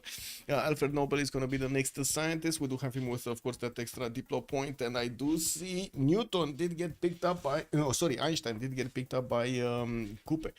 James Watt here. We do have James Willisbury on the side of Spain, so he gets those extra toys. Very nice. Very nice extra amenities there. And we do have Sprig actually jumping up to 973 points of production with 124 faith, while the story is 750 and 97. And Sprig is just jumping up and down on his stats. I guess he's switching cards or something. Yeah, I'm pretty sure he's switching cards. And there we go. 612 science, 542 culture, and 1,023 points of production. He's the first one to get to more than 1,000 production. Also, goal pattern looks very good on the side of Freritos, 315 with 268. We're going to need to see if they do manage to actually get their heroic ages. Looks like Barsake will get heroic age. Sprig is going to get to how to say, keep his golden. I do see also Tiritz is gonna get a heroic age on the other side.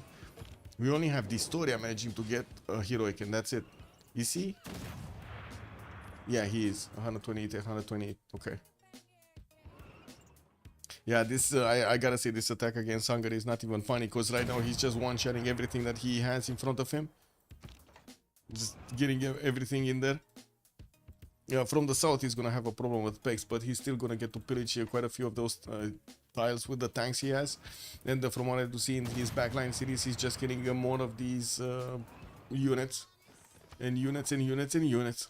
Military engineers finishing up the bridges, and we do have him also connecting up as much as possible these northern pathways with the eastern pathways. Hungary is sending a few more hussars, but he's building them so slow and he's losing so many a turn. It does seem like he's gonna run out of them in just a few turns. We do have Rom trying to get his refining in 2 turns, just like Malm is getting his refining in 2 turns. So he will still need to actually get to his tanks, and not only he needs to get to tanks, but he also needs to get pre-builds or hard builds for tanks. Hussars are not, as far as I know, are not, right? They're light cavs, if I remember correctly. Hussars, they come with military science, no? Yeah, Corsairs, Black Army, yeah, they come with military science. They're replacing the cav, so he's not gonna get tanks from this.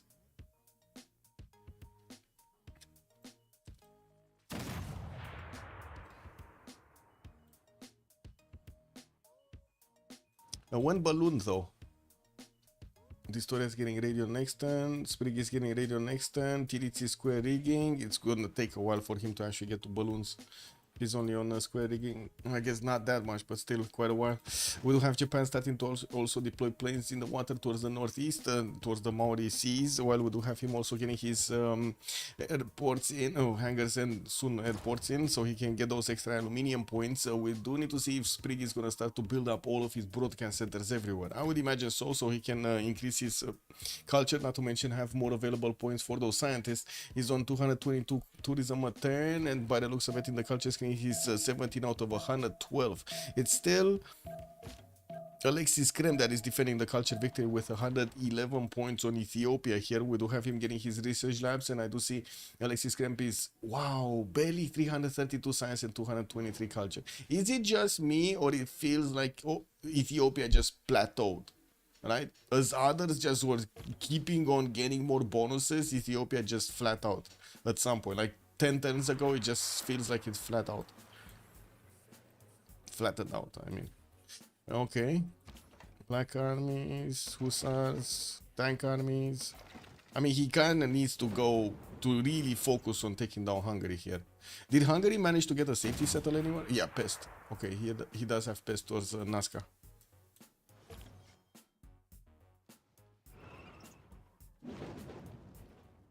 Okay, first artillery shots are also gonna start getting through.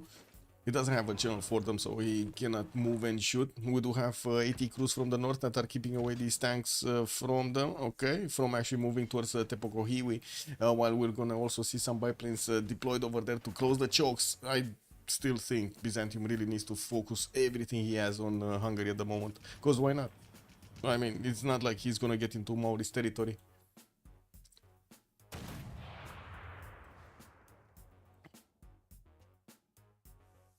Okay, Zulu, not doing anything.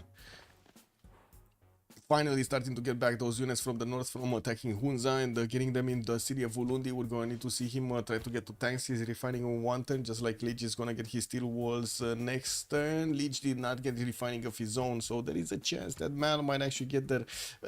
No, there's not, because he doesn't have refining of his. Oh, I guess it is what it is. One of them is going to get refining, the other one is going to get steel, and then they're going to meet up on combustion or something. Okay. Because they're kind of like very close in science. Like, look at that, 115 versus 137. They're very close.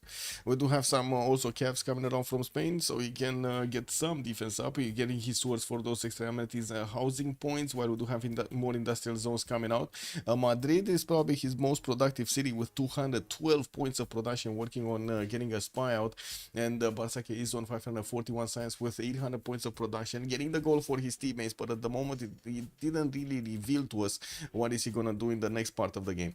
Hojo is gonna get his combined arms, and I do see him starting off for his broadcast centers from each of his cities with a theater square, slowly but surely getting also the art museums in them, and finishing up his research labs where he still has some.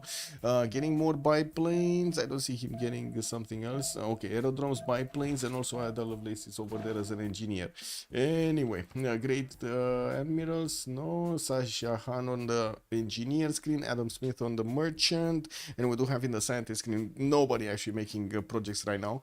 It looks like also in the musicians we do have Japan with 7 of these points, not far away from actually recruiting Johann Sebastian Bach. I don't know who got the first one though. We do need to see who got the first one. It's very important. Mauri got the first one. That is unfortunate. He couldn't get the first bonus points of tourism there.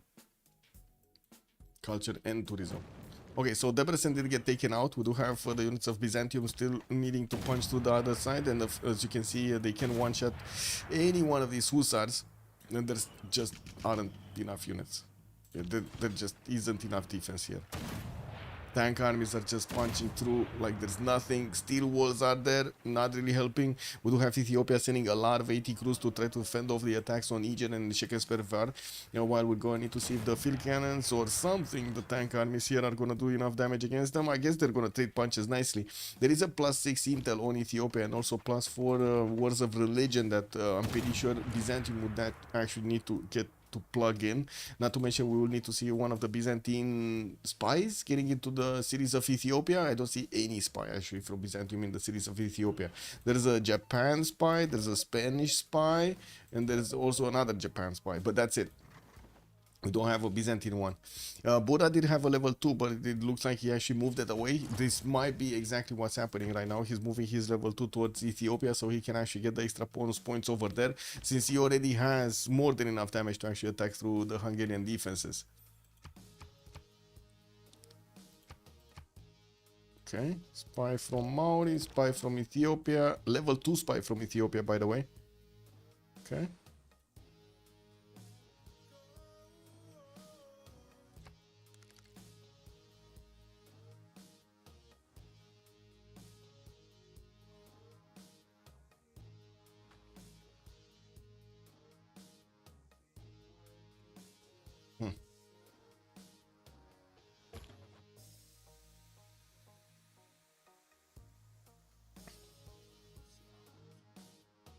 I guess military engineers cannot tunnel through volcanoes. No, it would be interesting though. I always thought, how is that possible? Wait, can they or can they not? That's a very good question. I remember at some point, no, I think I was making fun about other stuff like I would say the aqueducts being connected to volcanoes. I was always thinking how that would work. Because you kind of need to drill into the volcano, you know, to get the water out. Kick W.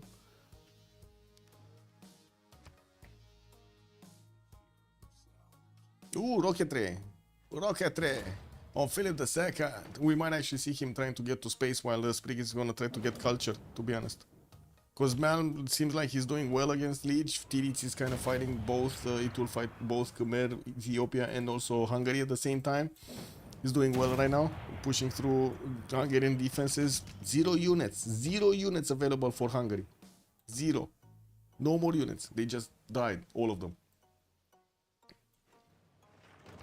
And Byzantium is starting to actually ramp up his artillery core count, starting to attack into the city of Buda directly, and moving his military engineers to start allowing them to actually keep building the pathways. Yeah, that city of Buda is probably gonna die next turn. We do have Ethiopia also trying to get to the city of Pex. Maybe he can actually stop this from being taken over. I don't think so. There's already there are already quite a few tanks coming in from Byzantium, I mean. Ooh, 82 crew core. Byzantium tank. Very big problem. These 80 crews are actually hurt. They hurt a lot, the Byzantine tanks.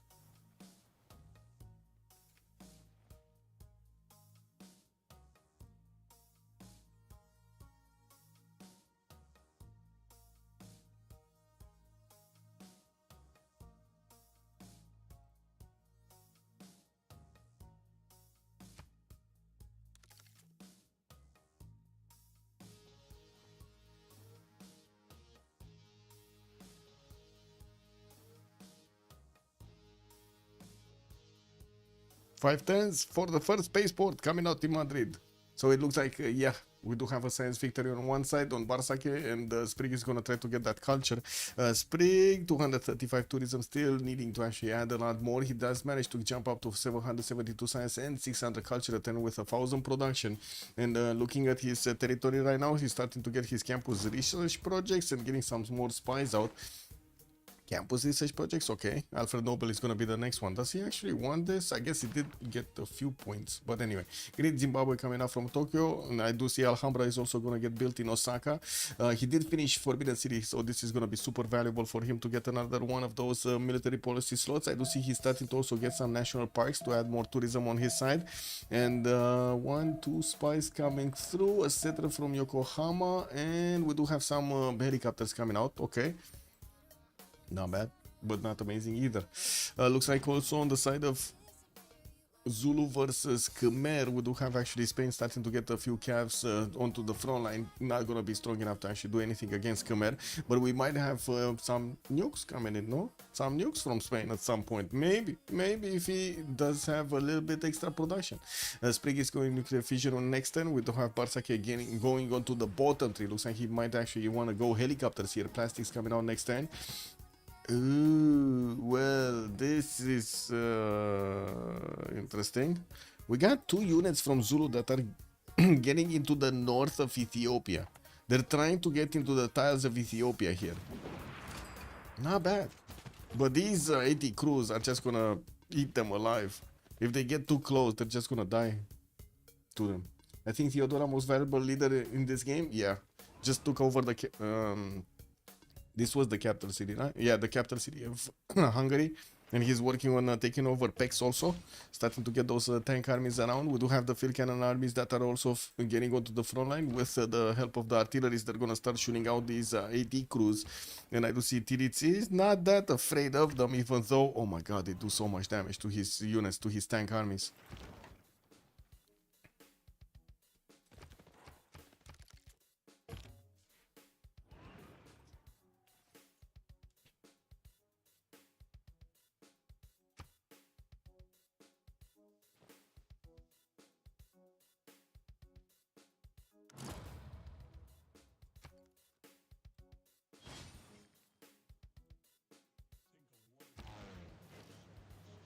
Fighters. Well, at least Maori is going to get some damage, some extra damage against Byzantium. Not bad to actually have these fighters in there. Only 2 of them did get deployed, and I'm pretty sure he does need to get a lot more. Getting some bombers also from Wanganui while he's building out his broadcast center count. With, I guess he's gearing up for war. That's what is happening there. Saja Khan still the engineer. Merchant, we got this. Of course, we're going to need to see what's going to happen with the Congress in just a few seconds. We're going to have that Congress. We did have Dark Age Heroic, Golden Heroic on the side of Freritos, while on the other side, we do have only Historia managing to get his Heroic. And I gotta say, he's only 213. If he starts building up a military, there's no way he's getting the gold. There's no way they're going to get enough gold. I don't think so. I mean, what is he going to hard build everything? I guess he could try to hard build everything. Okay. Dice. Gold.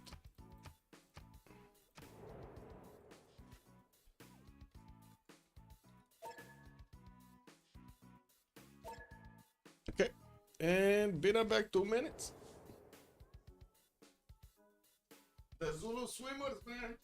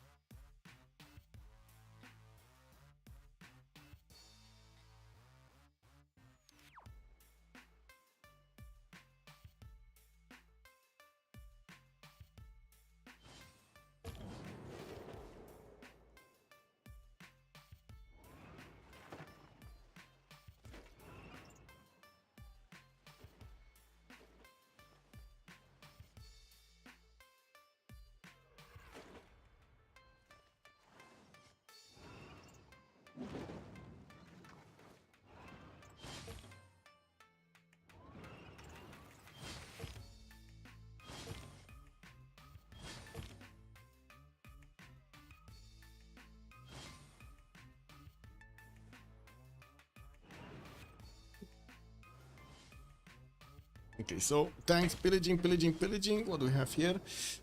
Gold, 50% increased. Oh, okay. Marble. Yeah, we did that, this one. Marble granting amenities, and Melee loses to deploy. So deploy is not happening. Basically, that's what we need to understand here. Deploy is not happening. They barely have like 6 points maximum. Okay, tank. Ooh, modern armor armies. Now these modern armor armies are gonna get to do the damage necessary against the Ethiopian 80 crew armies, and we're gonna need to see them going through the next series over here. Hungary does hold quite a bit of gold per turn on their side, but I gotta say Freritos right now has a lot more. Now we do also need to see if Spain is going to start off on his projects for space. He does need 2 more turns to get there, while we do have still Spring needing to actually get everything down for his culture victory. It looks like he's getting his Manhattan project. Wait a second, this doesn't look like culture victory. Does it look like culture victory to you guys? I think this is more like tic-tac time.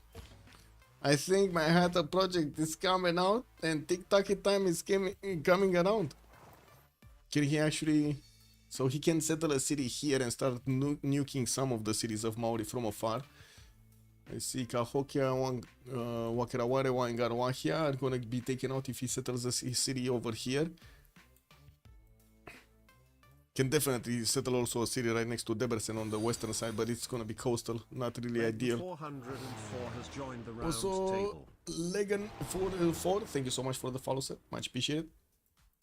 We do have Byzantium starting to upgrade all of his units next to the city of Bura, and of course we'll need to actually move forward through the next one, so Pex is not going to be a challenge for him. Leech getting his refining next turn, while Malm is also going to get combustion next turn. They do have enough gold for his tank upgrades, and we're going to need to see if Khmer is going to manage to get his own. Not close. I mean, I guess he's going to get them when he's going to get them, but he does need to get his combustion technology, and it will take a few more turns, so let's actually see. How many turns? How many turns on Leech to actually get combustion? Because Rom is... I don't know if he's going to get this game combustion. He's 7 turns out from combustion. The story is also getting nuclear fission.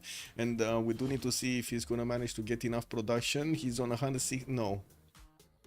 I would just say straight up no. 73. That's just not enough production on his cities. 130 production to get nukes out in GDRs out is just not going to be enough. We don't have Byzantium also managing to get through the Ethiopian 80 crew line of defense here.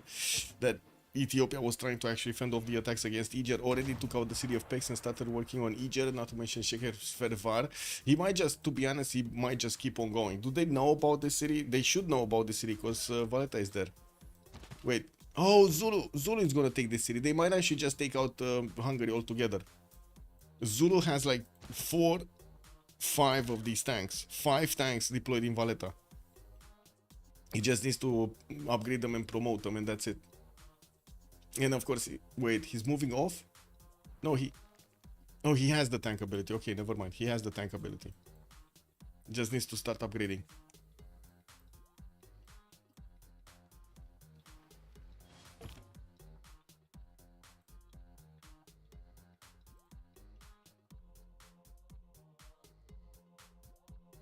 Can I upgrade the 1? I really hope... I mean, I'm pretty sure he sees the city of Pest. He sees the borders of the city of Pest. Is he not thinking he should go there? Because I see these tanks are sent to the south, and he might actually send these to actually try to pillage some of the units, some of the tiles of Ethiopia rather than anything else. Tiles, maybe some traders or something like that.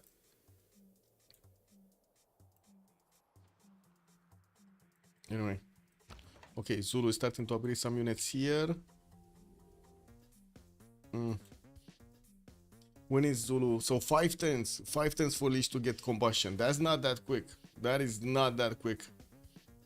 Since Malm already has tanks. The good thing is Malm doesn't have that many pre-builds here in Mahendra Parvata. He sent a lot of the new units actually to Valletta and upgraded most of them here. He does have at least 1 more tank army that he could upgrade. Still a bit question mark why he's not deploying everything to the city of Pest to try to take out Hungarian's last city. And I do have to say, if these 80 crew armies are starting to fall, There's nothing keeping the modern armors of TDs from actually getting through the territory of Ethiopia. We do have some aerodromes starting to show up here in Ethiopia's territory, but they don't have enough coal per them to actually straight up buy units, buy those airplanes to try to plug the chokes. And it looks like Egypt did just go down. CivFR is also going to follow up soon, and we do see these 80 crews. These 80 crews of Ethiopia just falling left, right, and center everywhere.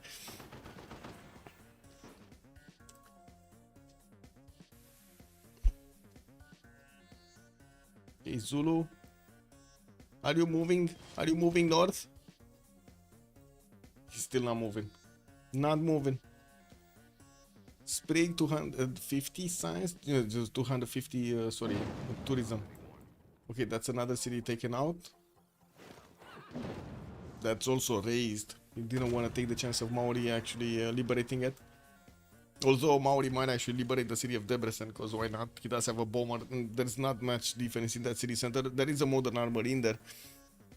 It's trying to increase the city's defense to 113, and that's about it. Oh man, it kind of, I'm not gonna lie, kind of looks like Ethiopia's toast here. And we don't have the modern armors. Oh, he did plug in the Wars of Religion and got the +5. Okay, so he does have that one. Okay, we do have Japan also moving his settlers to the east, getting his Manhattan project next turn. And that's a GG right there. Alexis Krep is calling it out. That's a GG right there. May change throughout the ages. GG. GG. Well, that's big. That is so big. I do have to say, today I'm not gonna stay for the post-game chat. I'm gonna need to actually wake up quite early in the morning, and I'm glad that I do have a few extra hours to actually sleep. Big meeting with my how to say, my former colleagues from high school. So GG, well played. I do wanna how to say, send you to the other stream. What was it? Malmo streaming? No, Miliagor. I believe Miliagor was streaming actually. So I'm gonna send you to Miliagor stream, and you're gonna see the game from there, or I should say the post-game chat from there. Points, I'm gonna send them right now. Thank you so much for joining us, much appreciated. I do hope you enjoyed your time with me tonight. Tomorrow we're gonna have CWC game, and we're gonna need to see what will happen on Sunday. So FDLV did manage to knock on the board the first game out of this best of 3 series in the finals of the CivFR Squadrons. Big GG, well played. There we go. And have a good evening. Don't forget to like and subscribe. See you next time. Bye bye.